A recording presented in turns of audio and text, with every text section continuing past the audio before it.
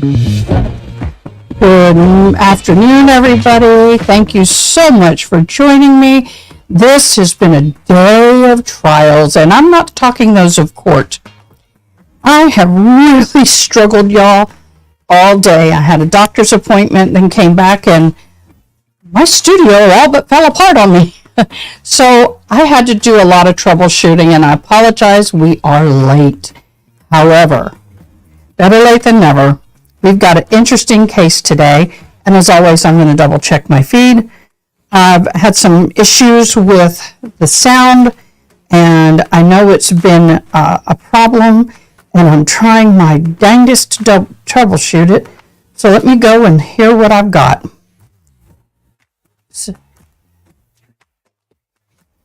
Okay, I'm going to bring it down a little bit and see if that helps.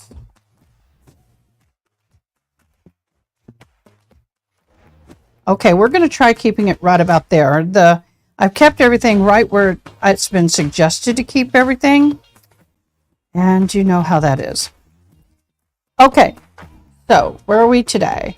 Today, I can't believe it. We have got the wife of Mr. Kelly, who is going to be on today. She is testifying on behalf of the prosecution, y'all. I cannot believe she's testifying on behalf of the prosecution. And I would say a hostile witness is what I would call her. We are way behind, so we're going to do a lot of skimming and fast forwarding. But that's okay. That's what we can do. We're going to listen to her testimony. Here we go.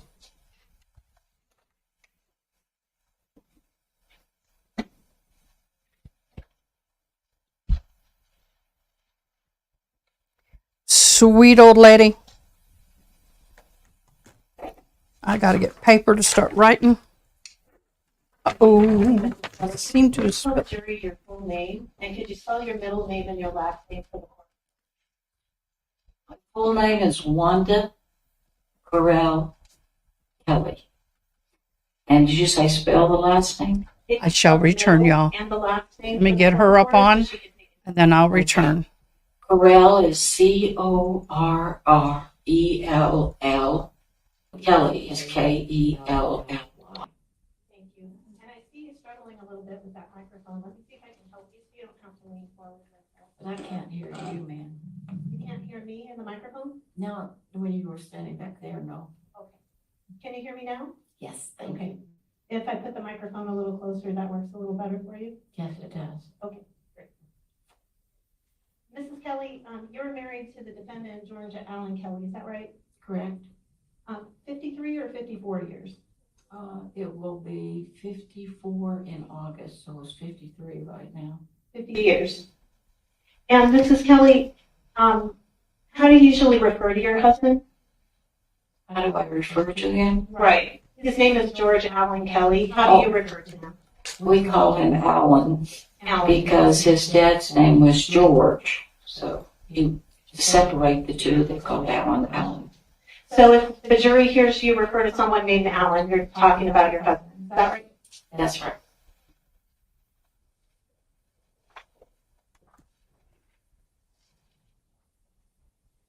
Now, I want to talk to you a little bit just about your background, before we get started with the events of this case.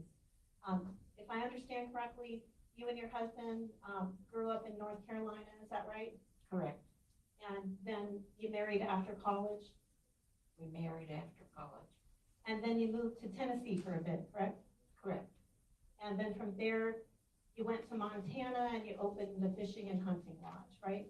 Well, not right away, but we did eventually open that in Montana, yes. Okay. So, and then y'all had a fishing and hunting lodge there for a number of years. Is Yes, that we right? did. Yes, we did. And you have two sons? 2 sons, yes. And one of your sons is named Matt Kelly, is that correct? Yes. And both your sons helped you with that hunting lodge when y'all were in Montana, correct? Correct.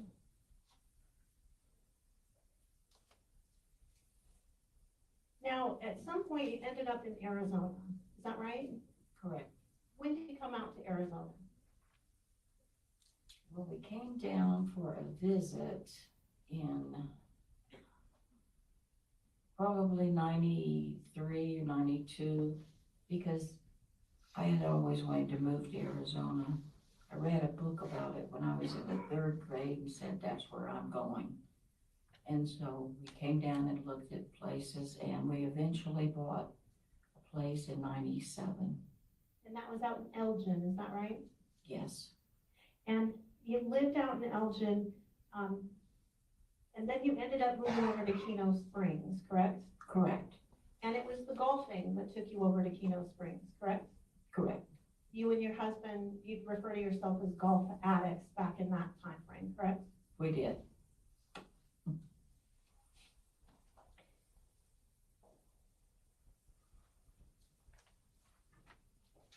And the first property you purchased is not the property you're on now, is that right? First property we purchased was over in Elgin. In Keno Springs. Oh, in Keno Springs. No, that is not the property we are on now. And that was a property that had 4 parcels, and they were each about 40 acres, right? Correct. And folks that was over in the village in Keno Springs, The reserve. the reserve. And then y'all decided that didn't give you quite enough privacy, is that right? Correct. And then you traded that property for the property you have now at 100 Willow Cross Circle. Objection Correct. leading. I mean, overruled. I think this is just beginning foundational, so just. Somebody getting a little testy pretty dang early. I'll be right back with you. Am I holding it? How are you doing, Mrs. Kelly? Are you hearing all right? Because we have devices that we can use. Well, she speaks softly. How are you doing? And Can you hear all right? I do all right with my hearing aids if she speaks into the microphone loudly. All right, well, if you have a problem, let us know, because we have some other options. Okay, thank you.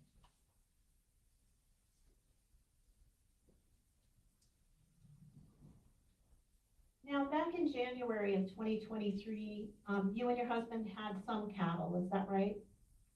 In January of when? 2023. 2023. The month We that have was- cattle, yes, we have cattle. Okay, and you had that cattle not on your ranch, but over in Sonoyta at the time. That's correct. And that's because y'all were having a drought on your property, correct? Yes, we had a drought. But you have some other animals that you keep on your property, is that right? Yes, we have a horse. And do you have other household animals? Well, we had horses and cattle before the drought. Okay, but I'm talking about in January of 2023, what animals did you keep on your property at that time? Oh, Gary Wisdom would have had some cattle on there. And that was just 1 or 2 cows, is that right? I think it was 3. Okay, and then did you keep other animals in your house? Did I keep what? Animals in your house? Yes, my cat. Okay, your cat, and did your husband have some dogs? I'm sorry. Did your husband have some dogs? Oh, yes, we have dogs. How many dogs do you have? Right now we have 4. And back in January of 2023, how many dogs did you have? 2.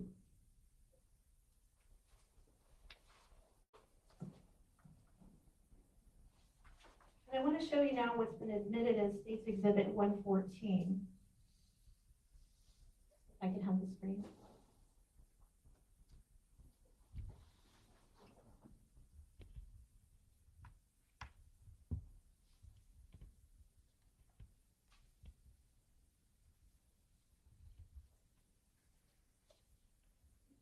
Do you recognize this aerial photograph of your property? Yes, I do. And does that accurately depict your house and your property? Yes, I'm showing you now what's been previously admitted as State's Exhibit 115. Do you recognize that? do I recognize what? Is that an aerial photograph of your property? Yes, And that includes your house, your barn, and 2 pump houses, correct? Yes. Okay. And now I'd like to show just the witness an exhibit.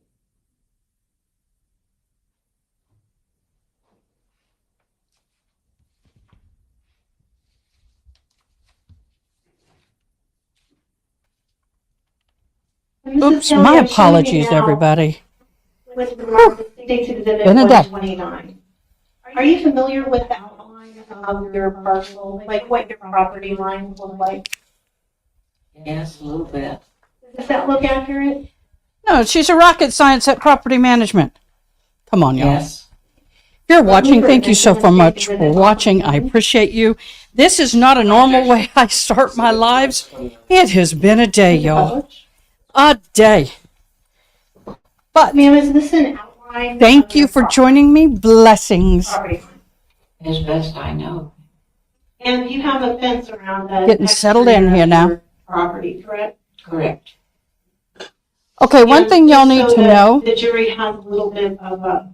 I'm going to turn this down a little bit. Could you show One us thing y'all need to know is this is the wife of the defendant, Mr. Kelly, who's accused of shooting an illegal immigrant on his property and killing him. And she is a hostile witness for the state. This ought to be good. right here in the corner? And then if you just circle where your house is.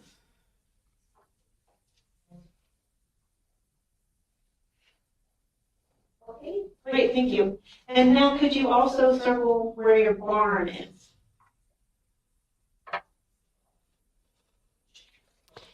I hate it when they bring sweet old ladies to testify like this against their husbands. I mean, come on, y'all. And there's a little pump house not far from your barn, is that right? There is. Do you see that on the map? Thank you, Ms. Kelly. This is the ravine or the wash you will hear them testifying to. Yes. Here's the border. It's about a mile Yes. straight or mile and a half Sunny. to the end of the wall. Now,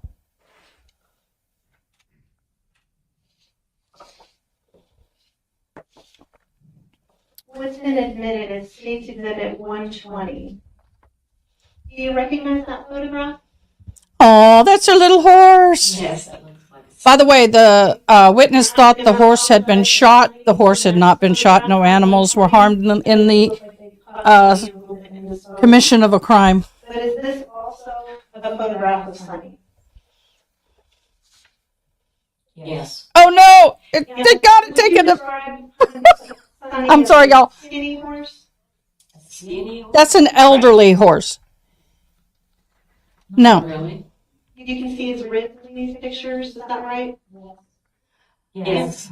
I'm sorry. It's an elderly horse, and when elderly horses get older, they tend to get a little more thin in that area. But it can be seen as a skinny horse. What do you call A color or a type? It's a him? red. You tell me in a meeting that we had previously Auburn? that he's a red rum. He's part Arabic horse and part quarter horse, I believe it was. Okay, you didn't tell me he's a red rum? I may have called him red, like Roan. Okay, But he's not a red rum. okay, all right, thank you. Sorry. No, that's okay, no problem. And so, but you'd agree that he's red in color, correct? Yeah, yes. And he's got some white coloration on his forehead, correct? Correct.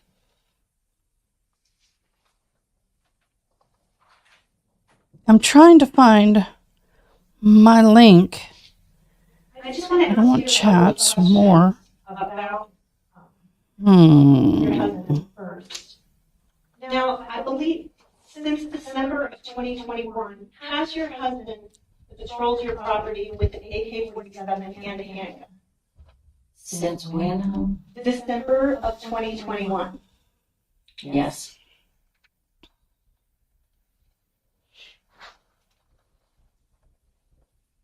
And you'd agree with me that a normal place for him to keep his AK-47 is the coat tree by the front door, correct? That was the place for several years, months. He moves it often. I don't keep up with it. At one point, you told me that that was the normal place for him to keep it, correct? That was in the beginning. Y'all be nice to this poor sweet old soul. Please be nice.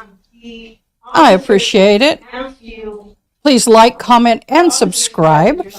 I do enjoy comments. Oh, I need to open that up. Ooh, my bad, y'all. And My you bad. refused to provide it, is that correct? That'd be my I bad. remember Ooh, it. I only had the phone about 2 months. But I asked you for it and you told me you refused to give it to me, is that right? Right. me. And you'd agree with me that some important events happened in this case using your iPhone. Your Honor, objecting into meeting. Your Honor, can we have a bench conference? Well, you can ask a question. Okay, sure. There we go, y'all.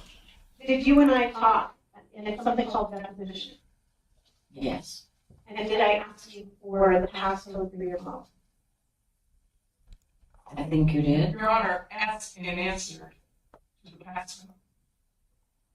Perhaps I forgot which question I had just asked. If you're watching, can you please let me know how the sound is in the comments? If you're Facebook, I made it public. You should be able to comment.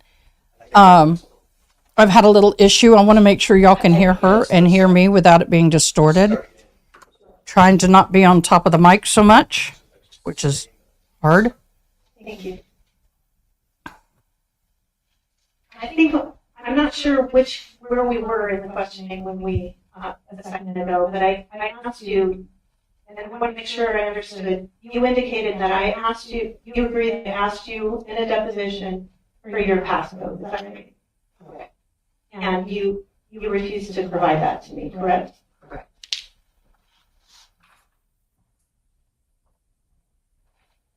Now I want to turn now to the events of January 30th of 2023. Before anything happened that day, what were you doing? Just the normal clean up the kitchen after breakfast, empty the dishwasher from the night before, laundry, just normal things. Okay. And Your Honor, if I could ask the detective to bring the whiteboard over to me.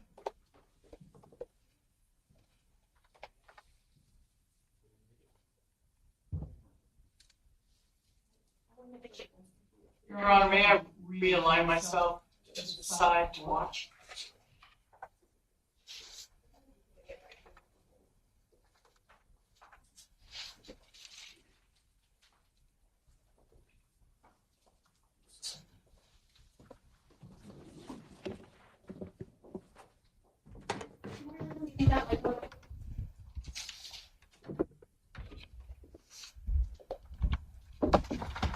So you need regular conversation or not? And what's the acronym? So you need regular conversation or not? And what's the acronym? So you need regular conversation or not? And what's the Wow. Sorry about that. I have no idea what that was. Oh yes, my cat's always nearby, but she likes to lay on the back of that chair. So I go in there and rub her. No idea what that was, y'all. Sorry. So were you playing with your cat that day? I did today, but I don't know at what time you're talking about. I'm talking about just as Alan coming in the house that day in the afternoon. I was not rubbing the cat when he came in, no. Okay. What were you doing? I had finished my lunch. I guess I was cleaning up the kitchen. Were you watching TV? The TV was on, yes. And what were you watching? What were you watching? I think Fox News was on. I mean, she's an old lady. You're going to make her It's on, but I don't always watch. Boy, I'm I just, pale today. And you had that on what volume? Be right back, y'all. probably, I don't know how you say it, but it was probably about 20 or 25 out of 100. Did you call that a medium volume when we talked? Yes.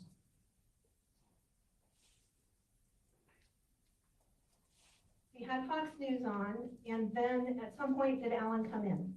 Yes, he did. And what did he come in for? He came in to have lunch. Oh, that's so much better. Good, I was washed out. I'm pale to begin with, so it makes it worse. Y'all, they are going to methodically go through her testimony. Yes, I do. It's a strange sandwich.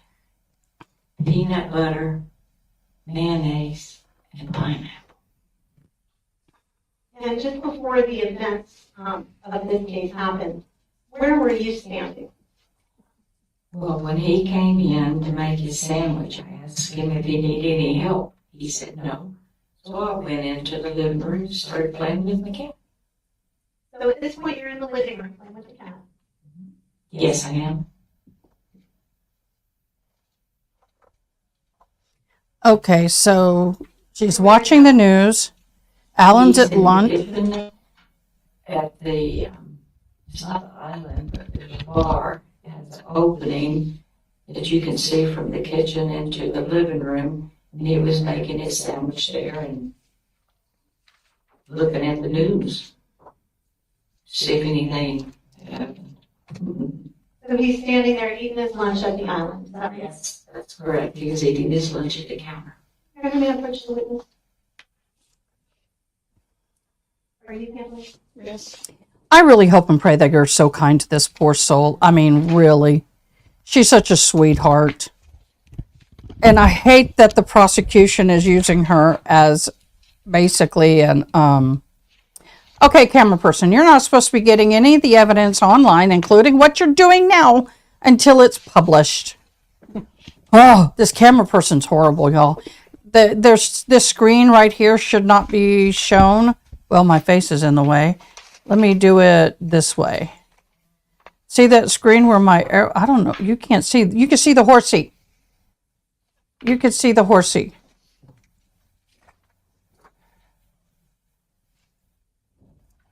Oh, I didn't know I could do that. Oh, I learned something new, y'all. Let's see if I could do that again. Full screen. Oh. Oh. Hey. Oh my gosh. I'm learning something new. But anyway, this horsey that's here, which I don't think my arrow is showing by the guy's head, that monitor should not be shown at all. And to the far right, the left of the Mrs. Kelly, you can barely see the bar. That's where the jury is. The photographs marked as State's Exhibit 123. Could you take a look at each of those photographs? And then when you're done, just let me know that you've reviewed them. Oh, yes, I made this barrette. Actually, I have 3 this size that go 1, 1, and 1 in the back for the feather for my Native American regalia, and then I have earrings. Here's one of the earrings. See?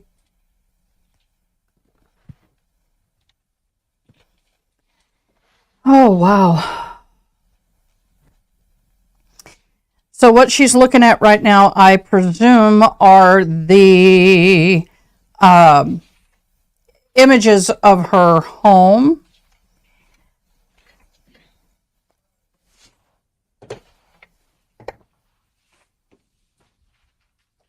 She reminds me so much of my great-grandmother.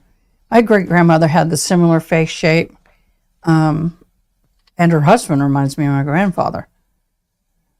I guess most people do, old people do, but I hate that this 75-year-old man and 71, 72-year-old woman, or whatever her age is going through this. This is just horrendous. I couldn't imagine. Do each of those photographs accurately depict either the interior or the exterior of your house?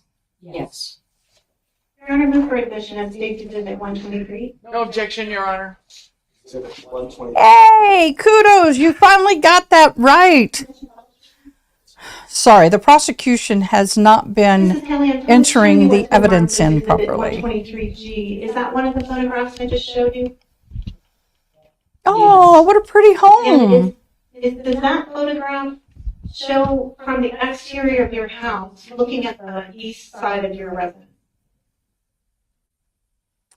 So Mr. Kelly was standing about where the circle is and shot this way Right over here is a smoker, a big, nice When you come smoker. out the patio. So, and this is a retaining wall for the little patio It gardenette. looks like there's a red circle around two of the windows. Could I wish you tell could us see what my those two cursor. windows are? The 2 windows to the living room. And it Now, says can living you? room Yeah. windows on the slide, that would be accurate. Doesn't do it when I share the Correct. full screen. There it is. So he shot from here to there. So when you said you were in the living room that day, would that be the area of the house, just so the jury has an idea of where you were that day? Yes. I'm showing you now what's been marked as and admitted as Exhibit 123H. Is that one of the photographs of the interior of your living room? Yes. And I see two windows in this photograph. Are those the windows we were looking at from the outside in the previous picture? Yes.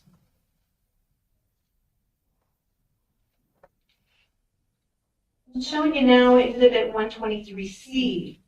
Is this another photograph of the interior of your living room and those two windows? Yes. Nice little house. Nice oh, I'm love showing the you now fireplace. Exhibit 123B. I don't know. I would Is hate this for another people, even though I have a photograph of nice your living little home. It's a little home, Yes. but Boy. Yes. this would make me feel invaded. Look at the F. They even put letters on the walls so they can So I see identify a the pictures. tan chair. Is So that a invasive. recliner? The tan chair, the big one, is a recliner, yes. Okay, and then there's a brown chair on the left. Is that Yes. That's And hers. then I see a letter F through an archway. Can you tell me what we're looking at through that archway? That is the opening into the hall. And, excuse me, if you go to the right, once you pass that opening, you go out the door to the patio area that we saw earlier. If you go left, you go back to the bedrooms. And also you can see an opening where my office is. So straight ahead, that's your office area.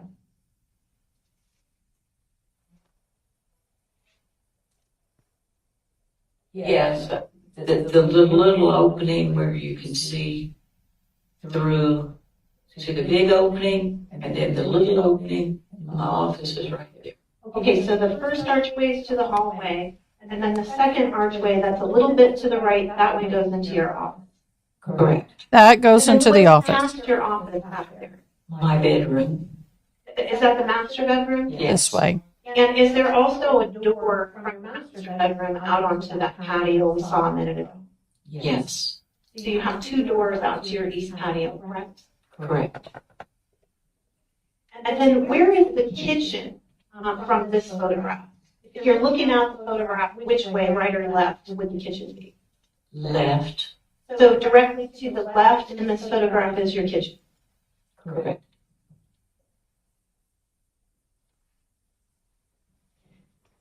I'm showing you now what's been marked as State's Exhibit, and it's State's Exhibit 123A. Oh. Could you tell the jury what we're looking at now? This one. My living room and the opening into the kitchen. Guys, I'm just gonna, I can do this because I'm behind. We're gonna just scan through this as quickly as possible because this to me is, the whole home is not relevant. This is relevant. Exhibit 123F. And is this another exterior photograph from your east, looking at your east patio? Yes, And the red circle, is that circling the windows? yes. And the blue circle, is that your east patio door? That is the patio door, yes. And then to the right of that, is that your master bedroom door? That's a master bedroom right there. Yes.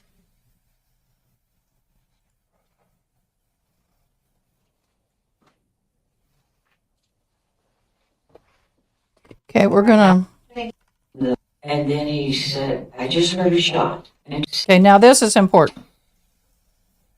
Alan said, Wanda, be quiet. And he said he started coming from the kitchen into the living room where I was. And then he said, I just heard a shot. And me, being curious, I was standing behind that light gray big recliner, and my cat was right there on the back, and I was rubbing her. And me being curious, I stepped over to my left and looked out the window. And I saw two men Uh-huh. with big backpacks. They were dressed in. I'm going to stop you for a minute because I'm trying to write this down while we talk, okay? So you said that Alan. You should have this. She's giving you depositions. Why do you need to? Yes. And then you said you looked outside. You went to the living room window. Yes. So I want to make sure I know where you were in the living room. I'm going to go back to. And if you notice, those pictures are taken at dark, so you cannot see out that window. State's Exhibit 123. My grandparents had a ranch like this and had those big windows. You can see pretty good out those things during the day. Behind the light brown chair. This one right here. Was lying up on the top. So the one that's on the right, more forward in the picture? Yes. All right. And then after Alan made that statement, where did you go? I walked to the left behind the dark chair and Right looked there. out the window. And which window did you look at? Let me get the picture up for you of the little window. Okay. She looked out this window right here. And I have State's Exhibit 123H for you, up for you. Can you tell me which window you were looking at? The one on the left of the TV.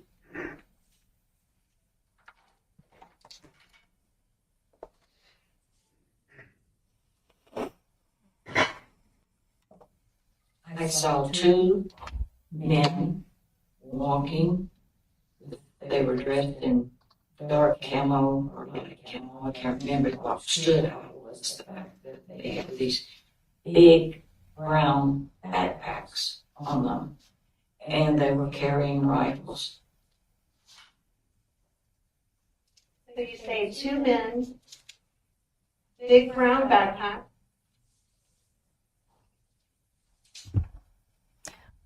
Anybody carrying a rifle on my property?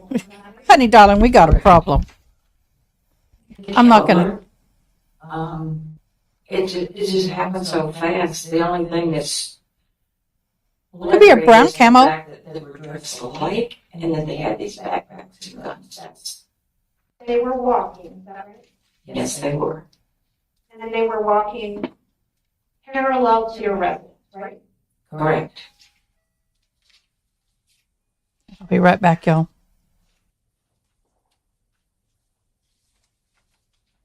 You never saw them walk toward your house, right? No, because once I saw them, Let me just stop you. And you never saw them point a gun at anyone or anything of that nature, correct? correct. And then after you saw these men walking parallel, what distance were they from the residence? I'm sorry, couldn't hear you. What distance were they from the residence? Well, they were actually close, and I can remember telling you that they were about a football field away, but that is incorrect because I haven't been on a football field in 34 years. And the only ones I've seen are on TV. And on the aerial thing of TV, I'm looking, well, it could be about that far. But that's what I told you. And what distance do you think they are? After measuring it, they were 100 feet.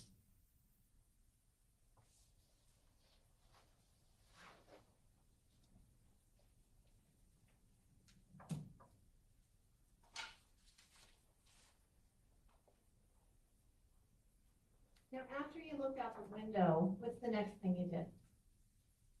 Alan said, call Border Patrol. So I had my phone in my hip pocket. I took it out walked to the refrigerator where I have the Border Patrol's number, dialed it in, started walking over toward where Alan was, and while the phone was dialing and ringing. So you called Jeremy on your iPhone, is that right? That's correct. And you said you handed that phone to Alan? Yes, I did. And where did you hand it to Alan? At the patio door. It was still inside.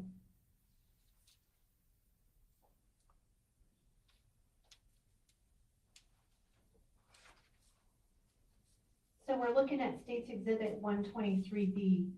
And I think you told us that if you go through that archway and turn right, that's where that patio door is, correct? Correct. So you handed him the phone while he was still inside the house. And did he talk to Jeremy at that point? He did. And then after he talked to Jeremy, what did he do with the phone? He handed it back to me. And after he handed it back to you, what did he do next? He went outside. Did he have anything with him when he went outside? Yes. What did he have with him? His AK.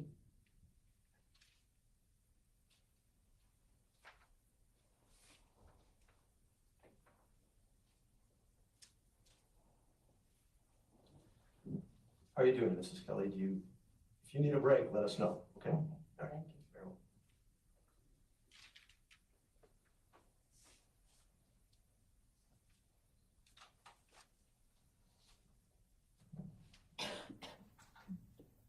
And Mrs. Kelly, what do you recall about the AK? A green strap. Don't recognize rifles from each other. I just know that his had a green strap. Actually close, and I can remember telling you that they were about a football field away, but that is incorrect because I haven't been on a football field in 34 years. And the only ones I've seen are on TV. And on the aerial thing of TV, I'm looking, well, it could be about that far. But that's what I told you. And what distance do you think they are? After measuring it, they were 100 feet.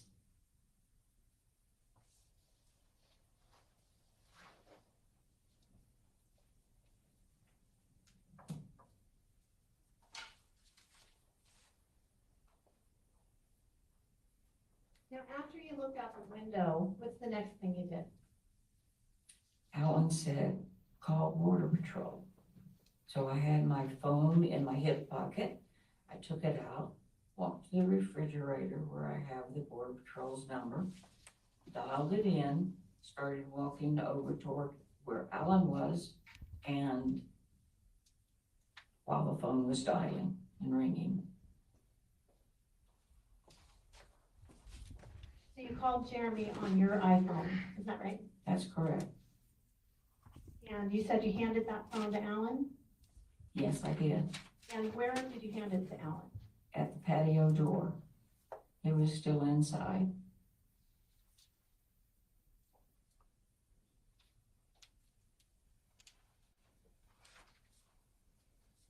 So we're looking at State's Exhibit 123. She is cool as a And I think you cucumber. told us that if you go through that archway and turn right, that's where that patio door is, correct? Correct. So you handed him the phone while he was still inside the house. And did he talk to Jeremy at that point? He did. And then after he talked to Jeremy, what did he do with the phone? He handed it back to me. And after he handed it back to you, what did he do next? He went outside. Did he have anything with him when he went outside? Yes. What did he have with him? His AK.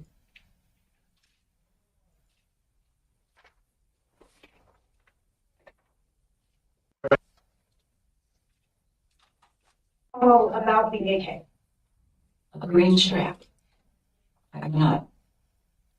Don't recognize rifles from each other. I just know that his had a green strap on it.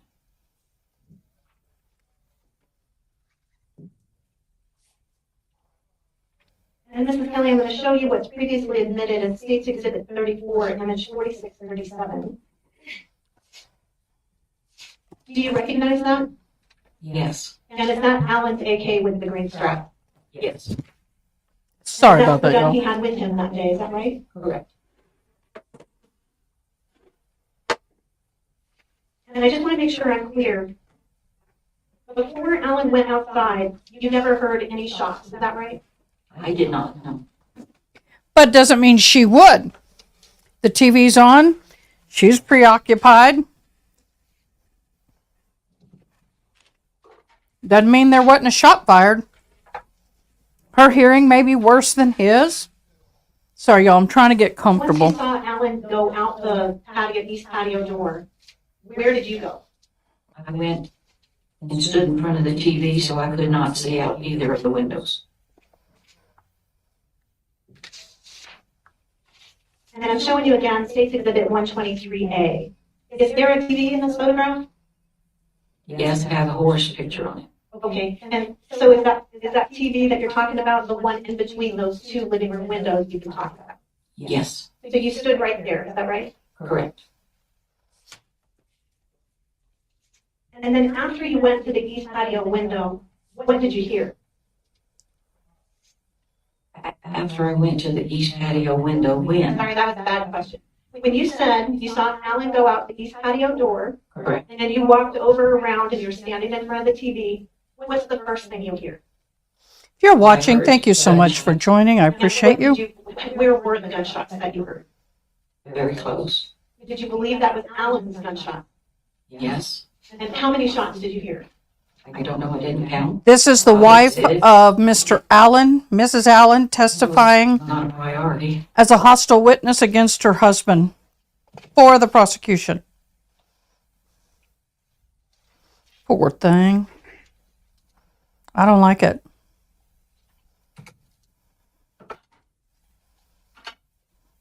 But once And again, when you heard those shots, what did you do? I just stood there, frozen. What did you assume those shots were? I assumed they were Alan shooting up in the air And why did you assume that? because that's what he does when he knows they're trespassers close. He shoots up into the air as a warning, you're close enough, go on. So you heard 5 or 6 shots, and was that his AK or his handgun? I don't know the difference. Is one really loud and one not quite as loud?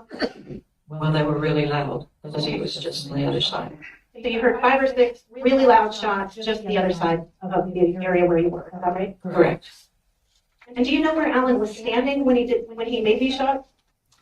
I did not see where he was standing, but when he went out the patio door, as I was closing it, I saw him go toward the right side of the paved area. okay, guys. Okay. So he would have been shooting towards the left of the picture. That's not my fault. That's law and crime. What'd you do? There we Near go. the windows. Okay, so were you able to see him from where you were? If I had looked out the window, I could have seen him. But you didn't look out the window, right? No, I did not. Stand there. I'm afraid to look. At some point you did look out, is that right? I did. I walked to the left window from the, well, this picture here would be the right window in the red circle. But Okay. inside it was the left window. I looked, and he wasn't lying on the ground. So I said, "Thank you, Lord." And then I went and looked out the other window.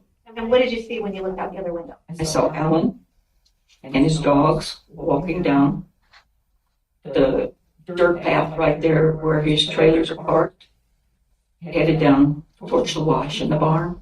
Okay. And is that the direction that you saw the people headed? I didn't see the people head anywhere. When you told me a minute ago that you looked out the window and you saw them walking parallel to your house, that would have been in the southeast direction, correct? Correct. And that's the direction your husband headed, correct? Yes.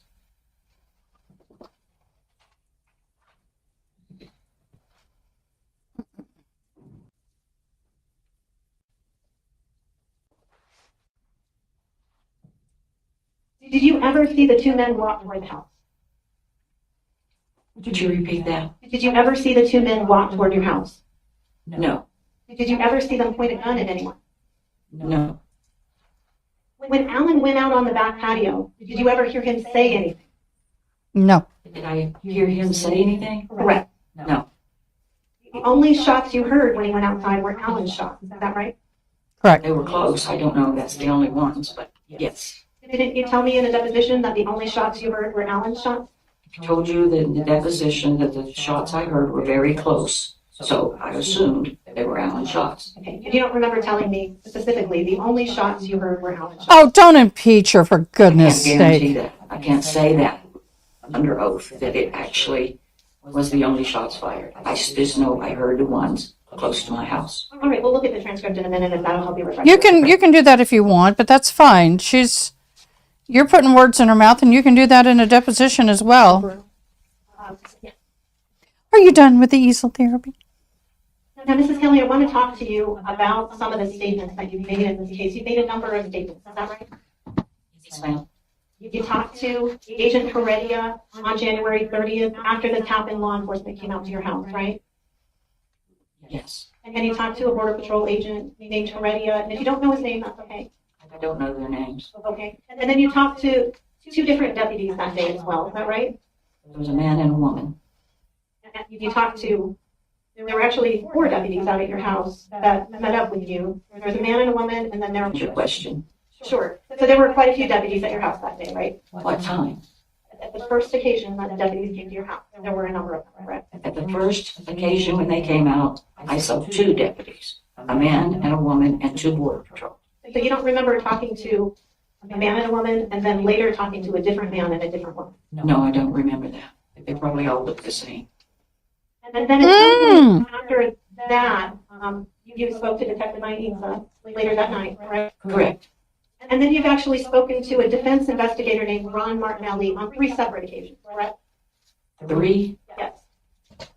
I don't know how many times, but yes, I talked to Ron Martinelli. So you may have spoken to him more than 3 times. Is that right? He's been at your house now. Oh my gosh, as many times as Yes, she doing talked to this people, speech. I'm surprised she remembers You that also, much. Participated in 2 separate depositions, correct? I did speed this up a little bit, y'all. Sure. You also participated in 2 separate depositions, correct? With whom? With me. With you, yes. Now, I want to talk through your statements that you gave over the course of the, Y'all, she's going to be on the stand a long time, poor soul. specifically with respect to how many people you encountered that day. Now, when Border Patrol first got there, you told them that there were 5 people. Is that right? I don't remember telling them anything. Okay. On the number of people, I just told them where the people had been walking. So I'll show you a copy of the agent's report about what you said to him. We'll see if that refreshes your recollection, okay? Okay? Your Honor, I would object to using someone else's report as a reflection to refresh her memory. She wants to state it, but she's not the author of this report, and that officer wrote the report, and so I don't know how that's going to help her. It's just what he wrote. We'll see whether it helps or not. If the objection's overruled, anything can be shown to us. Oh, snap, they lost that one. That's a rarity. Because if the objection's overruled. Oh, this is going to be long, y'all. I'm trying to speed this up because I'm way behind on today's.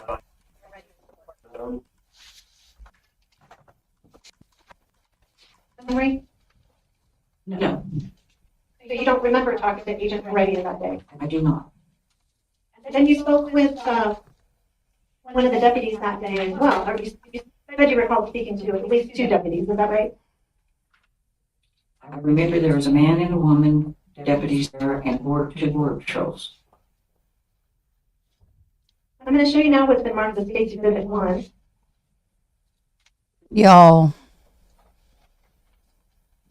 Y'all, come on. There's so much Here, read the going last 2 on. paragraphs. Same procedure.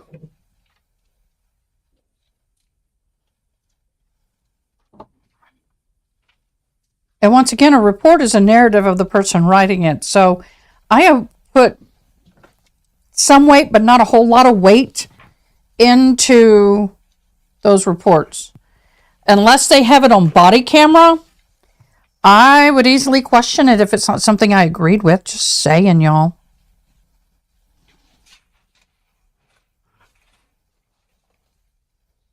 Oh, crap. I need to charge this, don't I?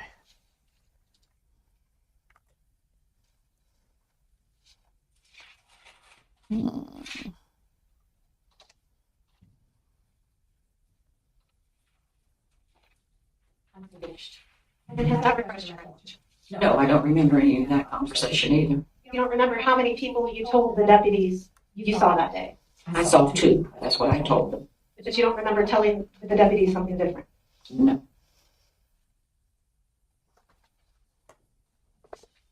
I'm going to show you now what's been marked as State's Exhibit 1.6. This is Deputy Monreal's report. And could you look at paragraph number 4? Y'all, from personal experience from having to testify in court before, you have so many conversations. And to be able to keep them straight, and I'm a pretty smart whip, and she sounds like one too. I couldn't tell you if it was the 1st, the 3rd, the 10th, or the 20th visit with the attorneys, what I said when. And the same with police. So for me, I don't put a whole lot of weight in this. This to me is all badgering, but it's not legally. But it's not something that I personally am concerned about. I mean, she's doing the best she can.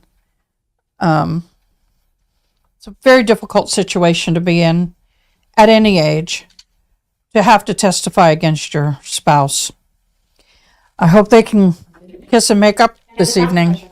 No, I do not remember. Keep it that clean. conversation at all. You remember telling the deputies 2 people. Is that what you said? 2 people. And that's what you told the agent as well. That's what I told you mean the Border Patrol agents? Right. Yes. So you I believe, saw 2. you believe you told them all you saw 2 people. That's correct. And so if they all have something different, they all say you said 5, and then they've all gotten it wrong? Yes, because I saw 2. Alan said he saw 1. Now, I don't know how the 5 came into that. Okay. So you don't know how Agent Heredia, Deputy Monreal, and Deputy Castaneda all got a number of 5 from you? I do not know how they got that number. And that's fine. But you'd agree with me that that's what their reports indicate, right? Yes. This is why it's called hostile. Look at that face on that woman. She is a, whoo! I wouldn't want to make her mad. I got to tell you, ranch ladies, I keep looking at the monitor. Ranch ladies are strong, tough women, let me tell you. It's not the easiest of life to be a rancher's wife. Didn't mean to make it rhyme, but it works. Okay. Would you say that the men you saw, were they all armed? The 2 men I saw were armed. And you'd agree with me that you told Deputy Castaneda that not all of them were armed, correct? I don't know about anyone to the last 2. I don't know how these deputies got 5. I don't know how I never saw 5.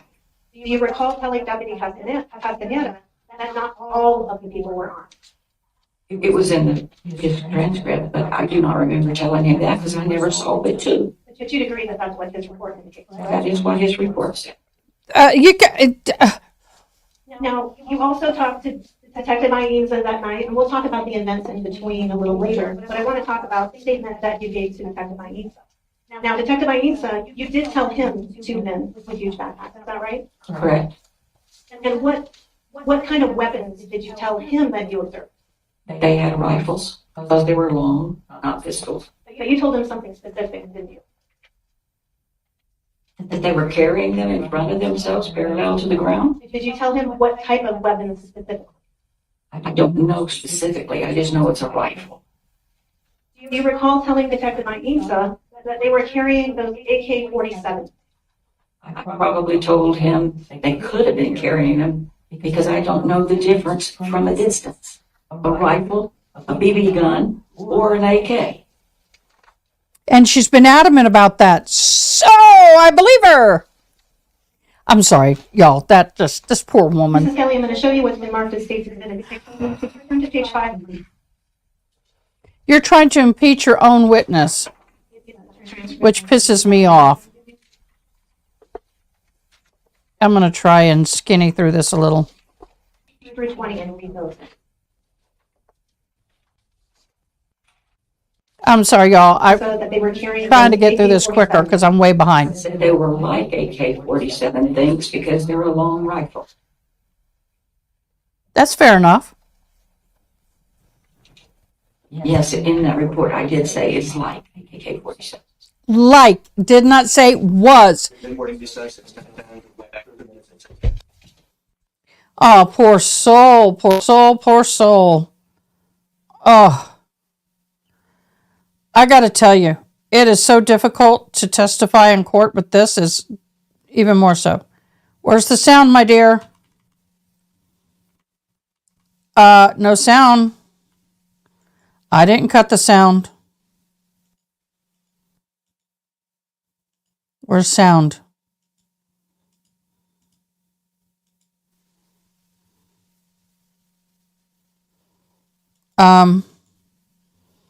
Anybody else? There it is. And you admitted the individual.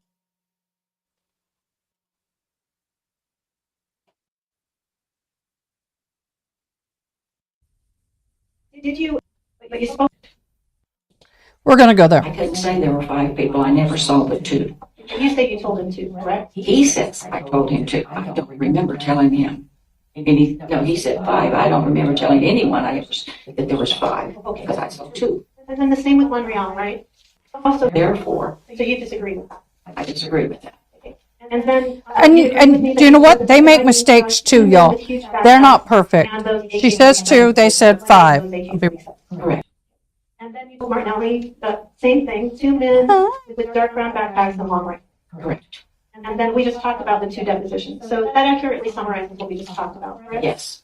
Article to publish for There you go. just Later. for demonstrative purposes. I'm going to object, Your Honor. It's an inaccurate document. Ask and answered. It says it denied these statements, and they're being posted as if they've been said. With this witness, too, it's not quoted properly. With Ainsa, that it was like something, it's not saying it was something. That's not reflected on here, so I feel this is a misrepresentation. Your Honor, I feel like I believe that it's appropriate impeachment of the witness. I've impeached the witness. She can agree. You're handling, you did not ask for permission to handle her like a hostile witness. And it's just a summary for the jury to look at so that they can. Go on, Sensei. All right, Mrs. Kelly, let's move on to the distance and the direction from your house that you made the observations. I'm sorry, if you could.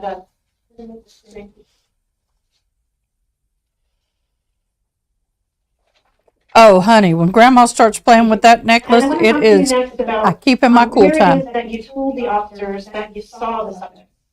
So when the Border Patrol first arrived, you told them that you saw the individuals, the 2 people you saw, south of your property, correct? Not south. Where did you tell them? I saw them east of my property. Okay. Depends on which way you're standing. I'd take her word over an officer's word. She knows her property better. Walking southeast. And then when you talked to Detective Ainsa, we talked a little while ago about you saying that you believe they were 100 feet from your property. Is that right? Repeat the question, please. Sure. When the men were outside your house and you looked out your left living room window, you said they were 100 feet from your house when you testified earlier. Is that right? Well, today I said that, yes. And you previously told Detective Ainsa 100 to 150 yards, correct? Correct.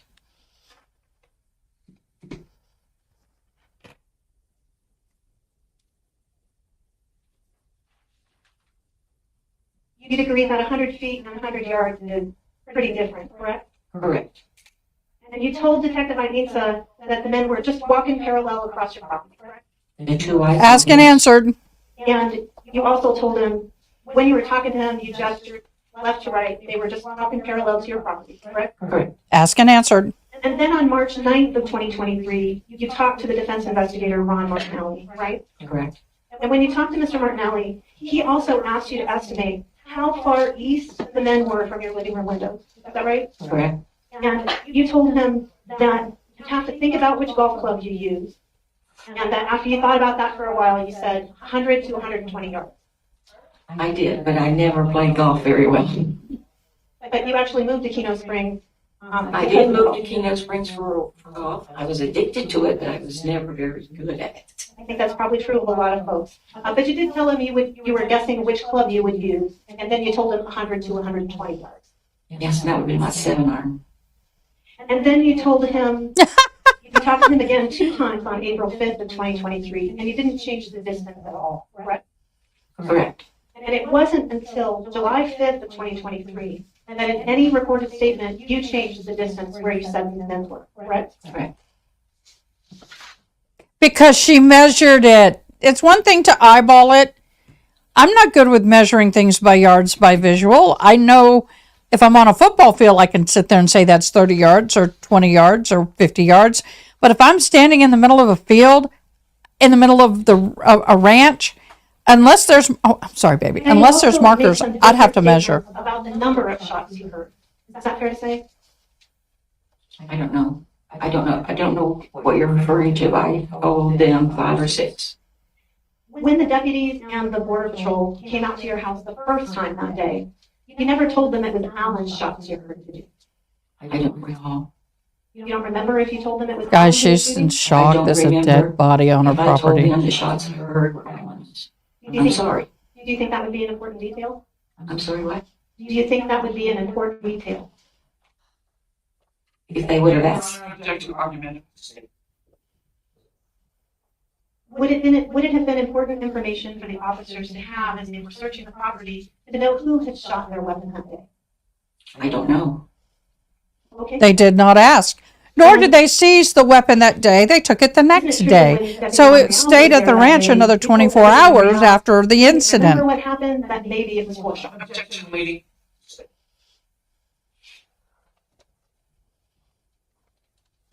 This is getting testy. I like it. Now I wish y'all could see my puppers. She's sitting with her head on my knee.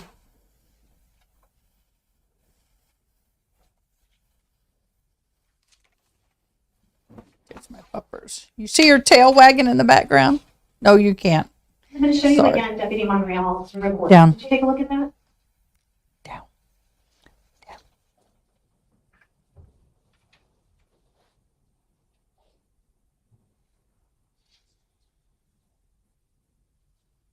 Had to put her in a downstay.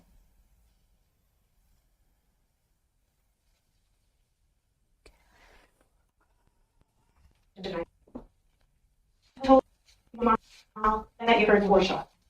Mrs. Kelly, isn't it true that you told Deputy Monreal that you heard war shot? Object, lady. I was not counting. My husband was out there facing these guys with guns. And you think I'm going to stand there and count how many times I hear a shot? You're crazy. Woo! Yes, asking you about what you told them. I did not tell him 4. I told him I saw 2. That's all I saw. We're talking about the shots now. Now the shots, well, I did say maybe 5 or 6 later, but I don't know. Isn't it true, Mrs. Kelly, that you told Deputy Monreal that you believed it was war shot? I don't remember talking to that deputy, so I don't remember telling him 4 shots. Do you disagree with? Good for you. Your Honor, objecting, she said she didn't know, remember talking to him, so she can't testify to him. And you said that you couldn't tell them apart. You couldn't tell them apart. Is that right? Couldn't tell what apart. The deputy. No, I could not, except that one was a lady. So you don't know which ones you spoke to, or No, if you I do spoke not. to the same different ones. I don't know if I spoke to same ones, different ones. The only 2 I remember is Detective Lanza and Barbara. But you spoke to the deputies that day, right? I don't know. I can't remember. Now, you also spoke to Deputy Castaneda that day. I'm going to show you his report. This is State's Exhibit 1. Could you take a look? And you gave Deputy Castaneda a different amount, a different answer with respect to what you heard. Is that right?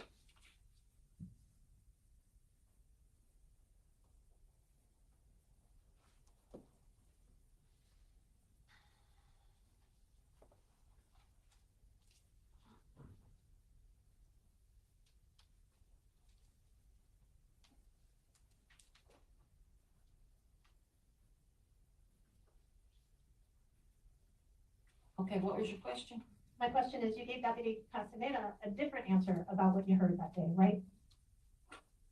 I don't even see in there what he said I heard. I'm sorry. Let me take you to the line.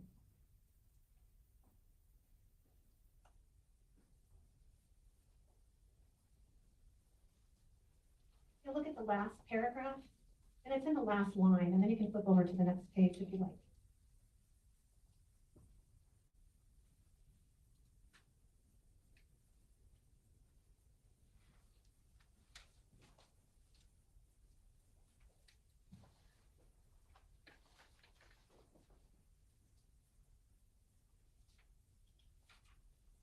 I see what he says. And you gave him a different answer than you did to the other deputy, didn't you? If they remember it differently, then yes, I guess I did. All I ever said was I saw 2. I don't know how many there were. I didn't see the others. I saw 2. We're talking about the shots right now. And you And told shots, I don't remember the shots. I don't know whether I told him 4 and him 5 or 6. What? Because it's irrelevant. I mean, he shot. You found the things, but what does it matter if I remember 4 or 6? Ma'am, Ma'am? Can you answer my question, please? Did you tell Deputy Castaneda that you were confused about what you heard? Your Honor, I'm going to object to ask and answer. Repeat the question. Sure. Didn't you tell Deputy Castaneda that you were confused about what shots you heard? Hope so. That's I just don't an know. objection. She's testified before. She's answered that question before. Not what she told the deputy. She's made it plain. Let's move on to your conversation with Detective Ainsa. You met with Detective Ainsa that night. We talked about that already, correct? Correct. And when you spoke to Detective Ainsa, you talked about the incident at length. Is that right? I don't remember at length. I answered his questions. And when you spoke to Detective Ainsa, the first time you went through your story, you didn't say anything at all about Alan shooting at anyone, correct? Correct. And in fact, when the detective asked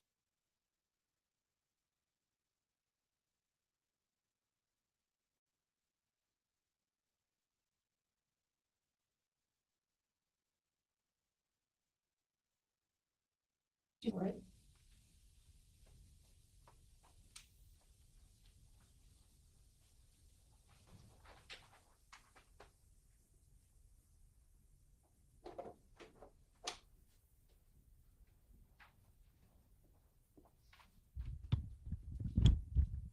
yeah, Ainsa interview page 7.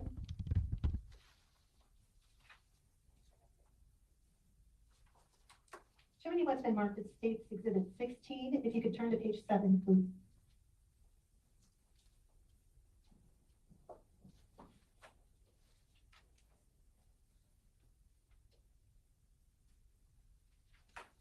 And if you could look specifically at line 9, please. What? If you could look specifically at line 9 and 10. Line 9, okay. 9 and 10.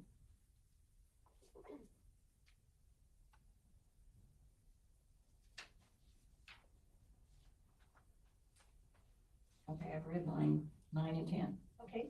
And did you say to him, and what did your husband do after and he's asking you what he did when you went outside, and you said he was watching him and then he followed him. I'm sorry, and he said, and what did he do outside? And you said he was watching him and he followed him. Is that right? Correct. So at that point, you didn't tell him at all about Alan shooting. Is that right? Correct. In fact, it wasn't until the detective told you that your husband had already admitted in an interview that he shot that you talked about Objection, Alan lady. shooting, correct? Stay. When was it that you told Detective Ainsa that your husband shot his weapon during that interview? I do not know. I Was don't it- know what specific time or question or whatever. Okay, so let me just back up a little bit. So my question to you was, you didn't tell Detective Ainsa initially when you told your story that your husband had shot.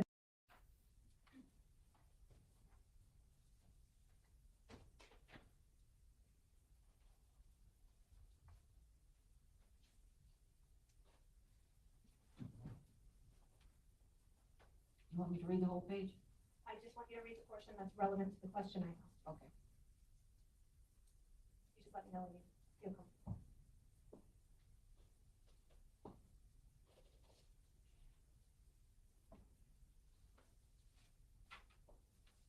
Mrs. Kelly, isn't it true that you told Deputy Monreal that you heard 4 shots? I'm going to object to leading. She answered. You can answer. I was not counting. My husband was out there facing these guys with guns. And you think I'm gonna stand there and count how many times I hear a shot? You're crazy. Mrs. Kelly, I'm just asking you if that's what you told me. I did not tell him 4. I told him I saw 2. That's all I saw. We're talking about the shots now. Now the shots, well, I did say maybe 5 or 6 later, but I don't know. Isn't it it true, Mrs. Kelly, that you told Deputy Monreal that you believed it was 4 shots? I don't remember talking to that deputy, so I don't remember telling him 4 shots. Do you disagree with his report? Yes, I do. Your Honor, I'm objecting. She said she didn't remember talking to him, so she can't testify to him. And you said that you couldn't tell them apart. You couldn't tell them apart. Is that right? Couldn't tell what apart. The deputy.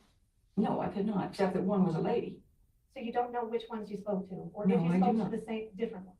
I don't know if I spoke to same ones, different ones. The only 2 I remember is Detective Lanza and Barba.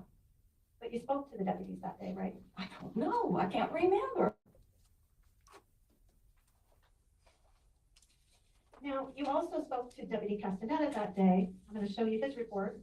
This is State's Exhibit 1. Could you take a look? And you gave Deputy Castaneda a different answer with respect to what you heard. Is that right?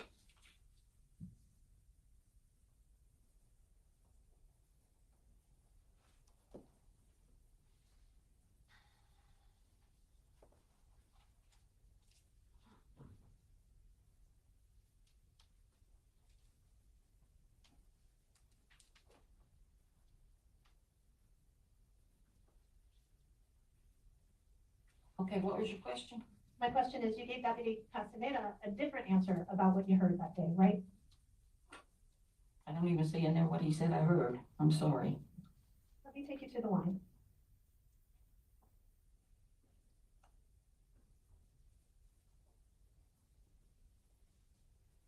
You'll look at the last paragraph, and it's in the last line, and then you can flip over to the next page if you like.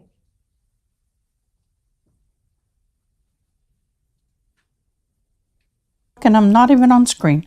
This is a hostile witness. And I feel sorry for her. I really, really do.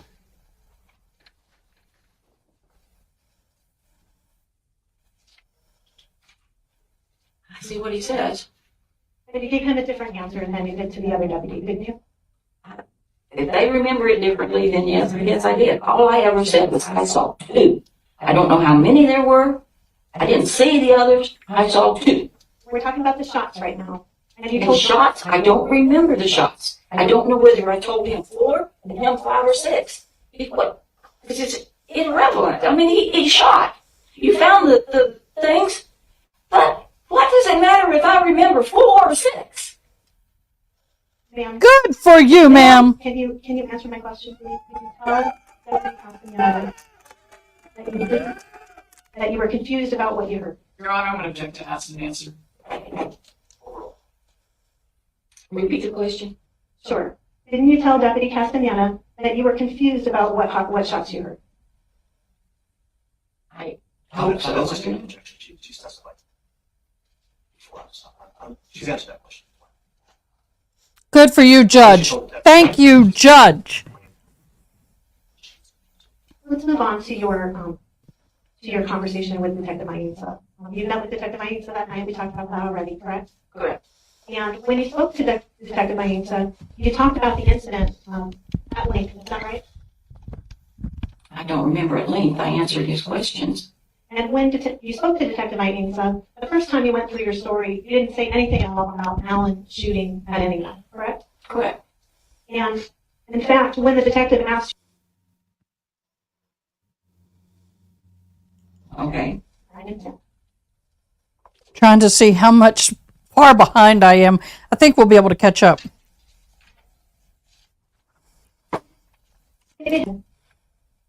he was watching him and then he followed him. I'm sorry, and he said, and what did he do outside? And you said he was watching him and he followed him. Is that right? Correct. So at that point, you didn't tell him at all about Alan shooting. Is that right? Correct. He didn't In ask. fact, it wasn't until the detective told you that your husband had already admitted in an interview that he shot that you talked about Objection, Alan please. shooting, correct? Say- I'm When was getting it that you frustrated told for her. Detective Maenza that your husband shot his weapon during that interview? I don't know. I don't know what specific time, question, or whatever. Okay, so let me just back up a little bit. So when they're interviewing, you're told to only ask the questions that answer the questions asked. When you told your story. They didn't ask. You don't say. I mean, you got to be And then careful here, later y'all. in the interview, you did tell him that caused you to tell him that your husband had shot his weapon? I don't understand the question, I'm sorry. Okay, that's fair. At some point during the interview, you admitted your husband had shot his weapon. Is that right? Yes, When asked. Was that after the detective confronted you with something? I don't know. And if I showed you your deposition, would that refresh your memory? Let's hope so. Oh, she's done. Ma'am? Do you still have Exhibit 16 in front of you? Or did I take it back?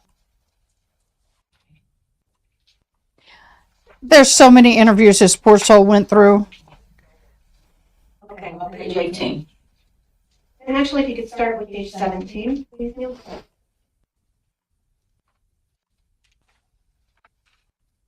And I'm sure she answered, but you know, if you're smart and you do what your attorney says, ask and answer only questions asked, do not offer information. Interviewed and admitted to shooting.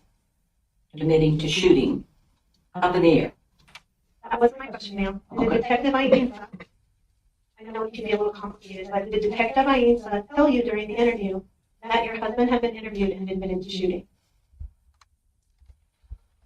I don't understand your question. You say he admitted to shooting, but are you trying to ask me what he was shooting at or anything? I don't understand your question. No, it's not a trick question. I'm asking you what Detective Ainsa said to you in the transcript you just read. The transcript you just read, did Detective Ainsa tell you that your husband had been interviewed and that he admitted shooting? He admitted to shooting, yes. And then after that, is that when you told him that your husband had shot warning shots? Yes. But you didn't observe your husband shooting, you just heard it, correct? I just heard it. And then when Detective Ainsa asked you how many shots that your husband shot that day, what did you tell him? I don't know. Did you take a look at page 18?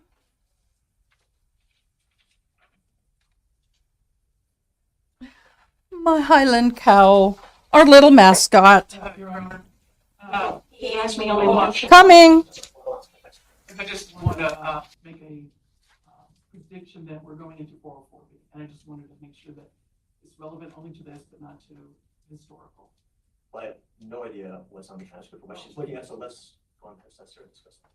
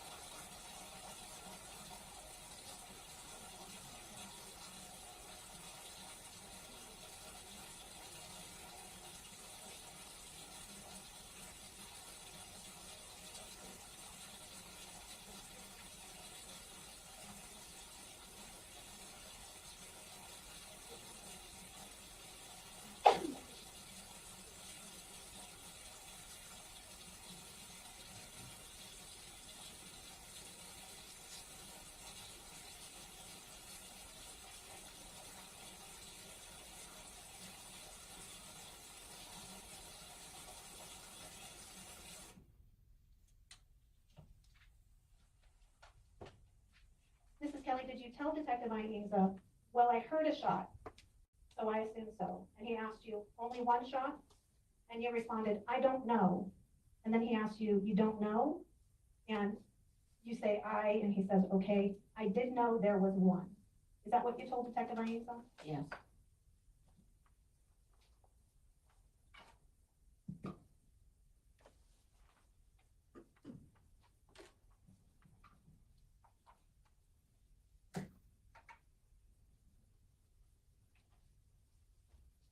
Now then, about 5 or 6 weeks later, you talked to Ron Martinelli on March 9th in 2023. We talked about that, correct? Correct. And when you talked to Ron Martinelli, you told him that you heard 5 to 6 shots. Is that right? I suppose. I don't know. Would you like me to show you the transcript? Yeah.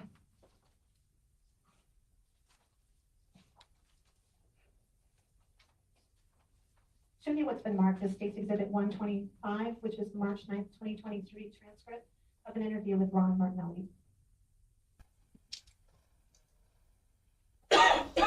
And could you please turn to page 7? I hope the jury has some mercy for this woman. Single-space transcript without lines, so I'll try to help you get to the right spot. But about 2/3 of bleeding, it's gonna be bad. You don't, Yes. can you tell me how many shots you told Dr. Martinelli? 5 or 6. And what did you tell Dr. Martinelli about those shots? What do you mean, what did I tell him about those shots? Did you tell him where they were with respect to where they were? Where they were in respect to where I was? Sure, let me explain that a little better. When you told Dr. Martinelli about the shots, did you tell him how close they were? I told him they were close, yes. It was your husband out on the patio. You didn't hear any more shots that day, is that right? Correct. And you only heard Alan's shots on the patio. I heard the close shots, and that's the only one shooting, and then I heard 5 or 6 of his shots. And you told Ron Martinelli that in that March 9th interview we were just talking about, right? Yes. And then we had a deposition, like I said, on July 5th, 2023. Oh, please, for the love of I don't remember the date, but you and I have had several. hamburger, Okay. please. And I'm talking about the first talk. During that first talk, you gave me a different number. You told me, we talked about the 5 or 6 shots, is that right? I don't recall. Did you also tell me that it could have been as many as 9 shots that day? I don't know, but it could have been as many as 9. Bam, bam, bam, bam, bam, bam, bam. Can you tell me how many shots that was? Bam, bam, bam, bam, bam, bam, bam. That's how it was. This poor old lady doesn't know if she heard 4 or 9 or 10 or 6 because it was rapid fire, and she is in a state of being startled. Like she said, she is not counting the shots at all. She just knows he was firing up in the air to scare off the intruders. And now trying to pin her down as to how many shots he fired.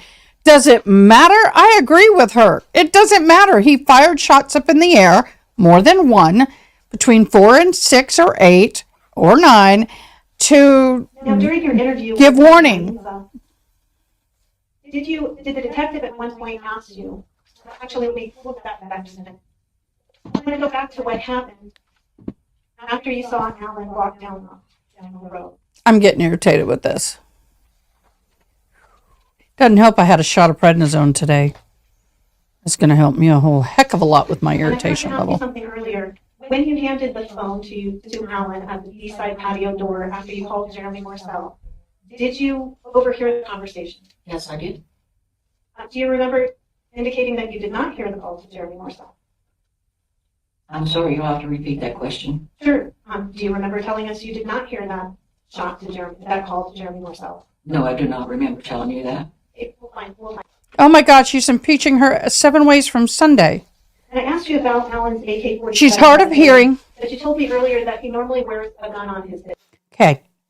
She's wearing hearing aids. I totally get it. I wear hearing aids. She's hard of hearing. She's elderly. And if you're sitting far enough away, she can misunderstand your question and easily give an opposite answer.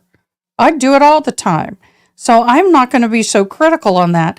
But this woman puts her on to testify, and she's impeaching every interview and everything she said.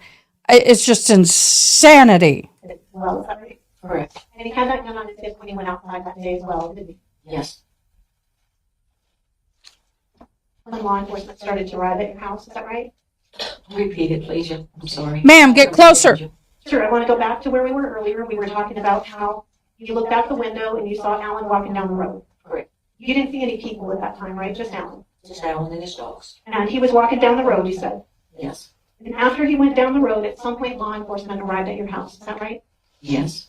And you talked to those officers we just talked about a few minutes ago, Agent Heredia and the 2 deputies that you don't recall, but you remember talking to the Border Patrol and the deputies that day. I remember I saw the Border Patrol out through the window. I opened the door and I said they were walking over there. Alan's down at the barn.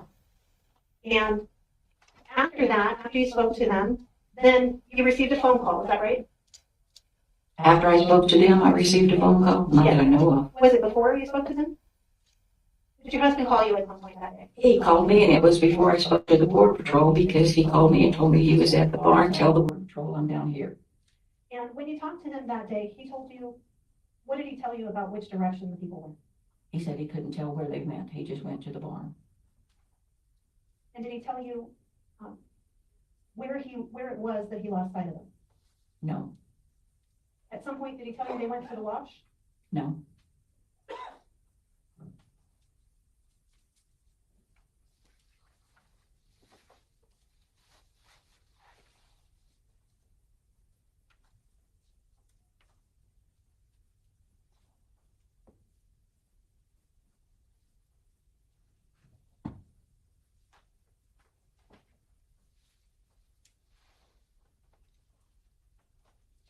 Mrs. Kelly, I'm going to show you what's been marked as Exhibit 49, which is a transcript of our second deposition on February 15th of 2024.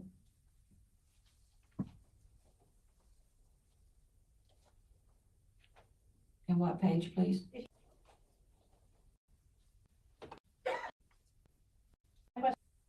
When your husband called you, did he tell you where it was that he lost sight of them?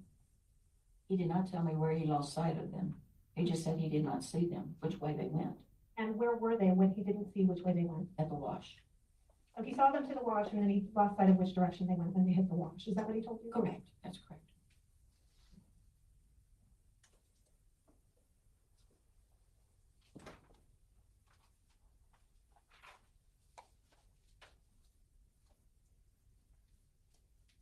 At some point that day, after law enforcement were there, did Alan come back up to the house before law enforcement left the first time they were there?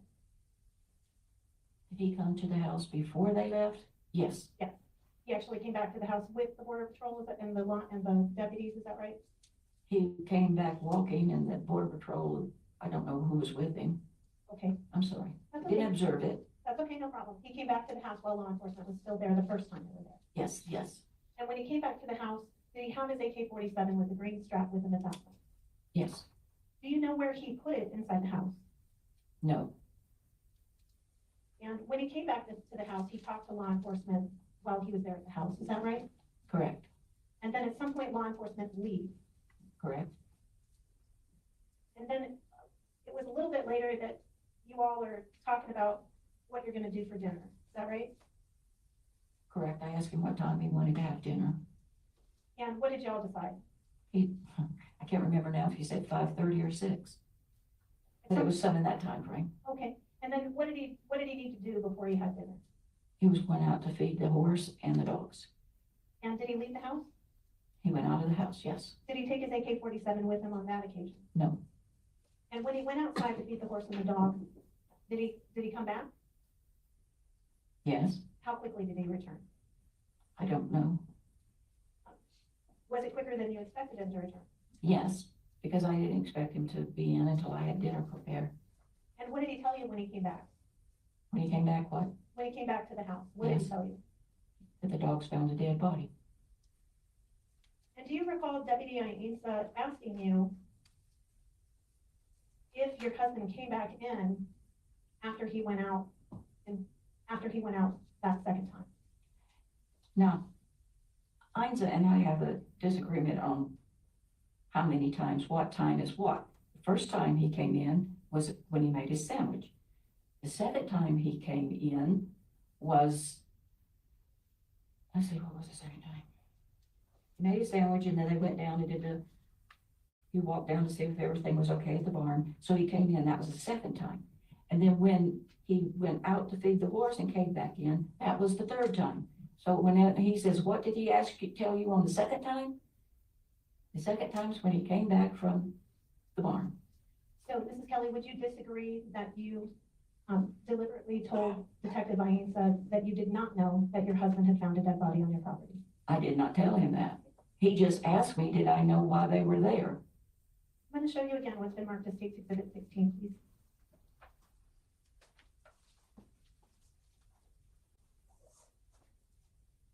And could you please turn to page 15, line 11?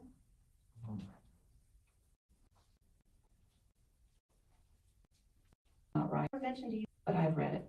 okay, did Detective Ainsa ask you, did your husband ever mention to you what he discovered the second time he came back to the house? The second time he came back to the house was after it was with the border patrol and the police. And he didn't tell me he found anything. Let me stop you for just a second. I'm asking you to look at the transcript and see if I'm reading it correctly, okay? Okay. Can you take a look at the transcript? Just let me know if I read it correctly, all right? You can read it correctly, because I can, but the timing is wrong. Okay, so I'd like to go through that with you, okay? Okay. All right. Did Detective Aiza ask you? That's what I just said, yes. And then did you say to him, no, he went out to feed the horse and the dogs, and he came in and I asked him what time he wanted to have? No, he was inside with me. I don't know. Well, he was we're doing stuff, and he said, hey, and you say, We're just reading from something that's not entered into evidence, a narrative, and it's not, I don't know where it stops as far as any refreshing of a question. So I'm going to object to the hearsay. this isn't refreshing recollection, this is impeachment. The witness said she did not say that, and I'm impeaching her with the transcript. The transcript doesn't have to be omitted for me to impeach her with the transcript.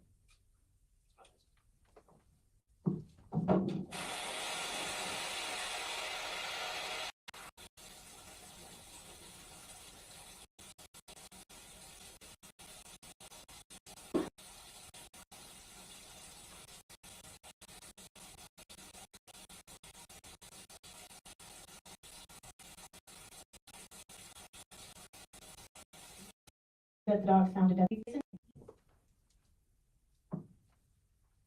Apology. You still have that transcript in front of you, is that right? I'm sorry? You still have that transcript in front of you? Yes, I do. Okay. Now, the question I have for you is, when you met with Detective Aiza, isn't it true that you never told him that when your husband went outside to go feed the dogs and the horses, that he came back in and told you that the dogs found a dead body? Repeat the question. I don't know when you say I told him what. Sure. Well, let me just back up a little bit, okay? So about a little while o'clock, or having dinner about 6 o'clock, and that he went outside to feed the dogs and the horses. Is that right? Yes, And he came back pretty quickly and told you the dogs found a dead body. correct. And my question to you is, when you talked to Detective Aiza, isn't it true that you pretended not to know that your husband had come back in and that the dogs had found a dead body? No, I did not pretend not to know. He was asking me, when my husband came in the second time, what did he say he found? Second time my husband came in, he talked to the police on the front porch. He came in, he watched a little TV, he took a nap. I was doing stuff on the computer. Then he says, I've got to go out and feed the dogs and the horse. I said, what time would you like to have dinner? About 6 o'clock. I said, oh, good, I got time to finish something on the computer. So he went out, but came back after he found the dogs discovered there was a dead body there. And he told me the dogs found a dead body, but that was the third time he came out. So that's why the order is incorrect. So Mrs. Kelly, that's not, did the detective ask you, did your husband ever mention to you what he discovered the second time? No, he went out to feed the horse and the dogs, and he Stop. okay. I thought He wanted to have, no, he was inside with me. That's Can I where finish? I messed up. Okay, I thought gave Ainza the wrong timeline. Alan was inside with me after the detectives all left. He was doing something, I was doing something, and then he said, I gotta go feed the dogs and the horse because it's getting late. I said, what time would you like to have dinner? He said 6 o'clock. So then he left. And that's when the dogs found the dead body. and you say that to detective. The information out of order. You said to him, and then I asked him what time he wanted to have dinner. He said, oh, about 6 o'clock. He said, I gotta go out and feed the horse and the dogs, and you said, okay. And then the detective said, is that correct? Did I read that correctly? Yes. He didn't. Okay, but you're, To send the dog. He didn't. okay, but your statement said, he said, I gotta go out and feed the horse and the dogs, and so he went out, and then he didn't come back. And then you all showed up. Is that what you told the detective? That is what I told him.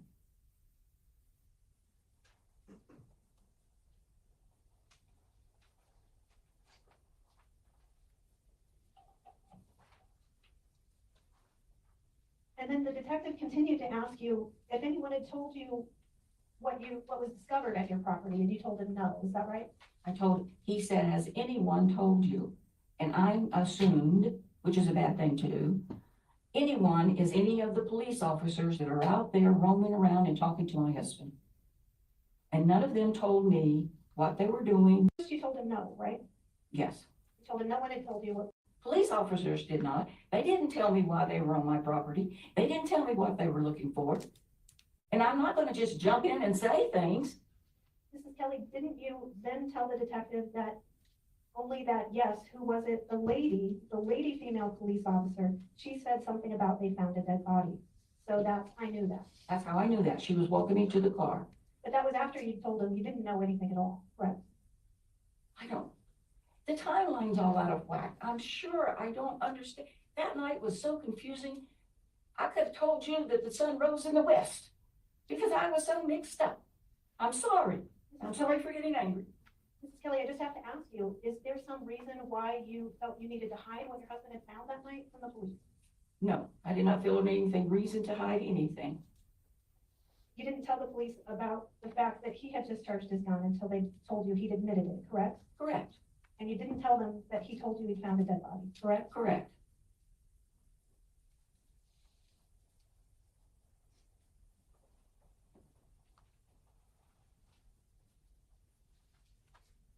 I'm sorry, John, I'm losing my temper. Would you like to take a break? No, not unless it's lunchtime. We'll wait until my lunchtime. I'll just try to control myself.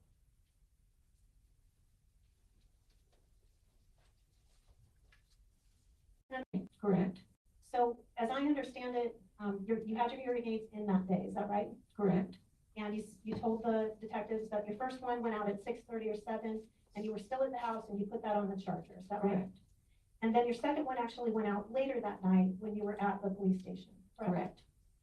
And at one point, you actually told Ron Martinelli that you didn't have your hearing aids in that day on April 5th, correct?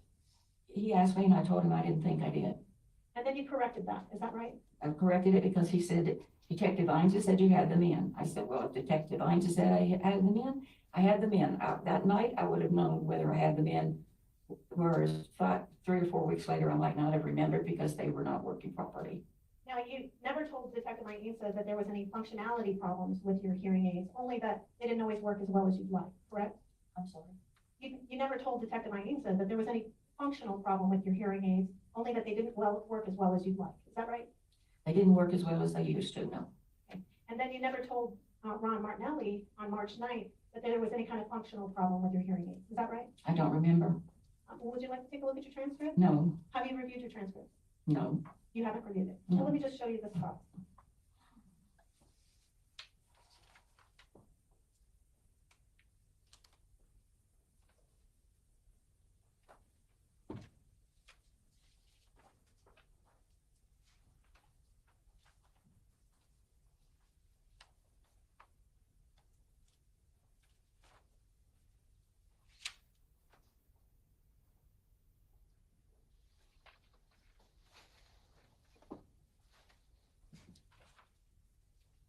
Show me what's been marked as state significant. Okay.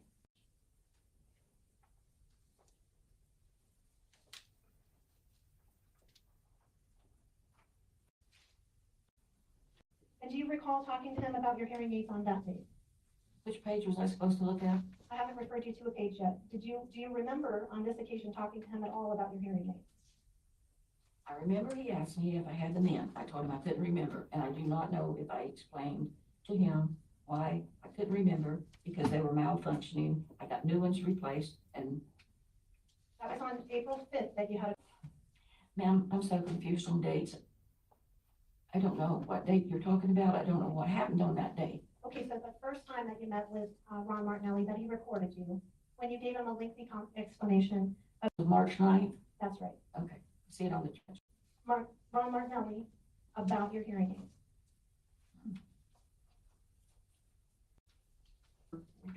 So that she could review it in advance of today. With- Mrs. Kelly, When that was, I was discussing that, that's.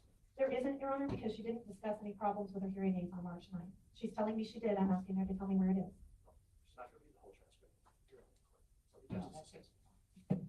On April 5th, you had some conversations with him about your hearing aids, and you told him at that time that you had your hearing aids in when you talked to him on the 5th. So we're talking about the next occasion that you talked, or one of the other occasions that Ron Martinelli recorded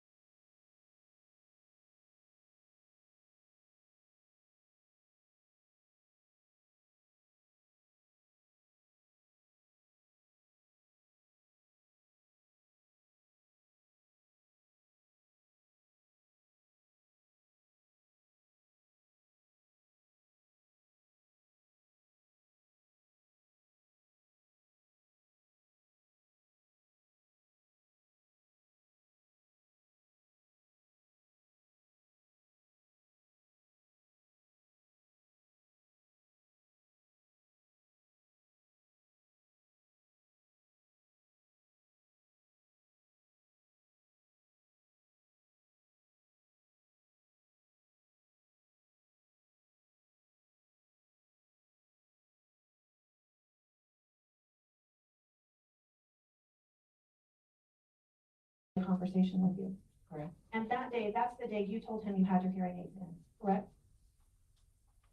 I don't know what day it was. I remember he said to me, "Did you have your hearing aids in?" I told him I didn't remember. He said, "Detective Einza," he came back later and said, "Detective Einza said you said your hearing aids were in." I said, "Well, if my hearing aids were in that night," and I told Einza they were, then they were. And when you had, that's what I'm asking you. Is that correct? Probably, he probably didn't ask. And you didn't tell him either in April, is that right? Right.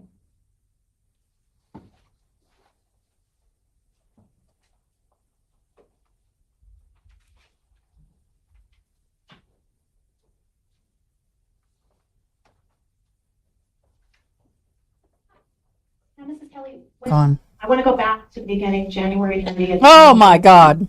When you were in the house and Alan had gone outside and you started to hear shots, did you ever call 911? No. Did you ever go around and lock the doors and windows? No. Did your husband ever come back inside before he headed off southeast towards People to check on you? No. After you heard him shooting and saying, After he was shooting, and I looked out and saw him walking down, he had not come back again. and he left you there alone and hadn't checked on you, is that right? He didn't ask, he called me from the barn. But he left you there alone, Yes. and before he left, he never checked on you, is that right? He didn't, no.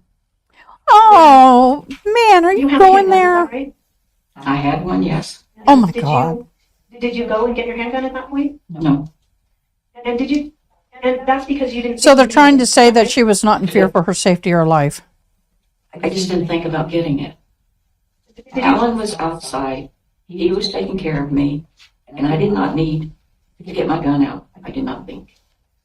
Did you tell me during a deposition that you didn't think you needed your gun at that time? I don't know.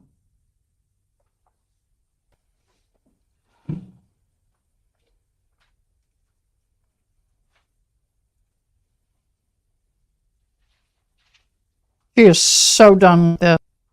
Sorry, I didn't mean to do that. She is so done, dun, dun, dun, dun, dun. And I would be too. Give me the defense. Come on.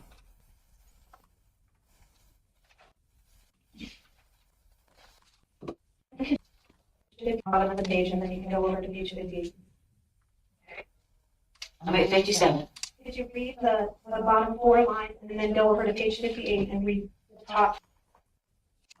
And did you tell me during your deposition, I had a weapon if I'd been in the house alone and thought I needed it? And then I asked you, but you didn't think you needed it? And you said, not at that time, no. At that time, no, Border Patrol was on their way. So that's when your husband had left after shooting and was walking down the road. You didn't feel you needed a gun, is that right?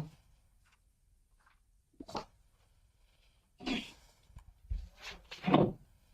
You didn't believe these men that were 100 to 150 yards from your house meant you any harm, is that right? Repeat the Your first Honor, part. object to the meeting. Did you believe that these men meant you any harm, the men that were passing by your house? I was terrified. I don't know that they meant me any harm other than to scare us to. Well, did you But tell they were carrying guns and backpacks, so yes, I was afraid. But that wasn't my question. The question is, do you think they were there to cause you any harm to your property, or any harm to your husband? I wouldn't have any idea. Well, when Detective Ainsa asked you that question on that night, you told him you It didn't. was purple that night. I'm sorry. I was all messed up. Show you again what the mark is dated as 16. 16. I need to ask you, you let me know when you're done reading, sorry. Question. My question is, did Detective Ainsa ask you, do you think these men were at your house to cause any harm to your property, to you or your husband, or they were just walking by? And your response was, I would say they were walking by. Is that correct? Correct.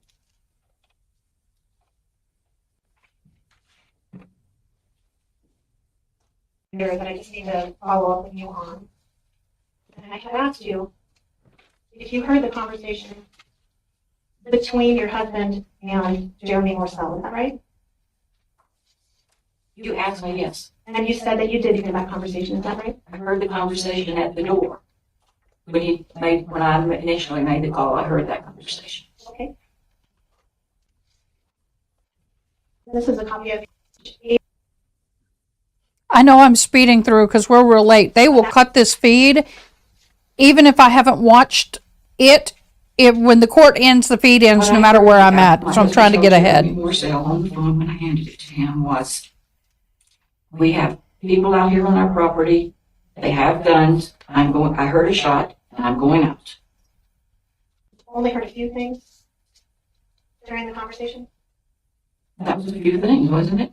At the door, yes. And when he called Jeremy Morse at the second time, I never heard any of that conversation.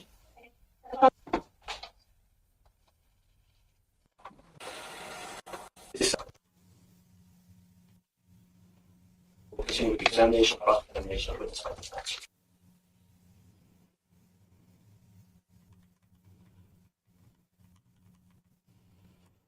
Okay, so please tell me we're up to break.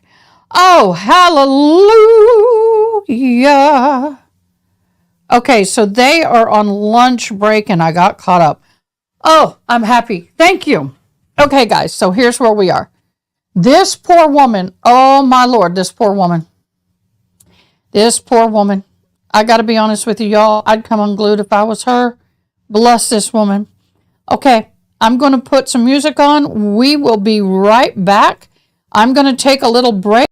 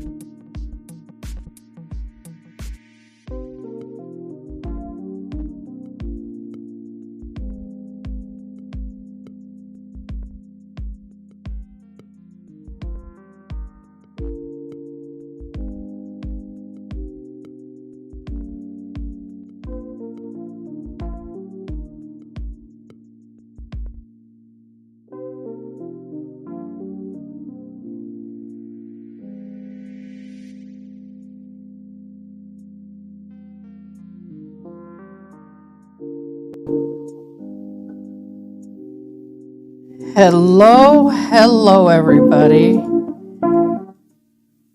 I hope this finds you well. We are waiting for court to start. I think probably 3:30 is when they're going to hop back on, if my memory serves me correct from other days. Got to get resituated. I am so excited y'all are here. Thank you for joining me. It's been a day. I'm a little off today. Forgive me. I woke up with one of those headaches right behind that eye. And I had a doctor's appointment this morning. So I didn't come in until late. We have caught up. The person on the stand this morning is this sweetest old lady. It is Miss Kelly, the defendant's wife. And let me tell you, she got snippy. Y'all missed it. She's not having it. They are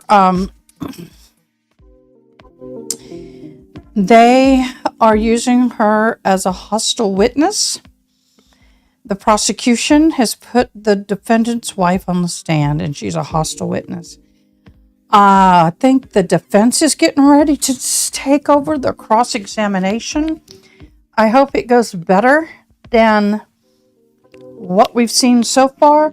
I don't think the prosecution, I think the prosecution was hoping they could impeach her enough to make the jury discount her and her husband's testimony if he chooses to testify. I don't know if he is.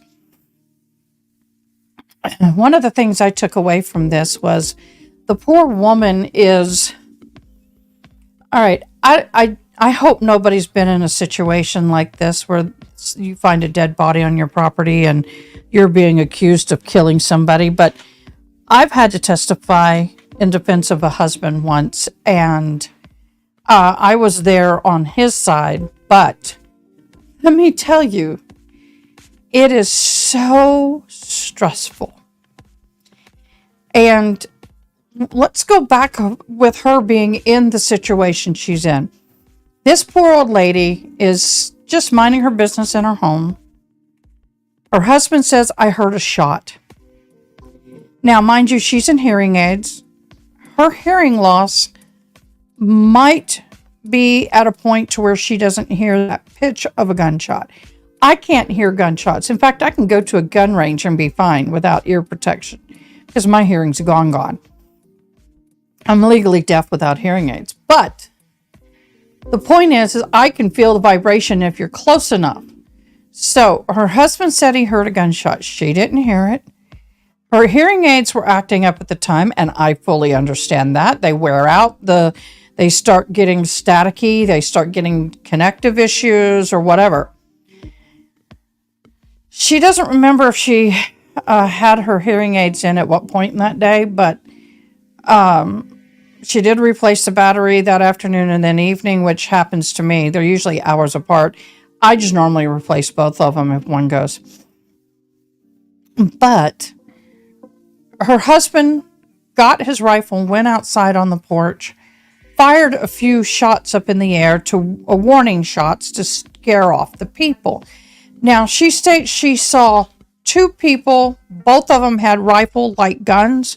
Could have been ARs. They could have been AKs. But she said that they had guns and backpacks. Then the prosecution was impeaching her, or trying to, because in the police or the Border Patrol or the sheriff's reports, there's multiple depositions. Somewhere down the line, one of the Border Patrol or the sheriff said, she said 5 people. She's adamant that she saw 2. Now, she could have misunderstood the question. But there's no video recording that's been presented in court as of yet of their conversations with her. Now, when I've ever been on a crime scene, everybody who has a camera, they let it run because you never know what you're going to catch. But they did not have a video recording that's been presented yet. So that means that the investigators had to go back to the office. One guy didn't even do his report until 2 to 3 days later. So he's trying to recall on memory and other people's reports. He looked at somebody else's report. She said that her husband left the house, went on the back porch, fired the warning shots. He's done it before to get them to run off the property.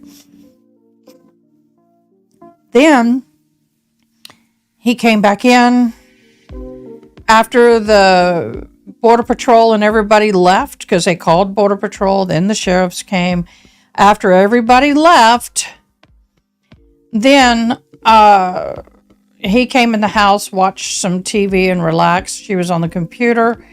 He came in about, I don't know, maybe 4 something and said, hey, I'm estimating that time. I'm going to go feed the horse and the dogs. She said, what time do you want dinner? He said about 6. That's plenty of time for her to finish doing what she was doing on her computer and get dinner ready. He goes outside.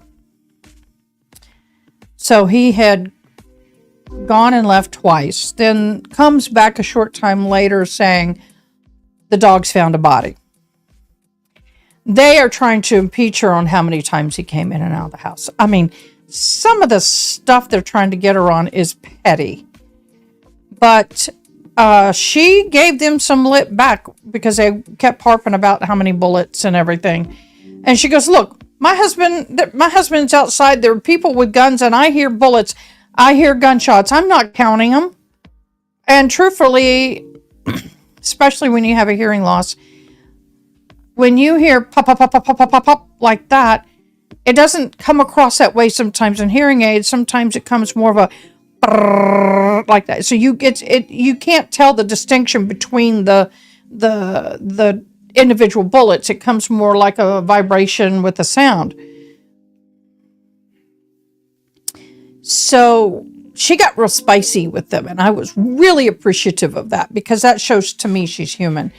I don't think this helped the prosecution at all. One thing that I did not hear them ask for, and I wanted to research it. Sorry, my eye hurts, y'all. Headache. Excuse me. Is other times, and it's only been one or two times I've ever seen a trial where someone was being treated like a hostile witness, and this is kind of what it was. And they've asked the court permission to treat them as such. That may only happen if it's, well, no, I don't know. Yeah. So we're waiting for court to come back. They should be back in about 10 minutes or 8 minutes. They say they're going to come back at a certain time and they're running late, you know. So, I really didn't get anything from this other than the prosecution is really questioning her testimony as to how many bullets were fired, how many people did she see. There is some very much, and here's the other thing. Between 4 or 5 reports between several of the Border Patrol and between several of the Sheriff's Department, there is discrepancies in their report. Discrepancies between how many bullets she said and discrepancies between how many people she saw. And they're acting as if that's her discrepancies. It very well may be their discrepancies too, and it may be a combination of both. But no recording of the conversation has been presented, so I would tend to believe her over the sheriff and the deputies and the Border Patrol agents. That's just how I feel like an alternate juror sitting here. I don't look at the cases before they're tried. I don't sit and watch them, the pre-hearings or anything. I may know what it's about, but I try just what are the allegations. But other than that, I don't look at anything else because I want to see it more like a juror. My friend Mary brought me some popcorn. So I apologize. I've been under the weather today. It's just one of those headache days that you just can't.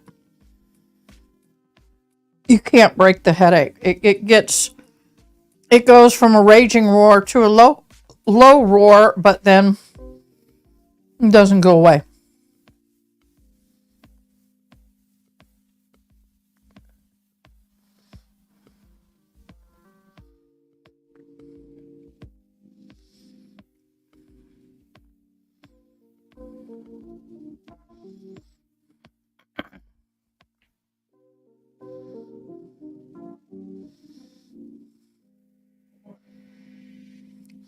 So, I'm sorry, I'm just catching up on something. People were asking me questions about the case. So I'm trying very hard to answer. I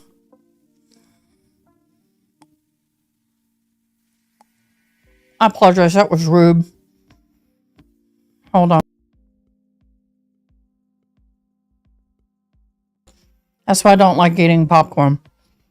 Popcorn and nuts stick to my teeth, and I don't know why. I have always have. I don't like them both. So, one of the things that is frustrating to me is I'm still struggling as to why this case was brought. No bullet. The prosecution talked about this broken limb, how this limb wasn't broken off at right there where the body was found. And it had a yaw to the limb where it had been twisted. And they are alleging that the bullet that was shot, allegedly by Mr. Kelly, hit that limb and came from a low to a high angle coming into the victim here, out of the victim here. And so they had cut that part of the tree and limb off, sent it off for testing. And they found no lead residue, so that was not hit by a bullet. And I'm like, you've got animals, you got weather. There's a lot of things that can cause a tree limb to twist and break off. A lot of times it's just weather. The other thing is that the victim was found with a fanny pack that had been either taken off of the body by him or somebody else.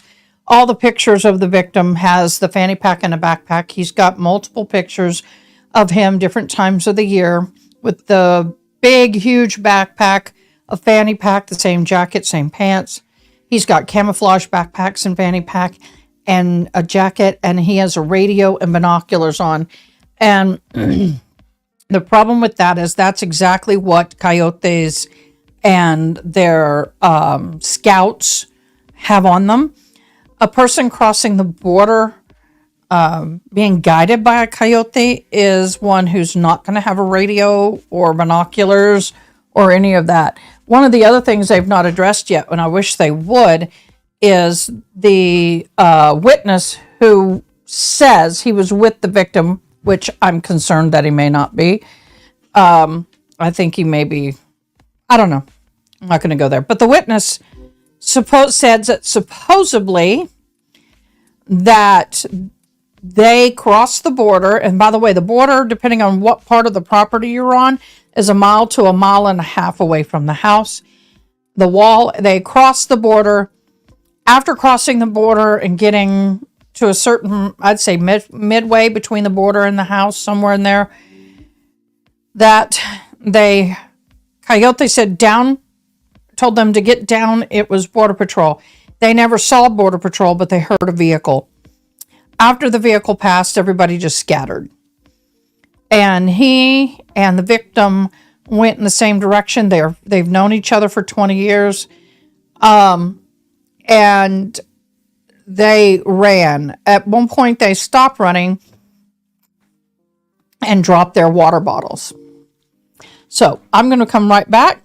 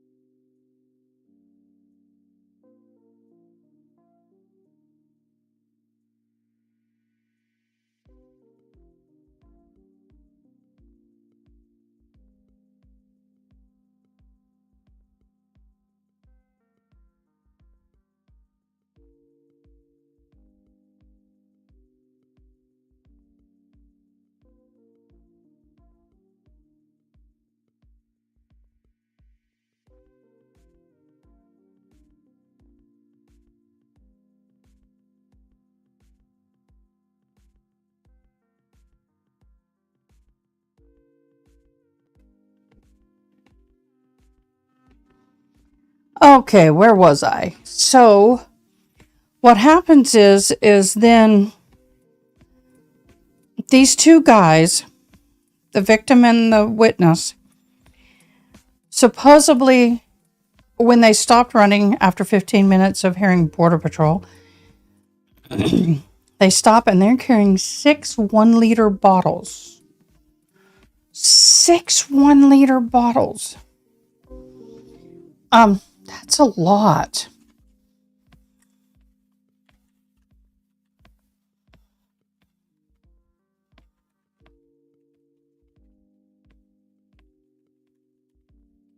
So they say they dropped those bottles of water.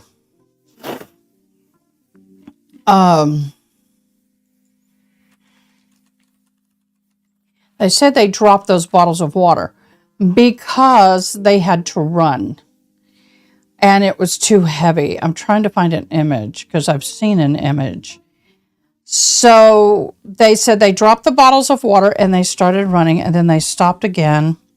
So he says, so how many liters are in a gallon?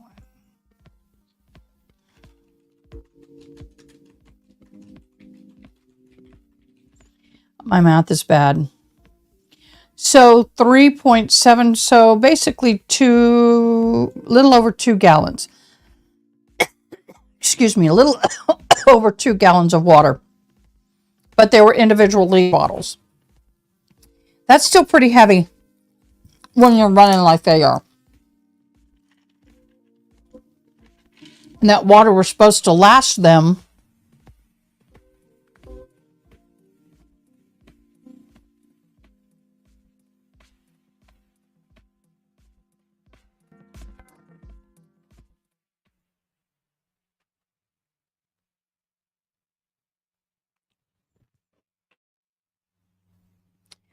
So anyway, that's when they stopped and the shot happened.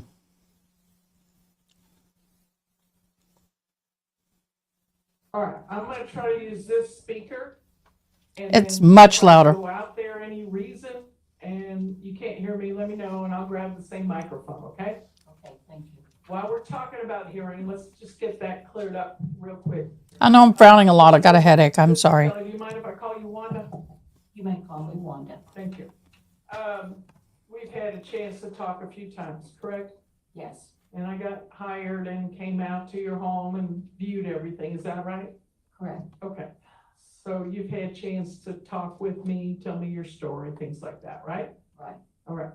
Now, let's talk about the hearing since that was an issue throughout this hearing so far today. In reference to back then, we heard testimony that at a certain time you thought one of your hearing aids might have ran out of battery, correct? Correct. It happens. Battery. Okay, and then later, the other one, later into the evening, you thought that's when that one also went out, correct? Correct. Okay, and that's after you had a chance to realize and remember that you did have your hearing aids in.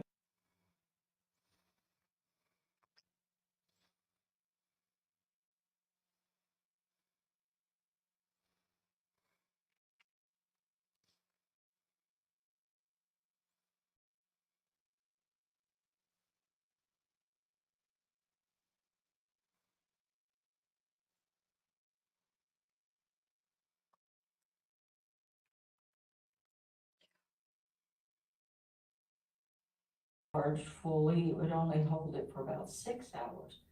But also, I did not have quality of hearing, so I got in touch with the hearing aid company and they sent me a new pair. I've had that problem. That's why I don't use chargeables. I use batteries. I got in touch with them the end of March and they sent me the new ones in April. Does that account for some of the reasons why you were having a hard time hearing things that maybe your husband was hearing? Yes, because now with these new hearing aids, I can hear things outside before he does. I'll say, is that a car out there or is that a helicopter? And he'll say, I don't know, don't hear. So now my hearing's much better than his. Okay, and And that is so true. during the time preceding this case, there were a lot of Gotta things stop your looking over husband here. was pointing out to you that you were not hearing, like your cat meowing or whatever. Correct. My kitten would meow, she'd be in the bedroom, and I would be in the living room, and I just sit there, and Alan said, well, your cat's crying. I said, oh, and so I get up and go. See, she couldn't hear that gunshot because she did not have So, hearing aids that were of the quality where she could. You didn't realize how bad you were hearing or not hearing, correct? That is correct. Okay, and everything. When it goes slowly, you don't realize. You did get this replaced. I Question, did. Your Honor? They need to have a deaf support specialist testify. Ask her if she's truthful. It was in question earlier about That's what I do. everything that you're talking about in reference to your hearing right now is truthful, correct? Same objection, Your Honor. Is what? Hold on, Same objection. Objections overruled. go ahead. So you're explaining this truthfully to the jurors now. Correct, Okay. yes. And so there was a little bit of testimony earlier about whether you talked about it or didn't talk about it. Sometimes, is it true, when you're not hearing, you don't know that you're not hearing? That's correct. Yep, You can't hear it, you can't report that you're not hearing it, right? right. Okay. But even though you got better hearing equipment in your ears now, are they in right now? Yes, ma'am. You still have some difficulty hearing, right? Correct. Right. I mean, you've had to ask numerous times to repeat something in order to hear it. Correct. And it helped when Okay, guys, I got to step in. Just because she can hear a helicopter does not mean that her speech understanding is great. There's something called the banana on an audiogram. It's a part of the hearing, and depending on, it's like a banana like this, and in certain parts of that banana part is when you start losing your consonants. And so I may be able to hear a metal pan hitting the floor and say, oh, who dropped the pan? But can I understand someone saying she sells seashores by the seashore or whatever that is? I hear so just because it's louder does not mean that her addiction part of her hearing is better. She still struggles. she had a speaker on closer to her mouth and you were able to hear better. Correct. And of course, if there's something I say that you can't hear or don't understand, please let me know, okay? Okay. So even though hearing aids are not the most perfect thing, doesn't give you perfect hearing ability, does it? No. No. Okay, but it is a tool to assist in hearing better. Yes. It is helping me hear better because without them, I don't hear much at all. Okay. And do you believe that could account for the reason why you didn't hear the first shot? I'm sure that's why I didn't, because now I can hear thunder in the distance and say, Alan, there's thundering. He was like, oh, so that's why I did not hear that shot. That is true. I've had that experience. Jumping a little ahead, but I wanted to direct. Couldn't that hear to the fireworks hearing and portion of got it. my hearing aids and I could hear them back then. I can't now. A little bit I and feel it. talk about a little bit more about what the state brought up was some of the history of the two of you. You met out of high school, is We correct? met in high school. All right, and Wanda, just for the court report. Aw. I'm very bad at it also. Wait, I know you're predicting what I'm gonna say, and I do the same. So let's be very careful to pause, so her job is easier, okay? Good lawyer. All right, Yes, I apologize. okay. And I will apologize in advance too, because I'm sure I'll do it. So you met in high school, so you're high school sweethearts. Correct. And you've been married for a Aw. lot of years. How many did you say? 53, it'll be 54 in August. That's older than a lot of people that are in this room, isn't it? Maybe. They got married in 71, Imagine 70. being married to someone that, 70. how long did you date? 4 years. So almost 54 plus 4 is like almost 58 years you've been around this man. That's correct. Okay. And I would imagine that this whole thing is very stressful. It is. Okay. You know what the charges are, right? Yes, I do. What is the charge? second-degree murder and harassment, something. Aggravated assault. Okay, and you know that's very serious. Yes, I do. And back on January 30th, when people were being arrested, you knew it was very serious then too, didn't you? Yes, And is it true that you wanted to cooperate, but on the other hand, this is your husband?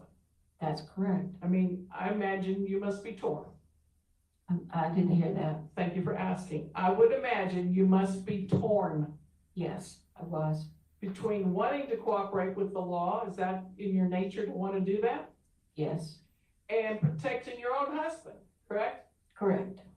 Now, you Good could have point. protected your husband and said that they came in with guns and lied about it. You could have, right? Yes, But you didn't do that, did you? no, Did you try to tell the truth to the best of your ability? yes, But as being a little bit older, being more confused between your hearing and just what was going around you, the stress, you think you did the best you could? yes. Or was there anything you were hiding? Hiding, no. Yeah, of information, No information I was hiding. and you weren't trying to be deceitful to anybody, No, but you weren't perfect, I was not perfect. okay? And part of it is because, tell me if this is true or not, part of it is because you learned about things as they progressed versus what you were able to see, correct? Correct. Correct. All right, so in other words, you learned about the first shot through the phone conversation with your husband, Alan, and Jeremy, the Border Patrol guy, that you got the phone for, right? Correct. And you heard there was a shot, She's allowed to lead on cross-examination. Say that. so he's There was a reporting. comment and questions I'll explain in a minute. So when you testify, there wasn't a, was there something? No? Okay. When you testified that there was no shot that you heard, it wasn't because you didn't know about it later or seconds later, but it was, you could only testify to truthful information. Correct. To what, Okay, let's pause here for a quick second because we can afford to do so. When, say, if I'm with the prosecution and I bring a witness forward, I cannot lead the person. You didn't hear the shot because your hearing aids weren't in. You left them nigh the nightstand. Without your hearing aids, is it correct that you cannot hear a shot? That's a leading question. But what you can do is say, did you hear a shot? No. Why did you not hear a shot? I don't know. See, it's leading, and they can't do that. You can lead on cross-examination, and that's okay. So that's what's happening here. That's why there's no objection to leading. what you know, What I know and saw. okay? And you will continue to do that as we talk. Yes.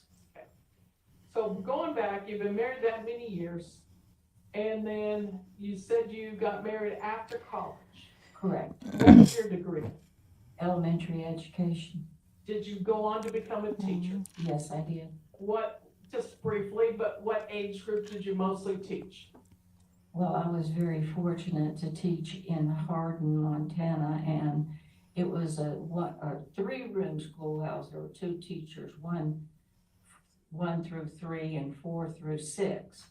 And I was fortunate enough to be able to work with the other teacher in, because I'm not very good at math or distances, and she loved math, so she taught math and I taught reading and English. So this would be elementary level up through 6th grade? Correct. Aww. They still have. I wouldn't want to make her mad, though. I'm sorry? What were in schoolrooms? Well, it was, there were 3 rooms. She had a room, I had a room, and then there was the lunch room, recreation room. Pretty small. Okay, and then what did Alan get as far as degree? Alan's degree was in biology. He had all kinds of courses because the plan was he wanted to be a veterinarian and go on to vet school. And I don't think he did. so he was like a pre-vet major, biology major, is that what you're saying? Yes. Okay. Did he get any more advanced education after that? No. Okay. And what hindered his plans? I told him, I guess it was about April, after we were married there in August, and I said, I'm pregnant. Uh-oh. And so our plans had to change because back in 1970, you could not teach school if you were pregnant. You could not substitute. If you were showing, you could not have a job. So therefore, he had to support us because the plan was for me to teach and him to finish his education. So what did he go on to do for his work at that point in time? Oh, He was hired by the Fish and Wildlife Service, and he was a fishery biologist. that's a good job. And how long did he work in that position? Oh, let me think.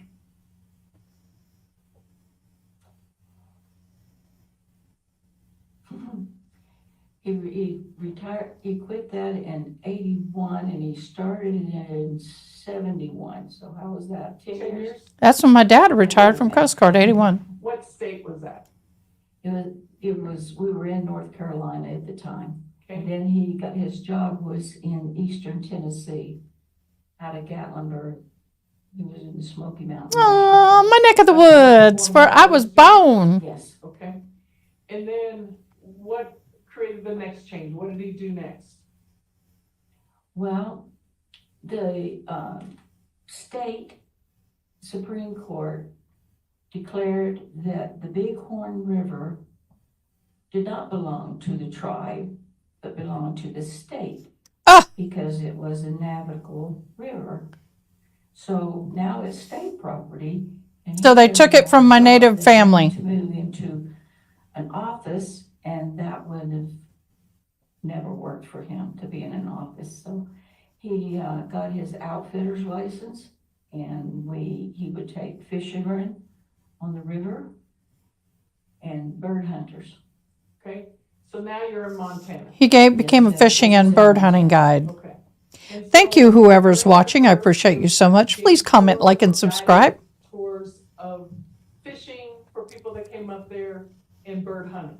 That's correct. Okay. And then ultimately you saved your money and opened up a lodge. Correct.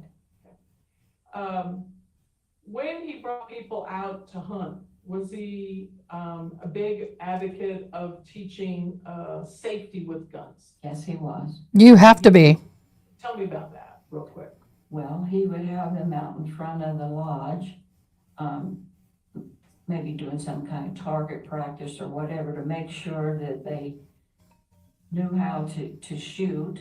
And then he was also very strict about telling them not to shoot at anyone, but to shoot at the birds. And so that was basically his duties.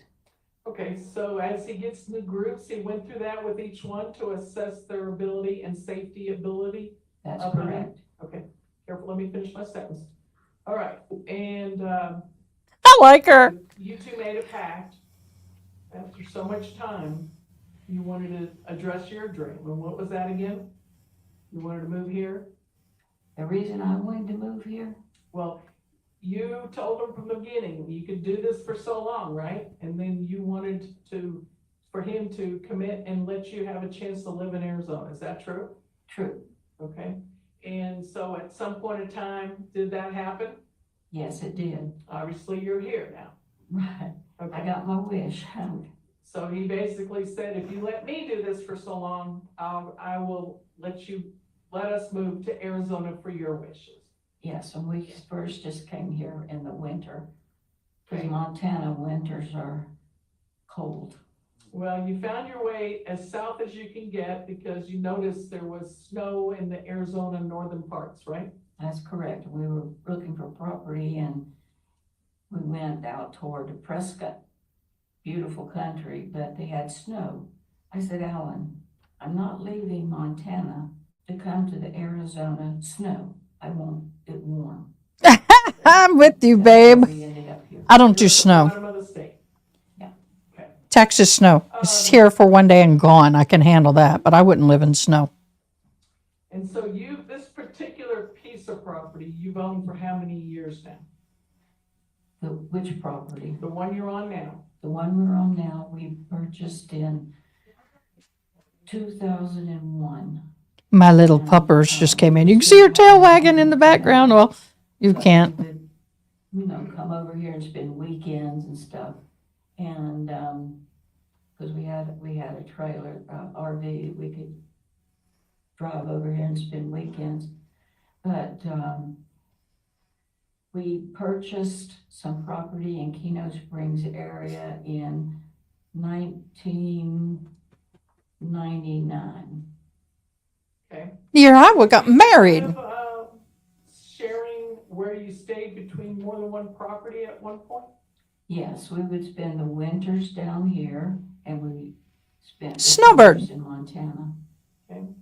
And then ultimately you were totally down here? Yes, we've sold a place in Montana in 16, and because it was a 3-day trip one way and 3-day trip back, and we were just not able to physically to do that at our age. Okay. And the house that you're living in right now, you had it built, correct? That's correct.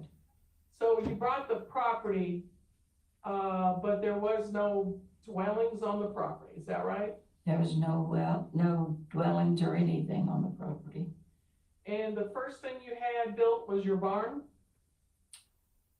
The first thing they built was the barn, but I'm trying to decide, I think we had the well put in before we built the barn. Yeah, I would assume you would put the well in first. That's correct. Okay.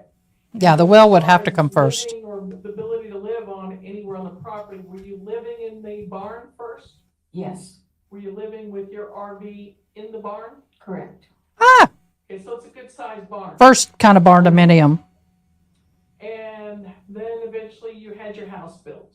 Yes, we started building it in 2008, moved in February of '09. And this is a single story dwelling, correct? Correct, And we saw some. 15 years. Right? yes. It's a ranch house. It's one single floor. And then once you had the house built, you quit living in an RV. Where is your RV? Do you still have it? We have an RV that is parked up in the mountains of Arizona. Okay. And now you're living in the home and you're still living in the home. Oh, yes, we're still living in the home. That's our primary residence. Okay. You already discussed the animals, but over time you had different amounts of animals, some of which you were caring for other people, like their cows. Yes, And would you agree that it is important to keep your fencing together? yes. And why? Because the cattle get out, then they're on someone else's property. And out here, you always try to keep your cattle where it's supposed to be because everybody has problems with grass. And they have a certain amount of animals they can keep on their property, and if yours get out and get on there, that's not good. So a neighbor would not take it kindly if your cows ate their grass, That's especially. correct. Oh, no, no, no, no. Sorry, let me finish. Especially during times that it's more drought-like. Correct. And so you. Ranchers get super territorial over grass blades of grass. And so would you say Alan took responsibility of checking his fence line regularly? Yes, he did. And 170 acres, it would be easy to check them every other day or so. That's correct. Did he assist other people to help him repair it? We had someone helping until, let's see, I can't remember now, the 2 years we had the big drought down here in the summertime, and we had to, Thin the herd, he had help before that. When we had all bring in hay. He got someone, possibly a young person, to assist with some of this hard labor? I'm sorry. Did he solicit younger people to help him with some of the hard work? We did solicit some young sweet young boys from the village, and they would come out and mow the grass and trim the weeds and things like that. Now, before I forget, I just want to ask this before I go on with the story. Is Alan right-handed or left-handed? Left-handed, If he was to eat dinner with a fork, which hand would he use? left, If he was to write something on a piece of paper, which hand would he use a pen with? Left. left, If he was to shoot a gun, would he hold it like a right-hander or left-hander? left-hander, So he's very dominant left. yes. Good language, Now- left-hander. You have a couple sons, but they haven't lived here. They have their own families and careers, correct? Correct, So it's just been the two of you on this property. correct, And obviously, you're not getting any younger, correct? correct. Now, Alan's Darn use it. of weapons doesn't surprise you that he would have some around, correct? I'm sorry, The Yeah. fact that Alan keeps weapons around, that doesn't surprise you, does it? no, Matter of fact, you testified about you having a handgun. yes, Right. I did. Have you ever had to use it on your property for any reason? I have For what reason? shot at coyotes that were trying to tree my cat. Okay. Is it also a safe thing to have on you for rattlesnakes and other varmints that might be there? Yes, when I used to walk out there alone with just the dogs, I would wear it because I probably couldn't kill the snake, but I could make a lot of noise and hope he'd run away. And also, we have a lot of javelina out there. And Yep, they can get very aggressive. they're very aggressive. People. So you just testified that you used to walk. Tell me about that. When did you used to walk? Well, when we moved in the house in 2009, I would walk and, I'd just get up in the morning, take a walk with the dogs and be gone for about an hour or so. And Would I this be, enjoyed it very much. sorry to cut you off, thank you. Would this be on your property? Yes, it's all on our property, How many acres do you own? 170-ish. So you can go in all kinds of directions and walk an hour without a problem. I could go in any direction I wanted to, and there was no problem except for the wildlife. And I can respect that. why did you stop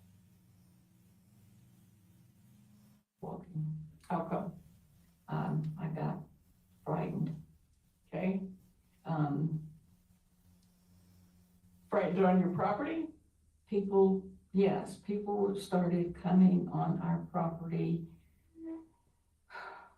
I can't remember if it was December of 2020 or if it was early in 21, that there were people walking on our property dressed in military garb and carrying rifles.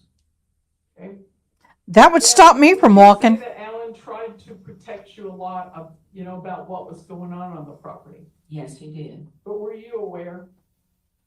Were you aware what was going on your property? I was aware of some things.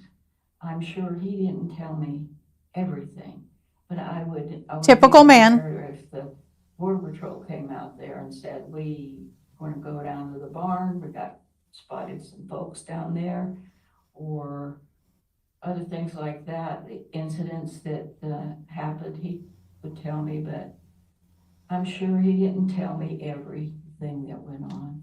But you were aware. But I was aware there was a lot going on. He's just trying to not scare his wife. Did you see signs like campsites, clothing left behind, stuff like that? Yes, they were down in I call it the wash, you probably call it the arroyo, but this, down there in the wash, when I would walk with or without Alan, you could walk down there and you could see where they had left clothing and garbage and water bottles and some other things that I won't tell you. Why? Yeah, Used condoms. yeah. So all kinds of things. Oh, poor woman. Yes. And they didn't have permission to be on your property. No, And clearly, they had to come through some fence line or something to get on your property. that's Yes. correct. Have you ever tried to, are you aware of any signs on the property, no trespass, things like that? Yes, there are no trespassing signs posted several places. I don't know all the places, because I went with Alan and put out a few of them, but he put out a lot. However, it's a large area and that's hard to cover every single strand, correct? Correct. But you did your best. Both We of did. you. He did. So you quit taking walks. And so what are you doing? Just staying in the home unless you're with Alan outside? Correct. That seems reasonable. Let's start talking a little bit about your property. May I go to the easel? Y'all, I mean, everything is true. I mean, I could sit here and give you stories about what I've witnessed on, I was at a camp in the hill country, and well, kind of out of the hill country, kind of southeast of us, and I was walking along the river, and you can see evidence that people have been sleeping and camping, and water bottles and clothes, and I mean, I got stories I can tell you. I went through some training on the Texas-Mexico border, and what I saw was just horrendous. There's one rancher who was suing over $60,000 of damages done to his ranch due to illegals. Yes, that helps very much. I can't hear her as well when she's in that situation. All right. As much as I would like this to be a little bit wider, I'm going to condense it, try to reflect everything. She's not on the mic. Try to get on the mic. At the bottom, Get on the mic. appears to be somewhat of a rectangle shaped house, is it? It's more of an L shape. L shape, okay? And if I was to draw the L, if this is your backyard, this is your patio, Mm-hmm. would the L go downward or stick up? Get on a mic. The L goes long in the front of the house and then deep on the right-hand side of the house. Okay, but I'm in the back. Would it be straight across your backside? You want to know how to draw it if you're looking at it from the back? Yes. Okay. Make the L backwards. Would the L go down or up? Just straight, go down and over on your bottom of where you want to draw the house. Okay, so I'm trying to show just the backside, okay? So I'm Oh, trying to- just the back side? Now, what are you calling the back side? The patio will be back here. Okay, the patio will be there. And it's just a straight line. So a rectangle would be there, correct? Because you can't see the L shape. Correct. So I'm just going to.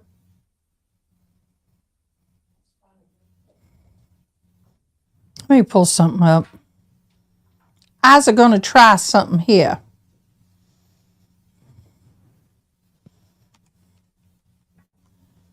I drew a rectangle at the very bottom of the easel, okay? Okay, Are you able to see it? yes. Please, this is not picture right? I'll do my best. Okay. Now, again, this is east. Okay, Correct. so your patio's coming off of this. Are you on the same page as me? Yes. I found it earlier. Let's see if I can find it again. I want to put a few things in place, okay, just to have a perspective. So there is a place where you have a fence and different fences. Where do you park? We park on the west side of the house. Okay, If you're looking at east, then we park on the west side, Would be in the front, under the board. under the rectangle, yes. And where's the driveway? Does it come up from down below and come up a little bit? Well, the driveway that we go into the garage comes straight up, you come down the gate and straight in. Now, that when we have visitors, we have a road in front of the house or a path that goes in and makes it a circle. Sorry, I'm trying to find a picture. I saw it earlier. It would be on the right side of your triangle. So it would be fair to say here is where your parking might end for guests. And Right. down below that would be your garage and where you would park. Right. Okay. Now, do you have a pergola or some kind of balcony item that's out there that like protects you from the sun? Yes, we have when you first come out of the patio door there, you walk and there's some pavers. And then you go up a couple steps and there's a concrete slab with a pergola. So this is the concrete, this is the house, the garage. This is the pergola. So I guess it was out this way he shot. Then you have a rock wall or brick wall here with gravel. So, well, there's the road. But the wall is here. The Mexico wall is here. The border wall, I'm sorry.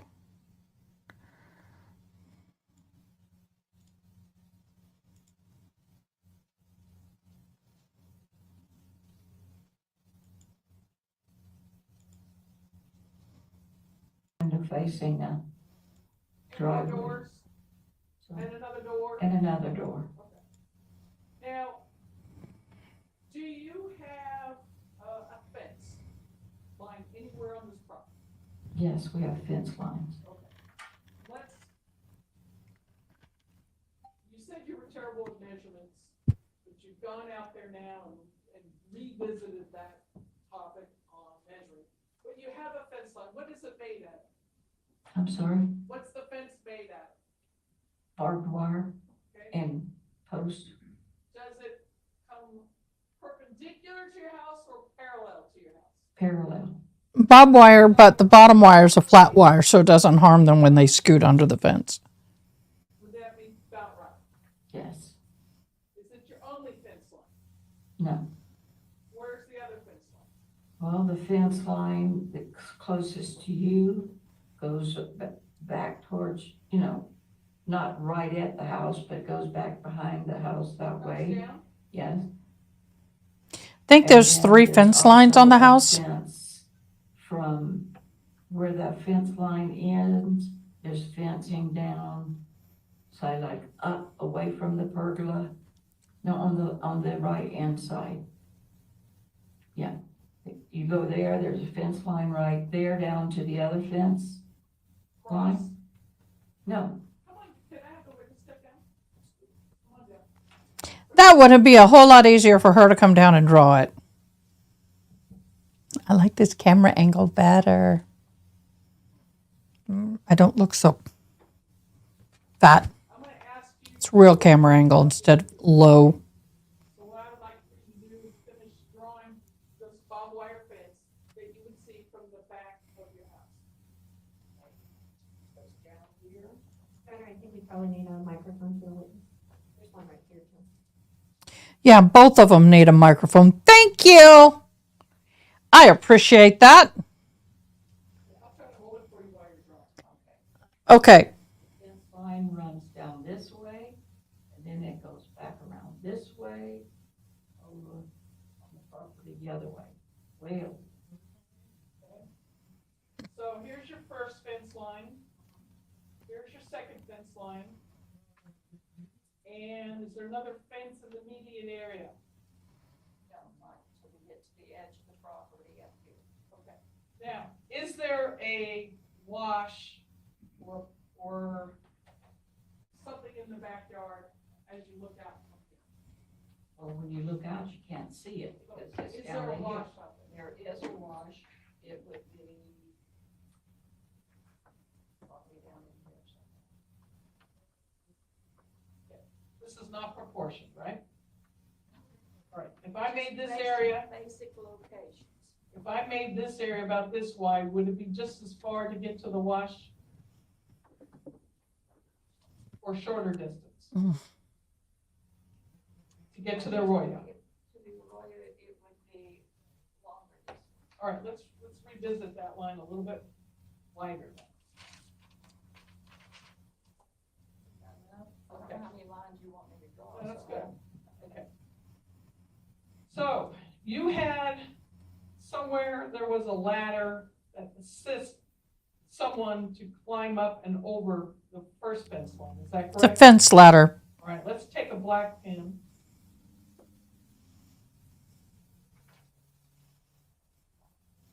Her being a teacher, she can use those well.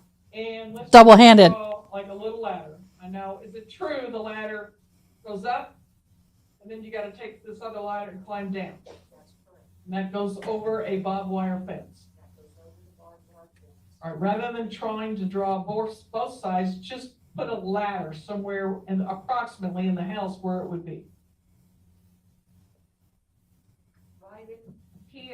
Right in here is where our pump house is, and the ladder is right in here. Again, this is not quite proportioned. Okay, General ideas. okay. And so tell me, can you climb that ladder and get over that fence? Yeah, I was just gonna tell you, I think the microphone was for the witness. Okay, I've never been able to climb over that because I have two bad knees. And at Alan's age, would it be difficult for him to climb over it now? Now he does not climb over it either, because it's too difficult. Did he used to? When we first moved there in '09, yes. Is it basically a shortcut to get from this side of the house to get into this pasture area? That's correct. It's a shortcut. And what is this area used for? For our horse Sonny, he usually comes up here, there's a gate, Let's go ahead and draw the gate. there's a gate here, and here.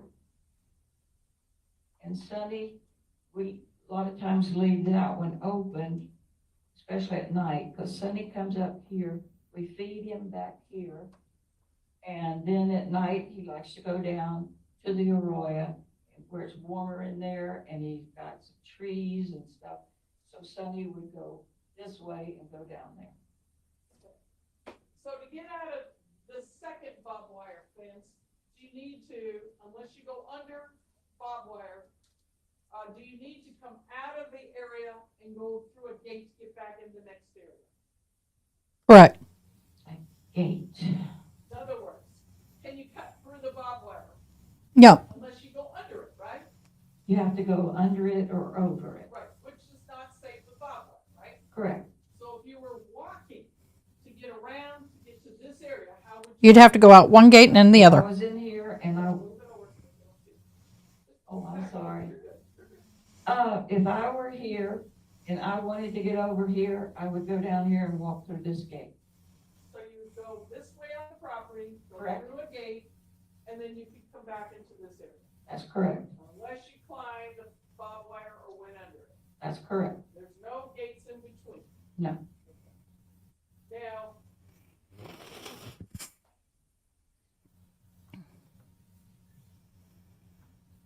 So there's no way. I know where they're going with this. to look Okay. for the I need to update y'all.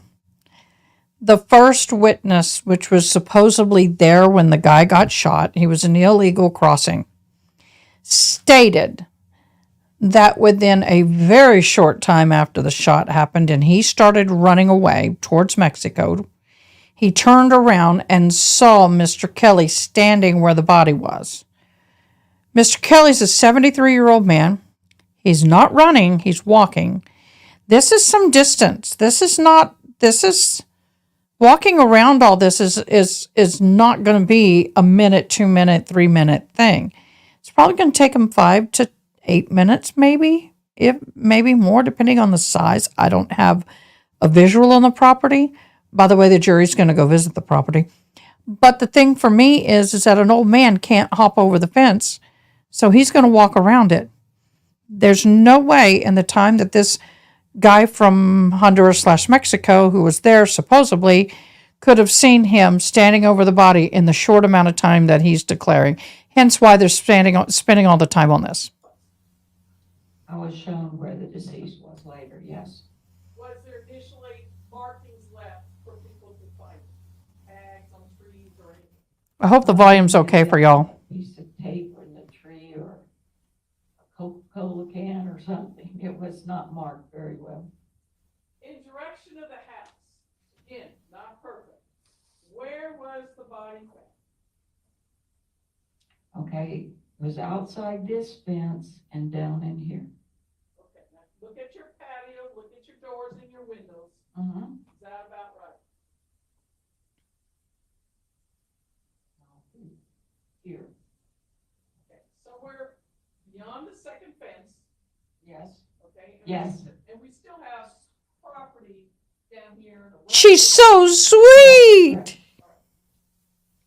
Now, would you say if you were standing in your house through your windows, Yes, would you be able to see this location of this, where the body was later found? no, Why not? too many trees. Okay, what else? Also, the terrain goes, it goes, so from my patio goes like this and then it goes down like that to the wash.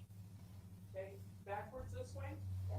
Okay, so. So it is a downgrade. Elevation is this wash, and I'm gonna just put these lines across, call it a wash, okay? Okay,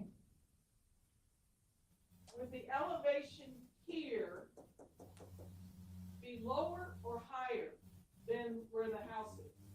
lower, Would the elevation here in the wash be lower than where the body was found? yes, Is the body to the house lower than the house?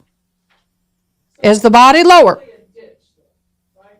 yes, And during the rainy seasons, water fills that area up?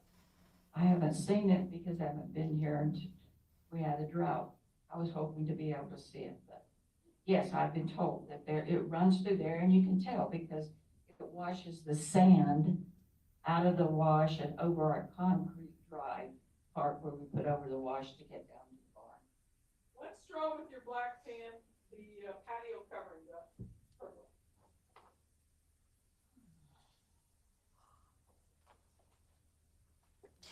I'm liking this testimony. Be right back. It would be in here. Okay. And you have, you said like little pavement type stuff, bricks or something to reflect a patio in this area. Yes, And do you have chair or seating or benches or tables underneath there? underneath pergola. Yes. Yes, I have 2 tables. One's seats 6 people over here with, just regular patio furniture and chairs with cushions on them. And then over on this side, I have a beautiful concrete table with benches. Is there also a large smoker out here or something that would be in the way? Yes, Is there a box item that could be found out there? but my line's too close. It would be right here before you get to that. Adjust your board.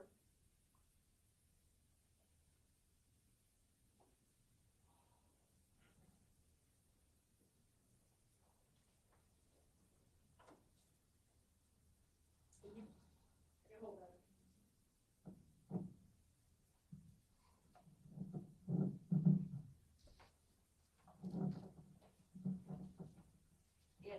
It's about right here. It's a big pit that we had and it's got concrete sides around it. We've got a grill on it so we can grill, smoke pigs or turkeys. We smoked them a turkey at Thanksgiving. It was very good. If the ground is the bottom of it, could you use your hand and show about how high it is? Yeah, it's about this high. Waist For me, high. yeah, for me. Okay, your waist is appropriate.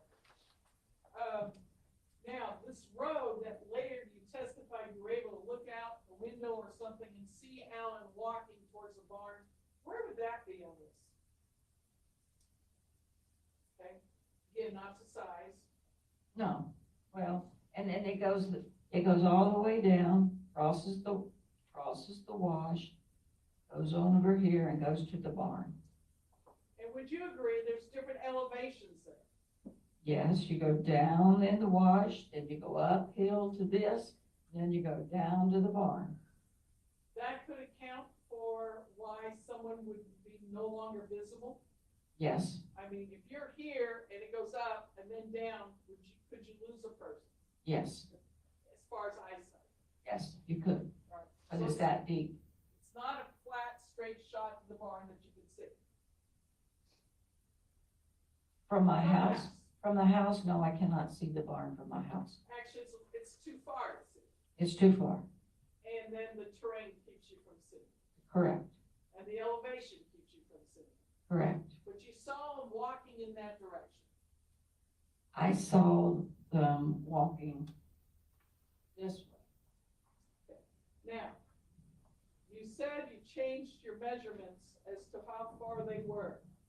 What about in relationship to, I think we cut off, okay, no. In relationship to the first or second fencing or gates, where were they when you saw them? Looking out the window, picture where you are. I'm right here. I looked through the pergola, right out here, and there were two guys right here, just inside that first lot fence. Were they close to the fence?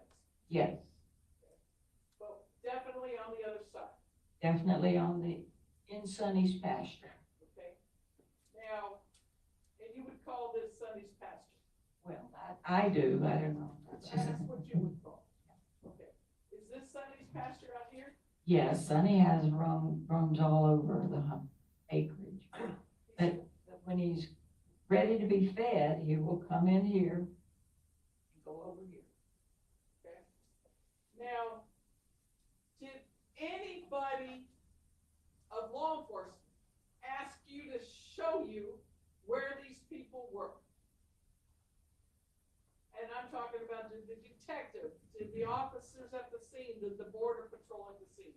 Anybody ask you to Good question. point or show you where these people were? No, So you guessed, so I guessed. based on the distance. And as I said, I was measuring it by TV. They have the cameras and show the football field, it's about that, yeah, that was about that wide. But an actual football field, I told you, I have not been on in 34 years, so. So yards would have been inappropriate, feet would have been better.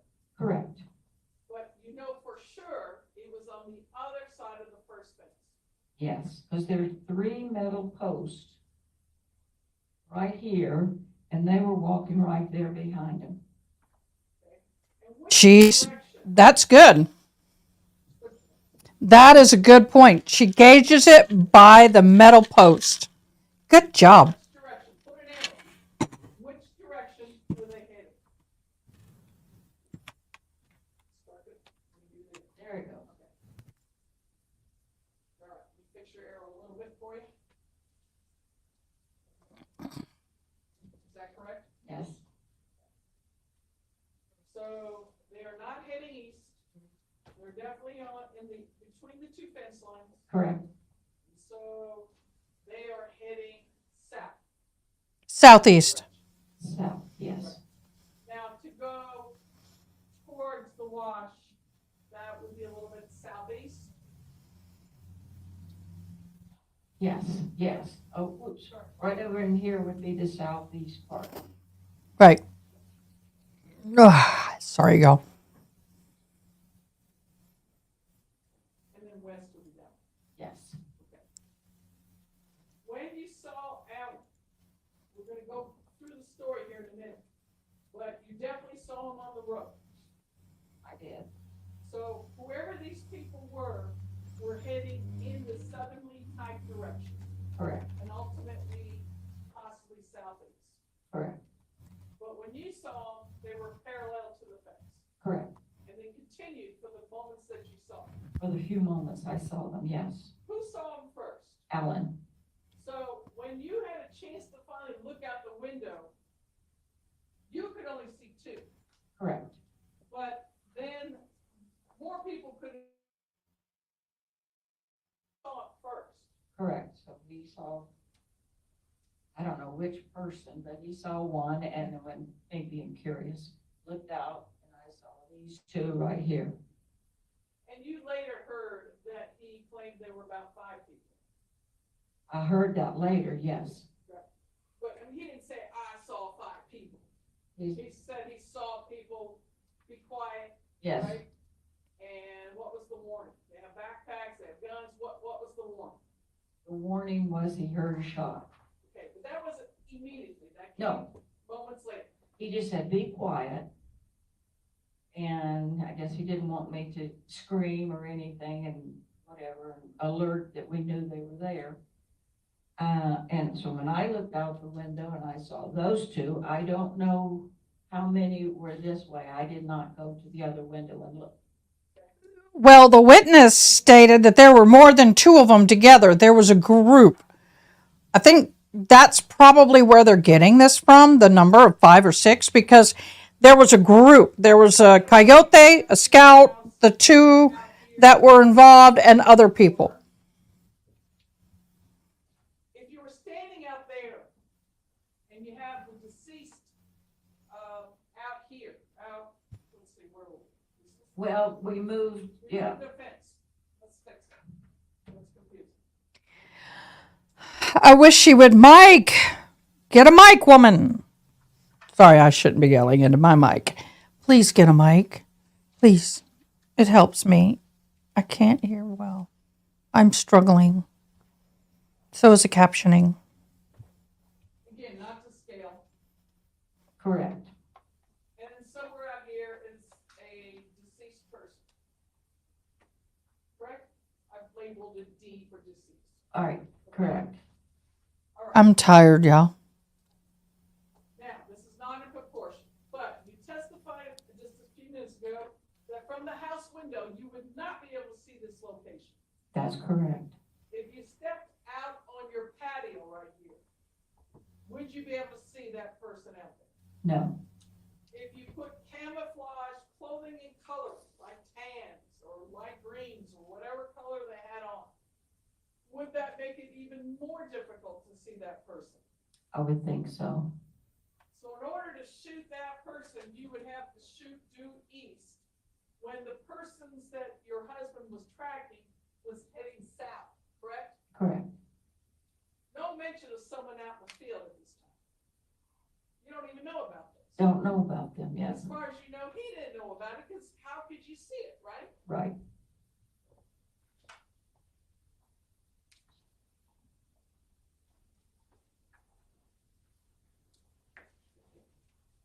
I'm liking this cross. I really like this lawyer. I tell you, if I was living in that area and needed a defense attorney, she'd be the one I'm hiring. For Alan saying be quiet, is that to not alert anybody? Correct. Okay, now you're in the house, and let's put up a photo first before we go there. I'm crumping. Publish defendants KK. I'll do it with the machine.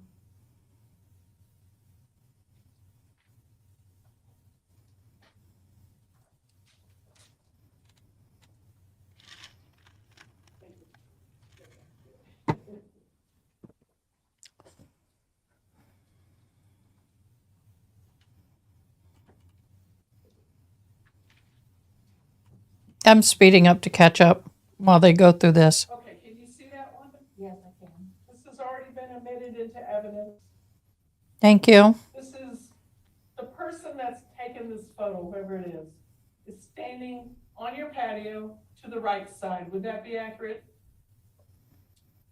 If the house was behind you? I think they would be standing on the porch. Okay, I think a porch and patio to me is the same, but I'm. Okay, well, the porch runs a long ways, the patio just goes like this. Okay. I didn't know there was a difference. Okay, that's fine. But they're standing right, the house would be immediately behind them, Correct, but they'd be a little bit off to the right. As you face the direction, your door would be a little bit to the left and behind you?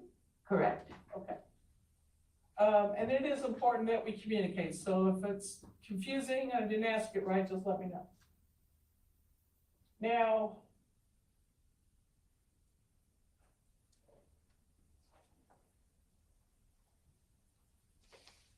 I'm ready to doze off, y'all. There is. Her demeanor is totally different. way back there, this location of the deceased, correct? It would be way back. But if I was to point to the screen, I'm gonna put my. The thing is that she's not being verbally attacked. When I was pointing to the right with my hand, that was the direction of what was alarming the both of you at this time, right? Right. Nothing out there, way out there. No, we didn't know they were there. And you didn't know, I didn't. right? And so if you keep going to the right, eventually you would get to that road that allows you to eventually head east again, and then ultimately wind around through the different terrain up to your barn. Correct. And you can't even begin to see it out there, right? No, And there's no houses out that way, is there? no, Nothing close. nothing. So any mishaps of shots, you would not expect anyone to have a rightful reason to be there, correct? Correct, Because this is your property you're looking at, right? correct. Truthfully, y'all, if he shot this guy and he knew he was in the wrong, that guy could disappear real quick and no one would ever know.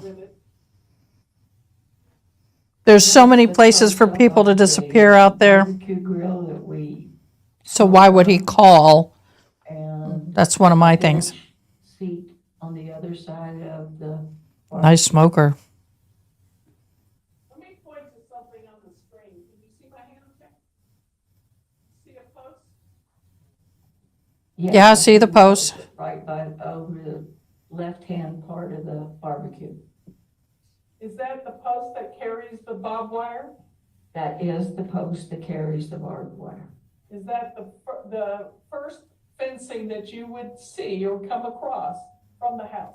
Correct, And so you're saying someone was just on the other side of that? correct. Two people, Two people that I saw, two guns. two guys and two guns. And again, they're walking to the right, Correct, parallel to the fence. correct.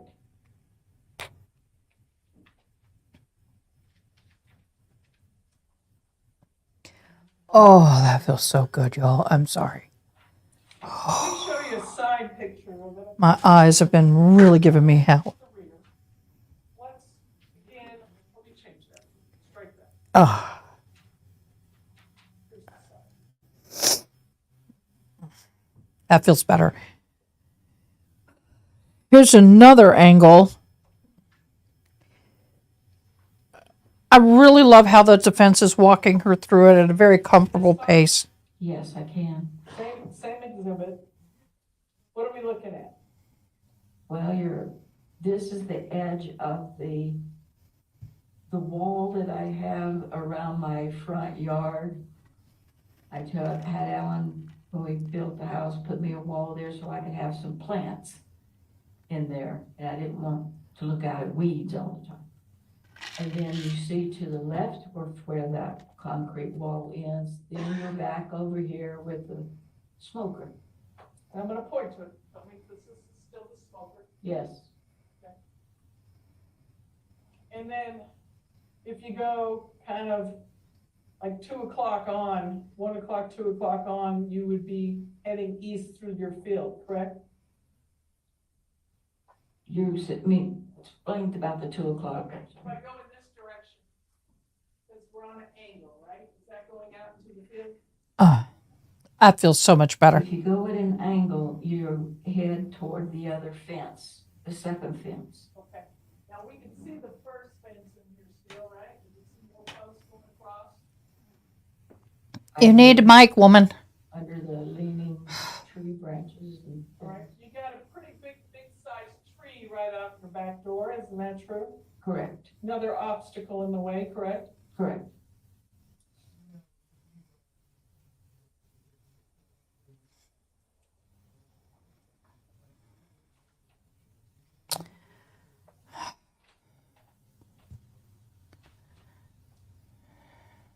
And another photo from the same grouping of evidence. Okay, that's just zoomed in a little better. Yeah, there's a lot of in that time of the year, the colors are all pretty much in the same scale. I'm sorry too. Does This this is- show the terrain, what the environment looks like looking out? Correct. This is in January, so the colors are more monotoned. You don't have Smoker? the separation of the green and the brown, so that right there would be really hard to shoot through, Here, even though the camera may be zoomed. a especially if they're little, camouflaged. Right there, isn't it? Yes, it is. And these people are right on the other side of it, right? Correct. The fence is right along the line where the grass is taller on one side and short on the other. The fence is right in that line. You referencing this grass? Yes, Okay. And so if you were tracking these people to the right, this picture would be tracking with it, wouldn't it? correct. This would be, if your house is behind you, out the back door, to the right, from the house behind you, this would be following the direction of the two people you saw. Correct.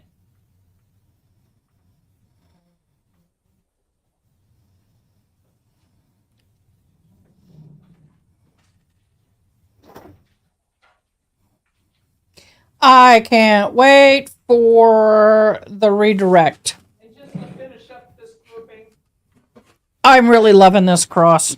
She is doing so good and very methodical. right off your porch or patio, whatever you called it, there is a little area here, Yes. and you do planting in there? The what? Do you do planting in there?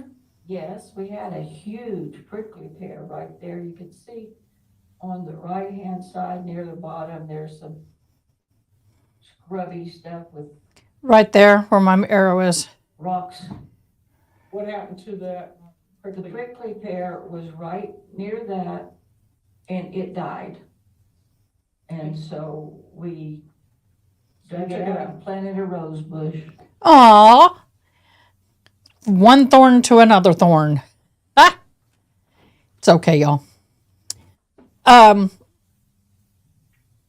I would venture to say under the stress of the situation they were under, for him to make a shot and hit that guy through all that debris in his field, the tree limbs and all the other stuff. Excuse me. And the fact that that time of the year, everything's gray on gray on gray. I can't imagine him making that shot. Area where you can look into the other room and out the windows, correct? Yeah, Mike. Correct. Okay, here we go. I got to do it. She's not miking. Wall, and you have a refrigerator out here if you're in the kitchen. Correct. Mike, woman. And then there's a bar right here, or, yeah, bar, what would you call it? I call it an island because you walk around. Somebody give her a mic. Where's your tech dude? He's been so good. Of the two. Would I be able to access both? Correct. So whether you said it was an island or you said it was a cutout, it would be an accurate story, wouldn't it? Yes. Because you're right here and you can reach both and work with both, correct? Correct. See, they've tried to impeach her because she said she was next to the island, then she said she's next to the counter. Well, they're right there. You're between the island and the counter. Both are correct. The prosecution, if you're just joining me, this is the defense. You're eating lunch, you ate lunch.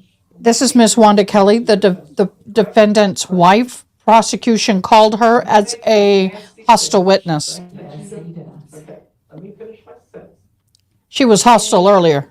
You, after eating, allowing him to do that, you went into the living room, correct? Correct. He said he didn't need any help making his sandwich, so I walked around into the living room. Okay.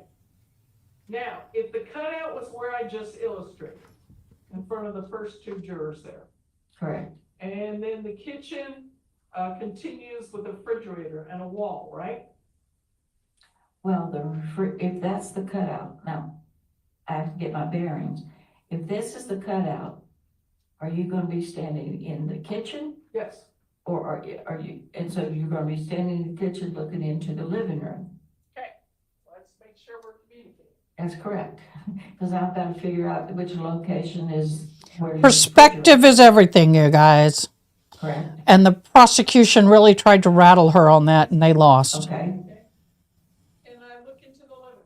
yes, Can I look onto the TV? yes, Can I look outside the windows? yes, If I walked a little bit this way, the cutout stops. correct. And what do we have here? Refrigerator, Okay, and eventually the wall will end, correct? correct, What will be right here? Dining Dining room. room table? Your kitchen table? kitchen table would be over here. That's the kitchen cutout over here. Right, wait a minute. You say the refrigerator is where you are, then the dining room table, yes, would be right beyond that. And your sinks will be over here, is that right? Correct, Okay, now are you acclimated? and nice. It was pretty bad. That's okay. So here's your cutout, then you got a full wall, Correct, you got a refrigerator, correct, and your dining room table's out here to the right here. yes, But you got a doorway right here, yeah, right? correct, And you can go into this room through this doorway, right? correct, That would be the only way to get in, correct? that's correct, From this location of the kitchen. correct, Okay.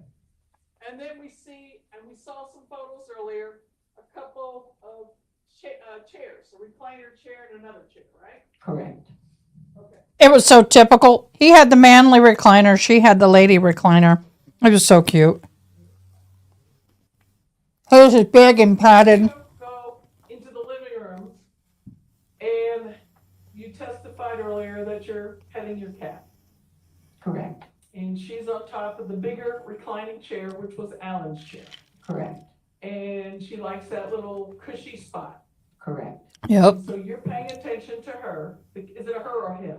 It's a her. Okay, you're paying attention to her, the cat. What's the cat's name? Pet the Missy May. kitty. Okay, Miss Missy is on this chair and you're petting it, and then that's when you get interrupted to be quiet. Correct. Yep. Okay. At that time, you know Alan's in the kitchen and you know that he's there by that cutout, right? Correct. Okay. So, Alan, what direction does he come out of the kitchen? Yes, after he told me to be quiet, he came out of the kitchen, past me where I was at the chair, and he said, I don't know which question is Okay. in. But that's fine. That's where you get alerted.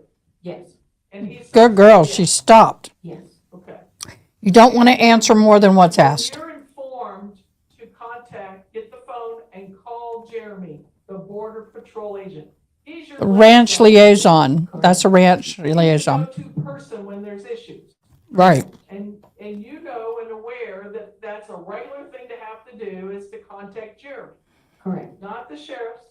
No, it's border patrol's issue. They were instructed to do this. Border Patrol is your liaison and your contact, Correct. and they advise you. Is that true? Okay, I'm going to stop here. They were instructed years ago, after they moved on this property, if you have an illegal immigrant issue or alien, I don't know how the political correct, but if you have an illegal a person on your property and have an issue, you call Border Patrol.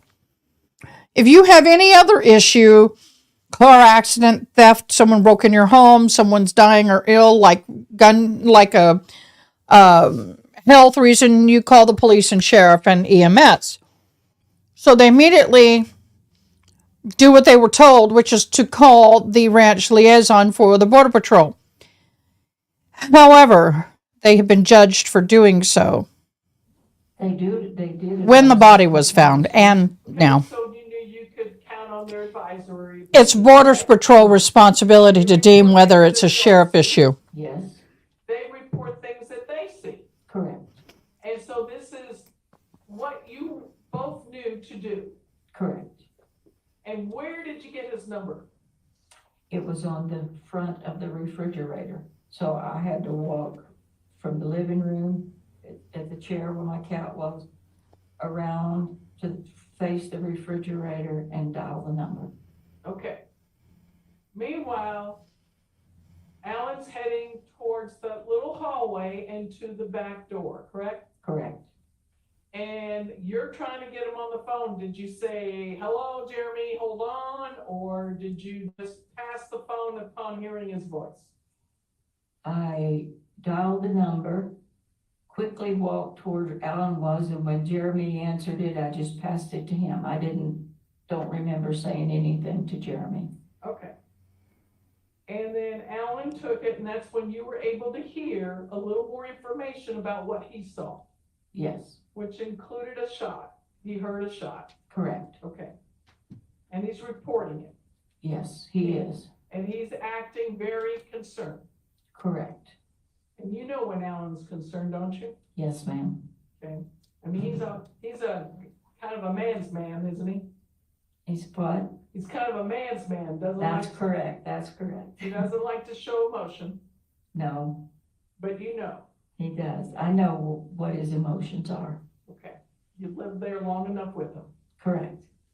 And when 53 going on 54 years. concerned. They've been high school sweethearts. After he finishes the call, is it a quick call? Very quick. Okay. After he calls or speaks with Jeremy, and he does speak with him, right? Correct. You could hear your husband's voice telling him what's going on. Correct. And then he passes the phone to you, is that right? Yes, he hands it back to me. Okay. And he goes out the door after grabbing his rifle that's kind of leaning up against the wall. Correct. Is this gun, this rifle of his, which you know what it is, because he's told you, I'm assuming, can it be found at different places in the house depending on what door he comes in? Correct. Does he usually carry his rifle inside the house? He does bring it inside and he'll hang it on the coat tree or put it somewhere because he doesn't carry it around in the house. Like my grandpa, come in the house, but the door you come in is where the gun is set. And whether he'll be going back out makes the difference on where the gun might be? Yep. Yes. Okay. In other words, if he's in for the night, he may put it somewhere else. Correct. He has a night spot. Okay. And so Yep. when he goes out, at this point in time, I want you to really reflect. I want you to think back. What is going on emotionally with you right now? Tell me what you're really feeling at that moment. When he walks out the door, With the gun, you haven't heard With the nothing gun. yet. You heard Jeremy's call. I heard Jeremy's call. Alan walked out the door and I'm closing the door, but I am absolutely terrified. Mainly these guys don't have permission to be on our property, but they're out there with these guns. And Yep. then Alan goes out to make noise. Okay, let's slow down a little bit. Okay, As he's walking out, you now know there was a shot fired.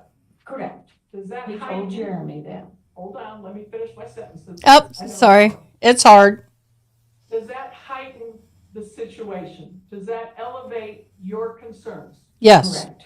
Okay, so what was, oh, there's a guy there, or a couple guys, or whatever, now becomes a shot fired.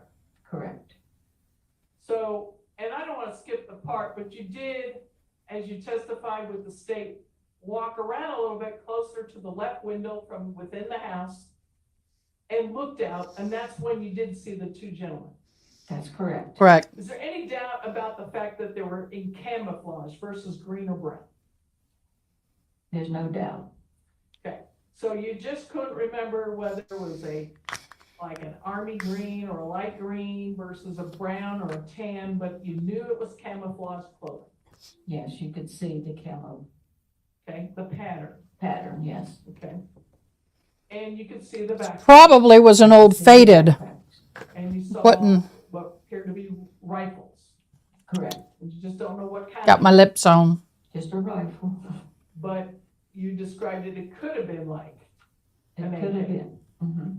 but you don't know the differences. I don't. And that's what you were trying to tell her earlier in your testimony. That's correct. So you're doing your best to describe that to different people, Correct. but no doubt about the camouflage and the two men and the guns and the backpacks. No doubt about that at all. Okay. And you have been trying to tell everybody the same thing. Correct. But we got some different stories. Officers wrote different reports. Is it possible that they took what Alan might have said and put it where it was, saying that you said something? Objection, Your Honor. Closer. They could have added the numbers and came up with Any of something. the words that were described, like the number 5, you said you didn't say anything about 5. Have you heard that number 5 coming from Alan? Your Honor, that's objection hearsay. Well, we'll come back to this after our mid-afternoon break. It's now 12:03. Why don't we come back to talk 3 o'clock? 3 by 15 minutes. Make it 3:10. Okay, afternoon break.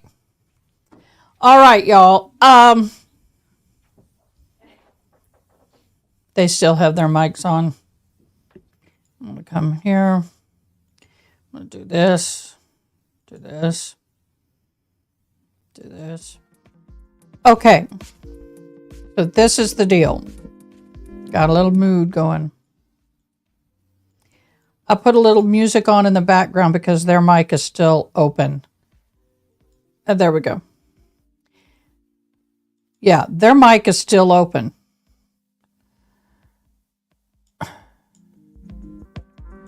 Okay, we got mine going. I don't want us to hear what the lawyers are saying. Okay. She has a totally different personality, of course, with the defense, because this lawyer is representing her husband. It is very hard, I would think, as a juror, to sit there and watch this, because on one hand, she's not there to help the prosecution, but the prosecution called her. They treated her as a hostile witness. In my humble opinion, I did not like the way they treated her. They knew she had a hearing problem, and as someone who's deaf without my hearing aids, I believe that it was rude and obnoxious by the way the prosecution was throwing things quickly at her. It is a tactic to try to trip them up. I get it. But at the same time, when someone's got a hearing problem, that just really makes it more stressful and obnoxious, in my humble opinion. So she got really hefty with them. She got really angry because, and I commend her on showing emotion, but not going too far. They were hammering her about how many shots did you hear? Was it 4? Was it 6? Was it 9? You said 4 here. You said 4 or 5. You said 5 or 6. You said 9. I mean, they were just throwing numbers at her. And the interesting thing is you had, I think, 4 or 5 reports. 2 or 3 were from the Border Patrol, or 2 or 3, 4 were from the sheriff. But the whole gist of the whole thing is that they were stating that she said this, she said that. And to me, that is not cool, because they did not have cameras. They did not have a recording of any of these interviews with her in their reports. Now, there was some depositions with some inconsistencies, but the other question was how many people. And so in some of the Border Patrol in the Sheriff Office BP and SO reports, I'll make it simple, they stated 5 people. She adamantly said 2. Adamantly was 2. And I've got captioning coming up. People are talking in the background and the court feed is still live. So they're talking about hiring people. Oh my God, this is a camera person talking about she'll shoot what she wants to do. That's your job. You could say always. Oh my gosh, I can't do this.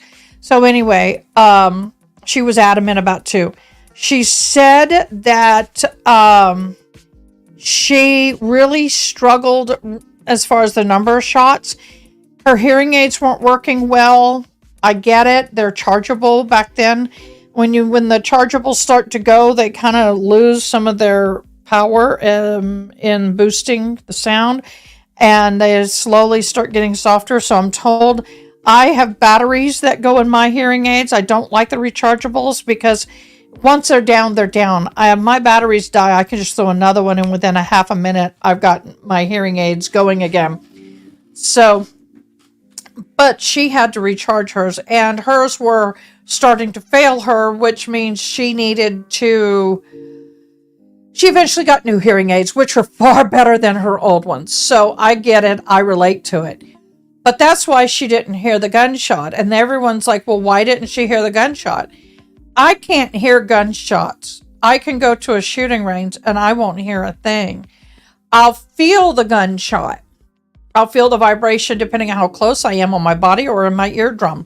I will feel the compression of the shot, but I don't necessarily hear the shot. Now, if I have a gun right next to me and it's a big gun, I probably would hear the shot. That said,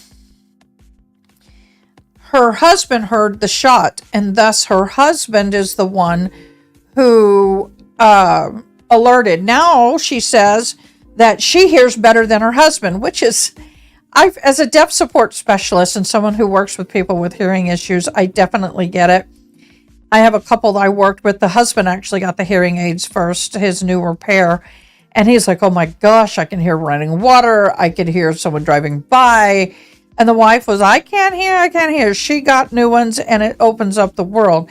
A lot of times the sound slowly goes away and you really don't realize how much you're not hearing.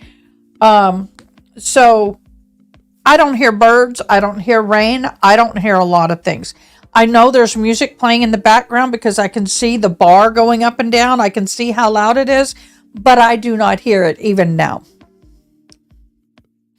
So that's how that went. And then they just kept trying to impeach her. And just, she goes, look, that night was crazy. I was not in my right mind. We had the situation that scared me with the people being on the property. I saw the guns. My husband went outside after talking to the Border Patrol ranch liaison.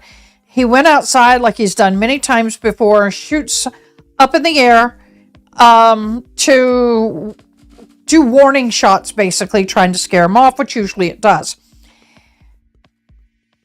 She could not tell them how many shots she heard. They kept saying, well, did you hear 2? Did you hear 4? Did you hear whatever? And I understand it, because when I have shot even my own gun with a rapid fire, or if I'm at the shooting range and there's rapid fire, because of my hearing loss, I don't hear da-da-da-da-da-da-da-da-da-da-da. I don't. Sometimes I can hear a little separation, but usually it's like that. It's like that's almost exactly it. It's like that. And so I know that there's more than one shot because there's still a hum. But I can't tell you how many shots were pulled. I wouldn't be able to, even standing right next to them. I could look at their finger and try to count how many pulls, but I have no audible separation. So, yeah, I really felt bad for this woman. They were really, I mean, she let them have it. She finally said, look, I know it was more than 4. I don't know. All I know is that there were shots being fired. I couldn't see my husband. I was scared, People don't realize how dangerous it is living on the border. Now, the immigrants themselves, I don't think mean any harm. I don't think they themselves are out to harm anybody. They're just wanting to get across. Problem is the ones bringing them across, and a lot of them are connected to cartel. Right now, human trafficking is bringing in millions and millions and millions and millions of dollars every year. In fact, I could research that. Let me do that. Of human trafficking across the border.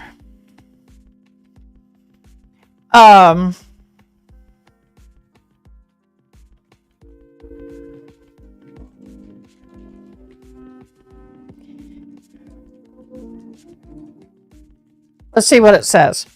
100 annually. Listen to this. Oh my God, this is worse than I thought. According to the International Labor Organization, the ILO, approximately 21 million men, women, and children are coerced into various forms of forced labor, generating as much as $150 billion per year. OMG.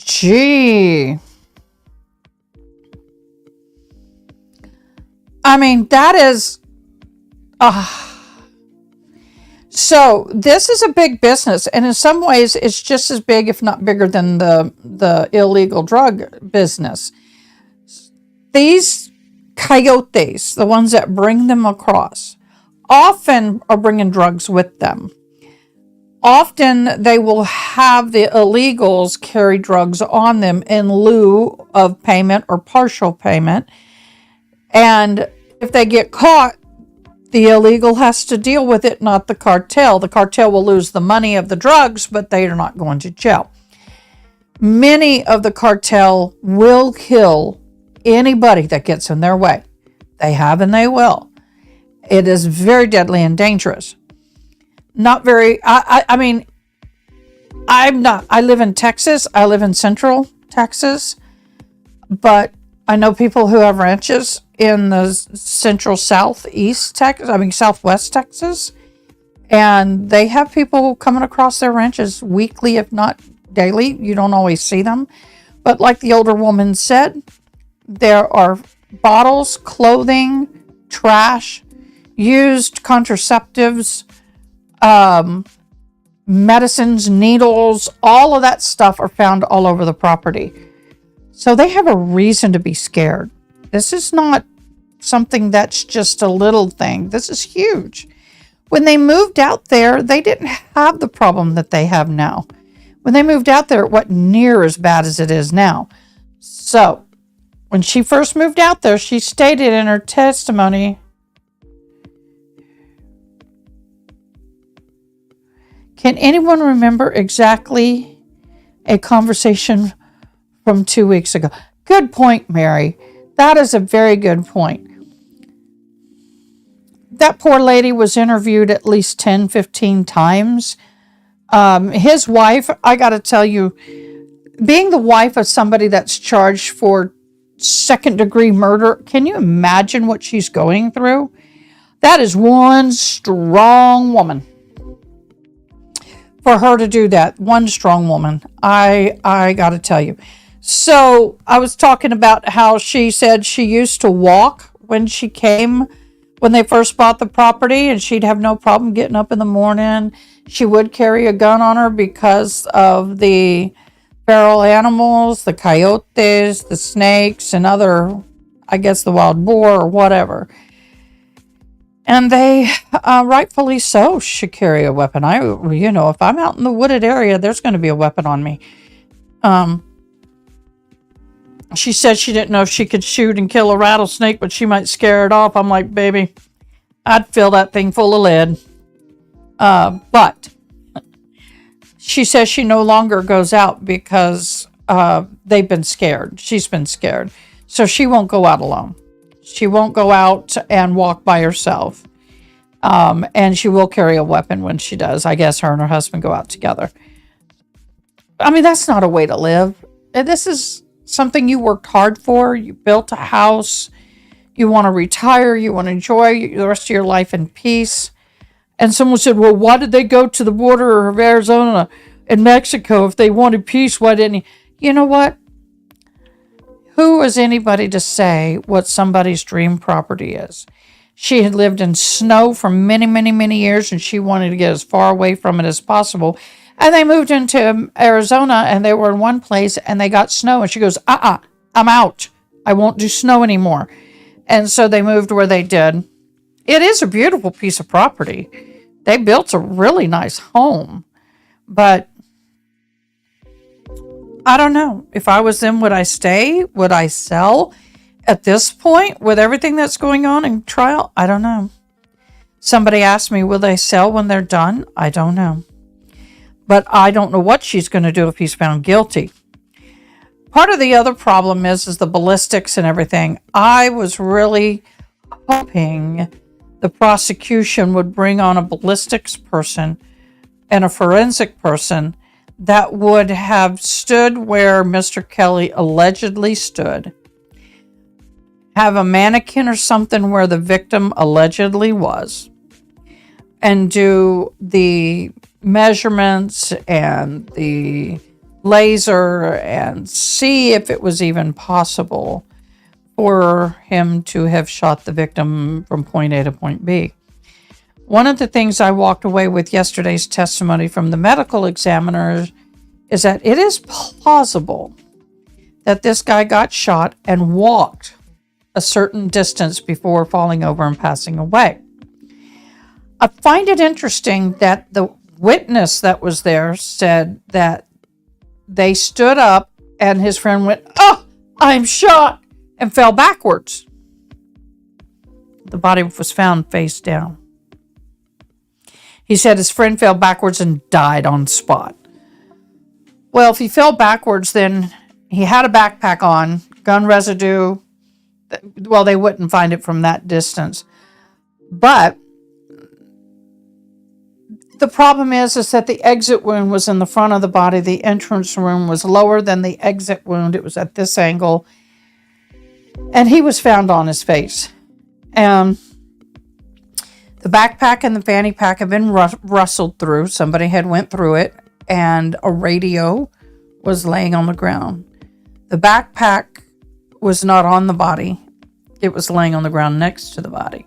To me, if I was a guessing woman, my guess is this guy, because the guy that testified said he'd been caught even once coming in here illegally with marijuana and was prosecuted, found guilty, and served some time in a federal prison, and then was sent back to Mexico. So it would not surprise me if the victim wasn't carrying something he shouldn't have been, and the person who shot him took it, and they left him for dead. And that would have been the gunshot that Mr. Kelly had heard. Everything here, the biggest thing is can the prosecution, that would help, can the prosecution prove beyond a reasonable doubt,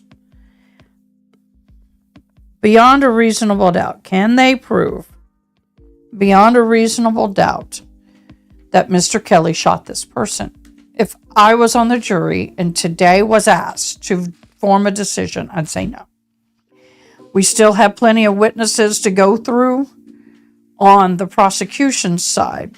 They've not brought the people to talk about some text. Now, there is some rumors of some belligerent text from Mr. Kelly talking negatively about, let me see if I can pull those up. Sorry for the mic bump.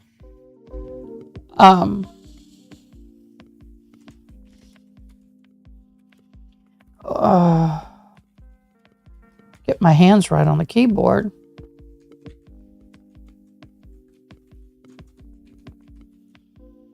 See if there's the text.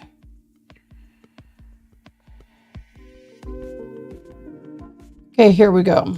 This is, shoot, I do not want to join a membership. I can read a little bit. So supposedly on November 14th of 2023, Kelly stated in a text message that he put 27 migrants in the ground where they were growing daisies.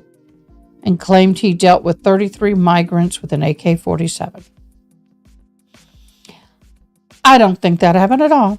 I just think, just like men, many men, that they blow smoke, and he's fed up.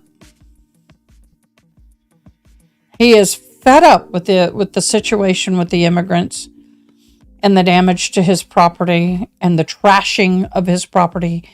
And men blow steam. So let's look at a couple of things.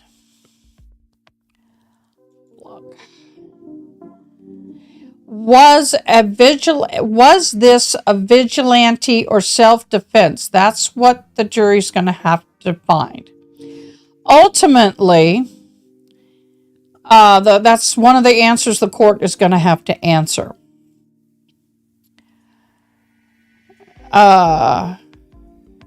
This has drawn national attention because this is going to affect a lot of ranchers. Part of it is that this story is about the chaos on our national borders of Mexico, where illegals cross daily. I think I did the math. There's 70 miles of border in Arizona. And it's on average, I think it was 2,000 per mile per year across there. He's facing a second-degree murder charge and 2 charges of aggravated assault because a man from the other side of the border, a Mexican citizen, Gabriel Cuen Buitimea, 48, was found unarmed and shot in the back. He could have had a gun, and the other person who shot him took the gun. They didn't test his hands for gunshot residue, the victim. Because if he's carrying a gun, he'd have gunshot residue on him. Kelly's trial,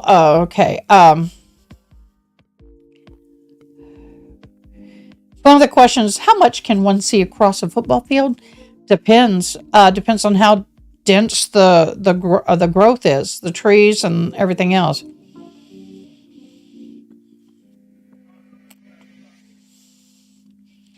Here's something that someone has stated, and I don't see this coming up in trial. He said he could see his horse was frightened and then saw a group of Mexican men carrying AK-47s moving across the property. They were dressed in khaki and camouflage and carrying large backpacks. That is something the defense said. However, he was making his lunch and he heard a gunshot. I'll be right back, y'all.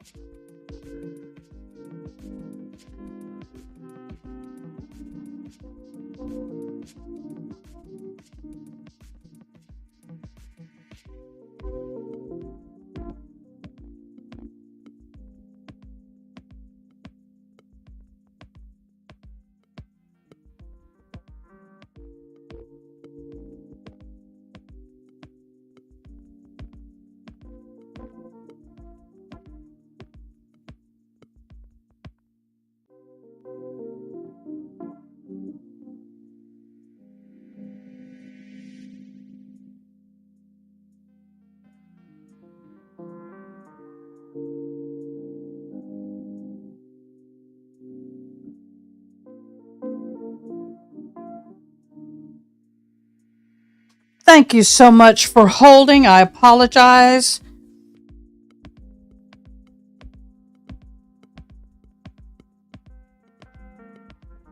So I appreciate y'all waiting for me.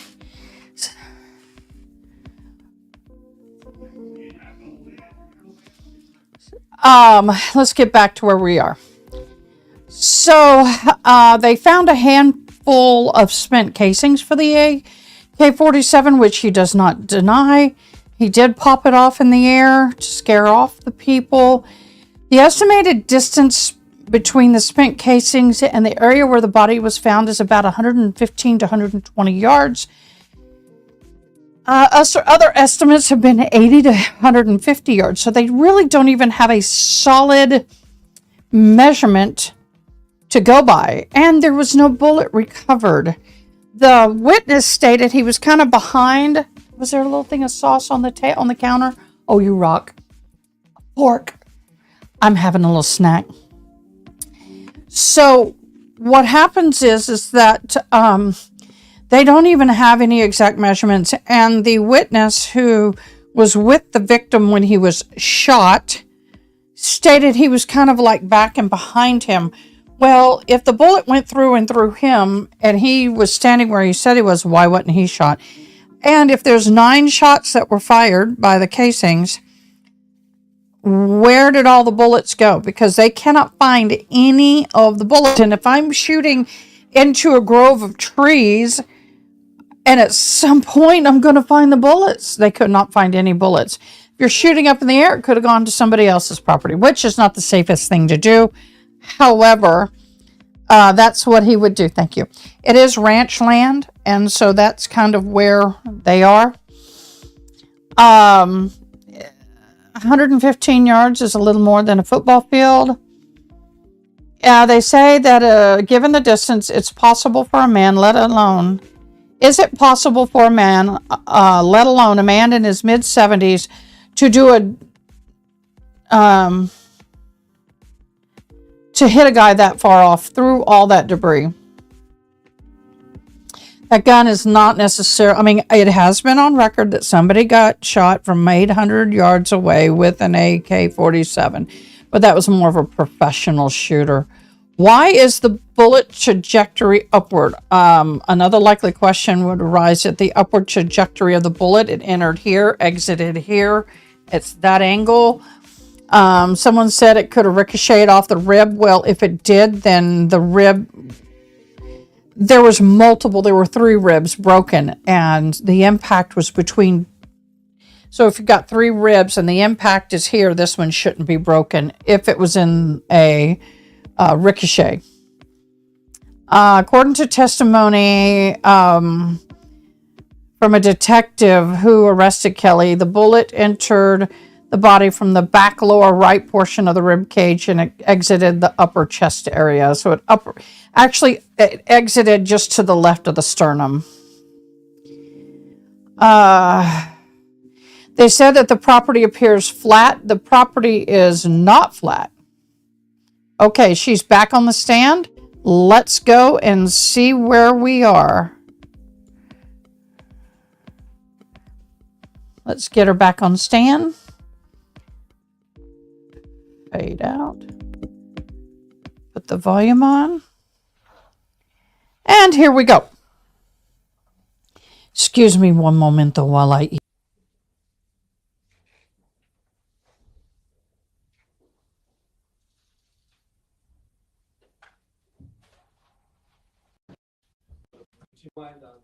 The state asked you questions in reference to what the different police officers wrote in the report. You remember all that? I remember the questions about the police officers' reports, yes. Okay, and she showed you reports to review and you denied saying some of that stuff, right? Correct.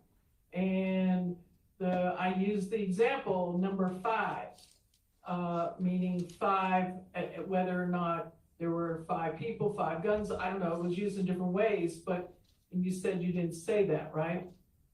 I didn't say that to any police officers, no. Yes.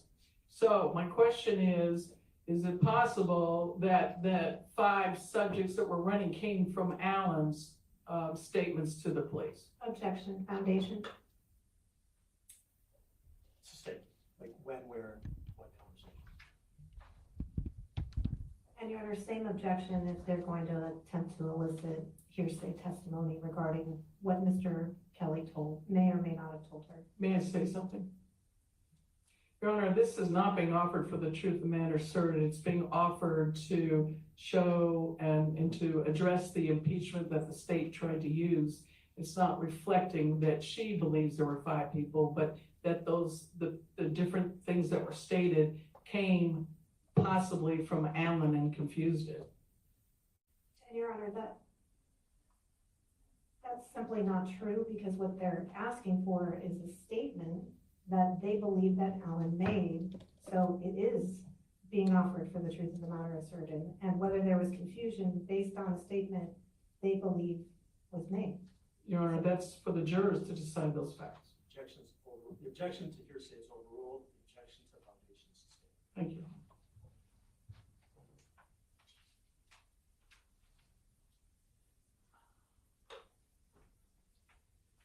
Do you remember earlier that with Officer Monreal, that the prosecutor showed you the reports and wanted you to confirm or not confirm his report that said you saw 5 subjects? I remember that. Okay. And you denied that, right? Correct. But that number 5 has also been reflected with your with Alan's statement that there were 5 people. Your Honor, objection, same objection. I don't know what Alan told the police officers. But did you personally hear that in his statements, talking to different people, that he saw 5 people? Your Honor, Yes. objection hearsay. That object, to that question, objection sustained. And Your Honor, move to strike the witness answer in front of the court. She said she didn't know. Ma'am, She said just now. you just handed the report to her earlier and how to read it. I'm getting snippy.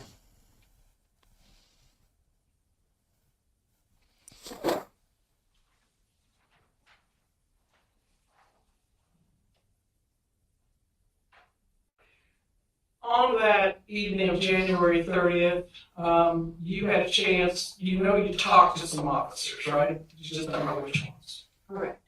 And did you also observe Alan talking to the officers along at the same time period? Correct.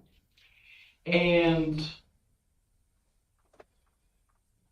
did you ever hear from Alan that there were 5 people that were running in front of the house? Objection called for hearsay. Oh.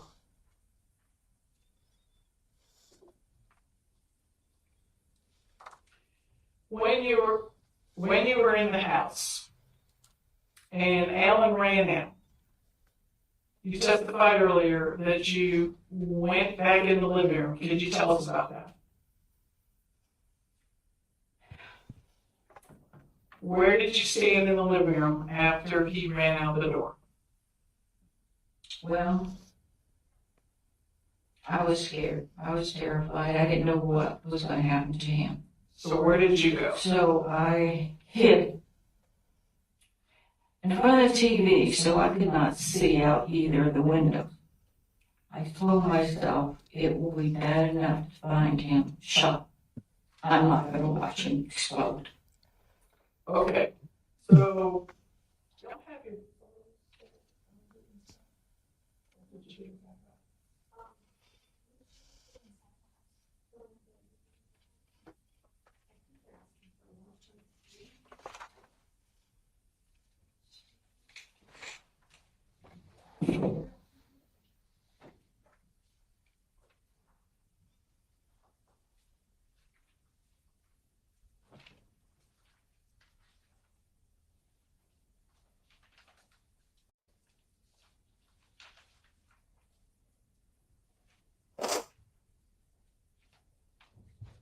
Oh my gosh, look at that face. She's like, I'm so done. Get me off the stand. What the world is happening? relate to Alan, what you heard. You saw 2 people with guns. And this is real right now, correct? Correct. And you are scared. I am scared. This was too close to the house. Too close to the house. And Alan's always been my protector, and so. Oh, don't make me cry. You were scared to look out the window. Yes, ma'am, I did not want to look out the window. And even after the shots that you did hear, however many they were, like you said, you weren't counting, right? Correct. Each one probably seemed like a possibility of death, correct? Correct. Oh, poor baby. And there was a pause. And the pause had to be a little bit of time, right? Correct. I was afraid to look. Because when you did look, he was now going down the road where you could see out the window. What relief she must have felt. Yes. So there had to be some time period to elapse to get to that position. Correct. And you were fretting the whole time. I was afraid and praying, and after the shooting stopped, I thought I should look out and see what's happening. Okay? And I waited. And then it was, the blessing was that you saw. The blessing I saw was he was not lying there on the patio. Okay? And although there's been whatever going on over the time period on this ranch, this was the closest thing that ever happened to you that you feared for his life? Yes. Closest to the house. closest thing I knew about.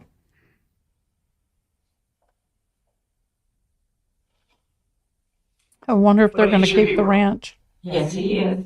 You felt like the victim. Yes. No one had permission to be there. No one had permission to be there. Nobody had permission to carry a rifle and shoot it on your property. That's correct. So you heard back from him that he was at the bar, Correct. and you believed that, or you were informed that, according to your testimony earlier, that he had no idea where these people ran off. That's correct.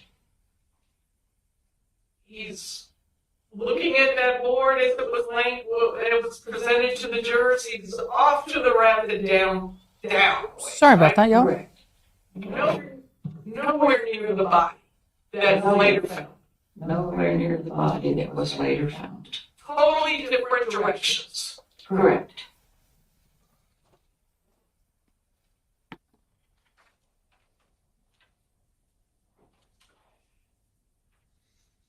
Police were called, and you weren't part of that, right? No. And then they showed up, and you knew they were there. Yes. And at this point in time, after he found the body, you said he came in and told you, Correct. and then police showed up after that. Correct. And anything I'm saying is wrong, please let me know, okay? I'm sorry. Anything I'm saying incorrectly, let me know. Okay. You pretty much stayed in the house while law enforcement went out there and did their work, correct? Correct. I don't think she wanted to go play Let's See the Dead Alan was out Body. there for the most part with them. He was. I mean, not everybody wants to deal with that. Oh, Appeared to be. When I seen from the window, I mean, couldn't hear anything. Right, but he appears to be walking up to the location where the body was found. Correct. You lose sight of them when they're out there. I beg your pardon? You can't see them out there where the body is, correct? Correct. You haven't, and you didn't see the body then, right? At all? No, I You never didn't. have. No. But they went in that direction. Why out would she? there East of your house, correct? Correct. Let me talk about the living arrangements in the home. First of all, you have a little bit of a shiner. What happened on that? she's got a black eye. I knew it. Last Friday, when you were having the opening testimonies, I was told I would not be called as a witness that day, so I went home. And I was in my bathroom and I fainted. I hit glasses right there on the side of the towel, hit the towel right when I went down. And then I came to, I looked around, how did I get in this position, like where I was on the floor? Because I wasn't anywhere near where I mean, I guess I fell sideways because I hit it and then I went down like that because I was just looking up on at the ceiling when I woke up. And so I had to, had this huge black eye, put ice on it. And then it didn't seem to be getting any better, so I called my neighbor friend and she took me down to urgent care and then over to the emergency room. Okay, and this is why while Alan was at work. Correct. So you didn't disrupt what was going on here. No. And he didn't find out about it till after. Correct. He said he was on his way home. He called me and said, I'm on my way home. I said, well, I'm not home. I'm in the emergency room. He said, what? No, I said, Aw. health, urgent care at that time. And he said, what happened? I said, well, you'll see. And he came over there immediately and he walked in and he was like, what happened to your eye? Okay. I just want to clarify that. Okay. I'm healing quickly, I think. Yeah. You look a lot Well, he better. didn't give her a shiner, is what they're saying. He didn't beat you up. He's not an abusive husband. Poor baby. It happens when we get old.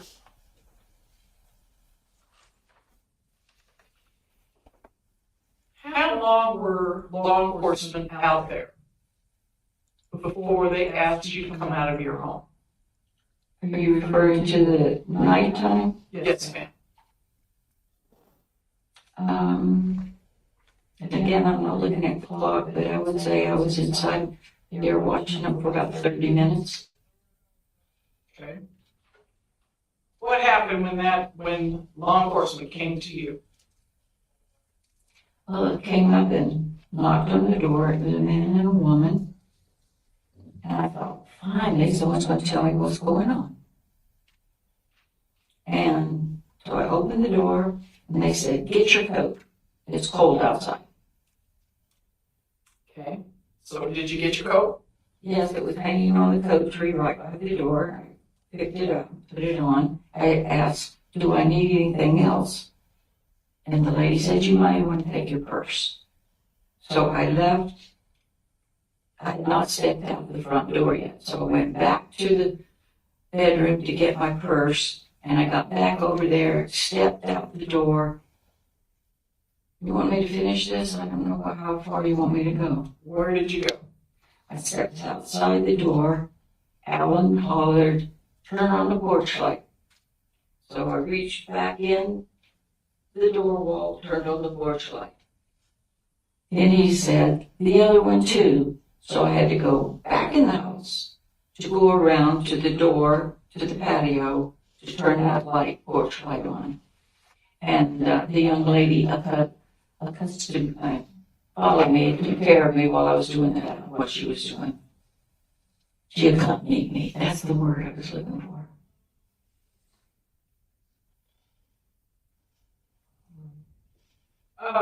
So where, after you turn the lights on, was the officer... That to me is treating her a little, well, they have When I went back in the house, she did. She followed me over. Yeah, they've got to do that. Did you tell her it was okay to follow you? No, she didn't ask.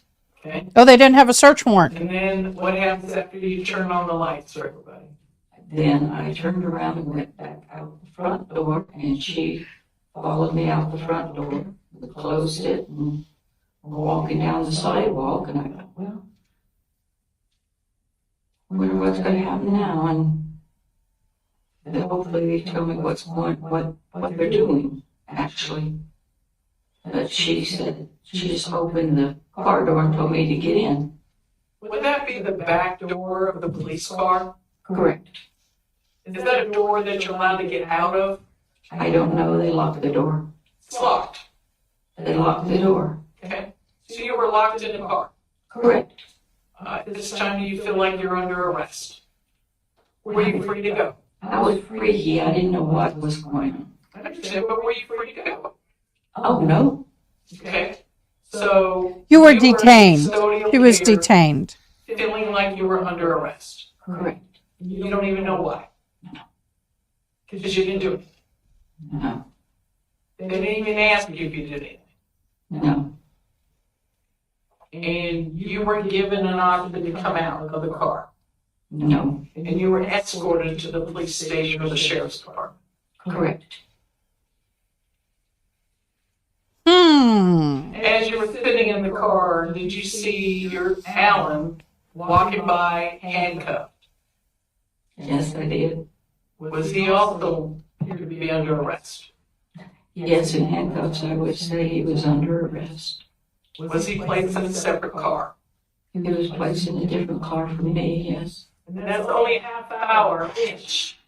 You didn't watch your watch since they came out and Alan had showed him the body. That's correct.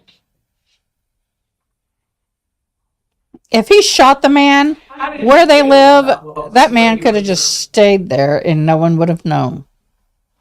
And a lot of critters would have carried it off. Like, why aren't they talking to you? Why aren't they explaining what they're doing, what the process is going to be? And then he just walks right by me in handcuffs and they put him in another car. And then the young man that was driving the car that I was sitting in, when he came, I said, "Where's he going?" And he said, "They've taken him to jail." Holy crap. So, How did that make you feel? hopeless. Like, I don't get it. Anyway, just hopeless. Wow. Poor baby. So you're a victim, and now you're being victimized even further. Is Correct. that how you feel? Yes, I am. Mm. Have you ever been in this position like this before? No. They're good old country folk. I mean, come on, y'all. So you're going to the police station, and you're supposed to talk to some detectives about what's going on, knowing that they what might be an unfair arrest of you and your husband, and you're supposed to cooperate. Is that how you feel? Yes, that's how I felt. Okay? Kind of a mixed emotion, I would guess. Is that true? It is. Did they read you your rights? I just wanted to go to sit down somewhere and cry, and they kept asking me these questions, and when I was growing up, a policeman asked you questions, you answered it. Because he was there to help you. Even so, the detective asks you questions by giving you false information that your husband confessed. How did that make you feel? Shocked. Because He doesn't shoot at people. Okay. And your knowledge now is there's never been a confession, correct? Correct. So they were trying to trick you. I guess so. How did that make you feel? Well, when I found out later that he had not confessed, then, of course, I felt Mistreated would be a good word. mistreated, lied to, trickery, whatever. It was just, that night was the most horrible thing I've ever been through. Were you ultimately released? Yes. They set me in the police station, and then eventually they took me home. And about what time do you think that was? Approximately. Approximately when they took me home was maybe 2:00 in the morning. Oh my gosh. So you've been at the police station for hours. Correct.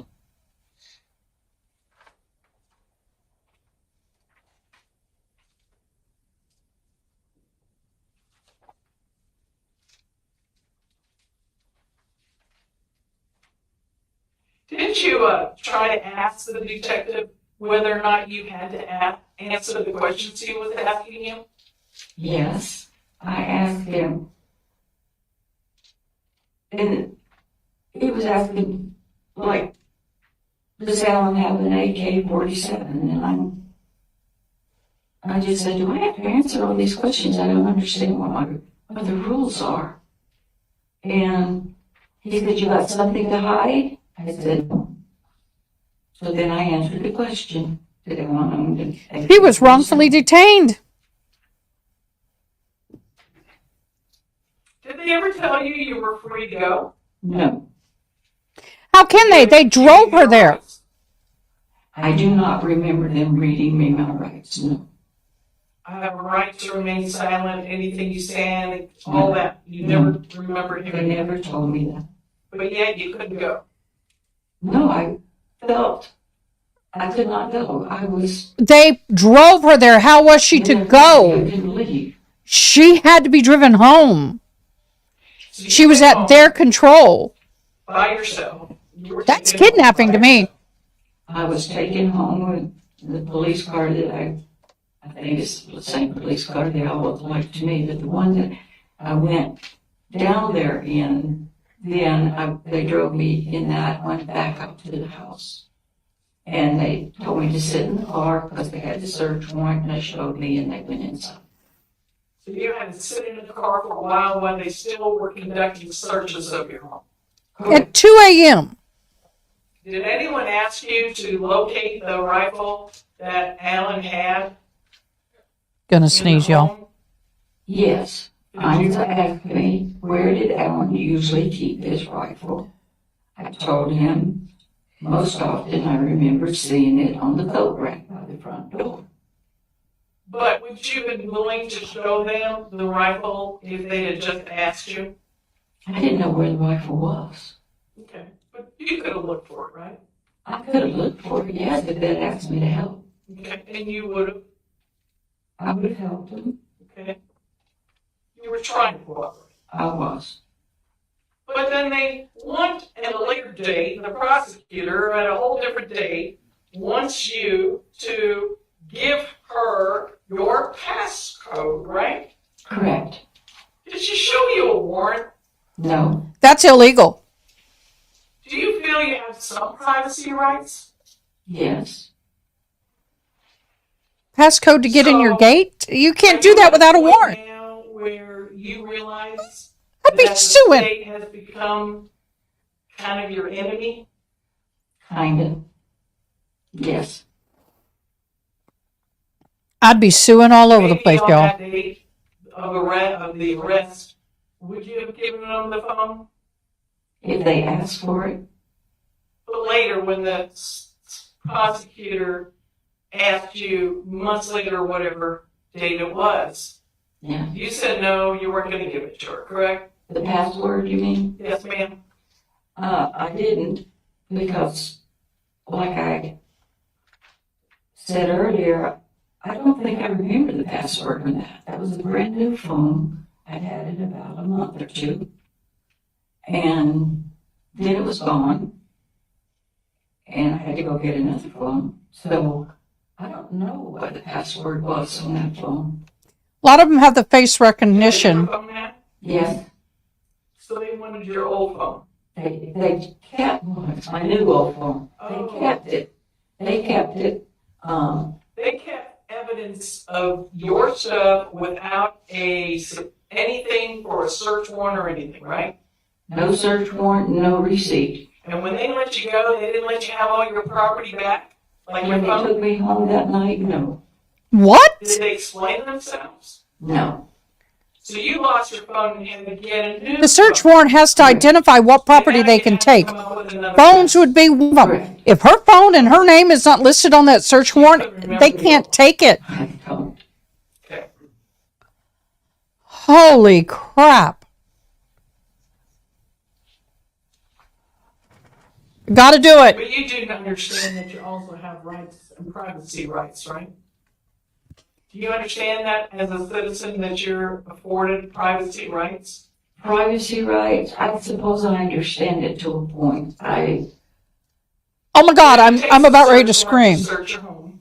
Yes, he told me that, and he got the search warrant, showed it to me. Right. Unless you gave permission, No, I didn't give him permission. but they didn't ask. No, they just said they were getting a search warrant. But had they asked and you said yes, they could have searched. Do you understand that? Yes. She understands now. Oh my goodness, poor lady. How violated she was. And Tim. The audacity. Oh, I got a hair or something in my eyelashes. It's driving me crazy. Can't get it. Just a minute, Your Honor. We're reviewing the minutes. Oh, my loving hamburger.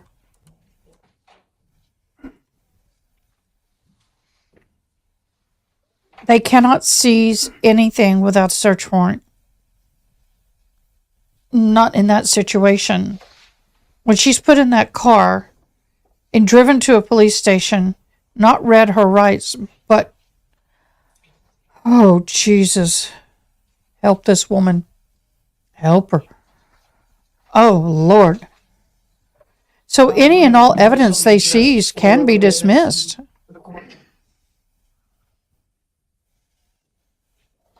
I'd make a motion to dismiss all that evidence. Upper, Of the upper page. the upper page. Upper page, yes. Okay. And I want you just to review it. This is Deputy Castaneda.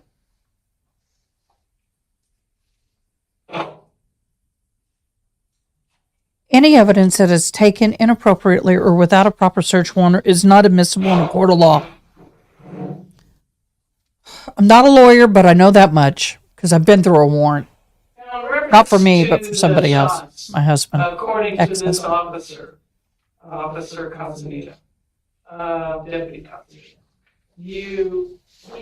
is it true that he reports that you said that you heard shots outside? You see that part on the last sentence of that top paragraph? Yeah, I know the bifocal rule. I'm kind of in that myself right now. I'm trying to find the sweet spot. Don't want to sit like this. Page, which would be 2, if you look below, it's 3 or 4, so page 2. Last paragraph, almost towards the last line.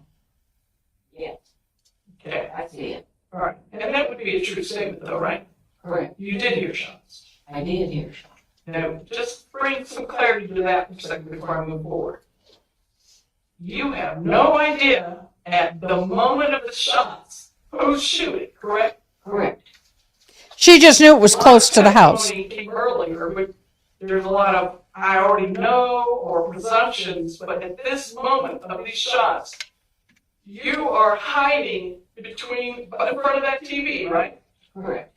So you don't know if someone else is shooting at your husband, or if he's shooting, or both, right? I do not know. Okay. Kind of hard to testify to who did what and whether your husband shot if you don't know. She can't see. But you know now. All she knows are shots, and she's terrified he may be hurt. Yeah. Okay. I mean, you learned that he was shooting in the air Later. towards the first group. Judge Aaron, calls you understand. Towards the first group of men that ran by the house. Correct. Okay. Now I'm going to reference now another report I want you to review. And this would be Sergeant Garcia, Deputy Garcia.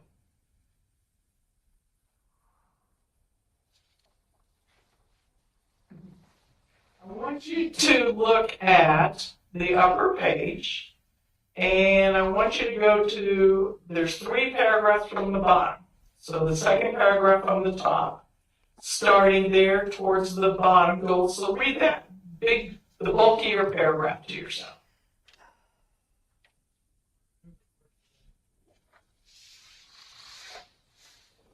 I got to give applause to this woman. She's holding up far better than I would. I've done what she's done. It's not easy. And I hate to see what's going to happen when they get the, thank you, Mary, when they get the redirect. I think she's going to be on this stand, if not the rest of the day, possibly tomorrow morning.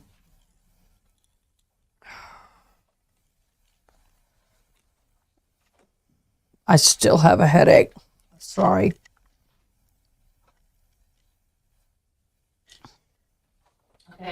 Okay, so in referencing the third paragraph above, you had a chance to review it? Yes. Okay. Oh, And is it true that I'm gonna object in advance, because I believe I know where we're going with this, and the court's already ruled on it, having read the.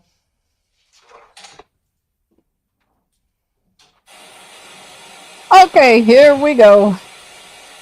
I'm going to put this on in the background, because that static is killing my head, y'all. I've had a headache. I can't decide whether the glasses are helping or hurting. Headache since I woke up this morning. Thought it was going away, and now it's trying to resurrect itself. I don't need it to resurrect itself. Don't want a headache. I want it to go away. Wah.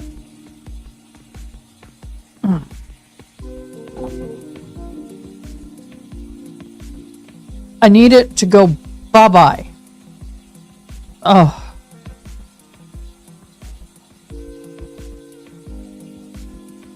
Oh. I hate headaches, and I've been fighting a rheumatoid arthritis flare-up, and my whole jaw on this side is hurting, so that's probably what has triggered the headache. but I refuse to let it get me down. I refuse to allow it to win. Refreshing. Oh, please don't do this to me. Let's do this. Okay, let's get back. Okay. Which one was it? I did not say I didn't hear shots. So you did hear. So at least one officer's wrong on what you said, correct? Correct. Unless they're talking about the first shot. I'm asking you just what you're reading. Correct. Unless they're talking about the first shot. I'm asking you just what you're reading. Don't get into it any further. From what I read, it said, did I hear any shots? And I said, no. Okay. But that was wrong. I heard shots while I was standing there hidden, frozen by the TV. And the other officer was correct, but this one documented incorrectly. Correct. So she didn't hear the first shot, but she did hear the shots that her husband shot out. At the time, she didn't know who was shooting, whether it was the coyote or the husband. There was some talk about whether Alan came in immediately and checked on you. I mean, he was out there where the issues were going on, right? Correct. He was out there. And if he felt immediate threat called for him to check on you, do you believe he would have been there? Yes. Yes, he would have been in there if he thought I needed to be checked on. The threat was outside the home, not in the home. She's in the home. She's more safe than he At that is. time, you had two black labs, correct? Correct. And tell me about their nature. I mean, labs are hunting dogs, right? Yes, You've raised labs quite a bit, right? we have. Okay. And those two dogs, is it fair to say, is very inquisitive? Labs Meaning, can be, yes. I when have you one. take a walk, are they smelling around, checking the environment as you walk with them? Yes, they did not stay with me. They would circle back and make sure I was coming their way. They were always out searching, smelling. They stay And relatively so it close, doesn't but they like to surprise you explore. that they, later in the evening, discovered this body. No, it does not surprise me. It's part of their skill set, correct? Correct. All right, I think we're gonna adjourn for the evening. Okay, so, like to tell you, ladies and gentlemen, we adjourn today at 4:00. We recommence tomorrow morning at 8:30. Ah, so she's back on the stand tomorrow morning. Poor soul. Oh, my Lord, you poor baby. And the court feed's gone. That's why. See, that's why I have to be right up on that court feed. Because if I was back delayed in this, back 20, 30 minutes, it would have cut me off. Okay, another long day of trial. So, what did we discover today with her? There was inaccurate in the reports that different officers had made, inconsistencies with her testimony. She is adamant that there were two people with rifles or something similar to a rifle, long gun, carrying them in the downward position this way. She was very distinct in the direction in which they were carrying him and the direction they were going. I find her to be very credible, and I would believe her. I am appalled to find out that they put her in the back of a vehicle, locked the door, so she couldn't get out. They didn't tell her anything. They drive her to the police department. They interview her, never read her rights. They took her phone without a warrant, demanded the password. They drove her home. She was not free to go. There's so much wrong in what they did there. I'm sure we're going to hear more tomorrow.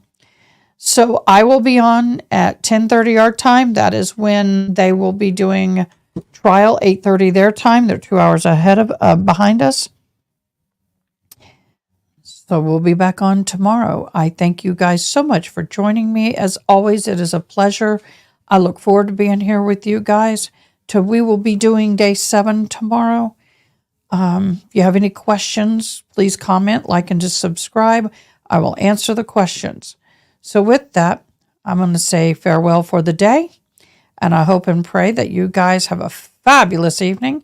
And until tomorrow, we'll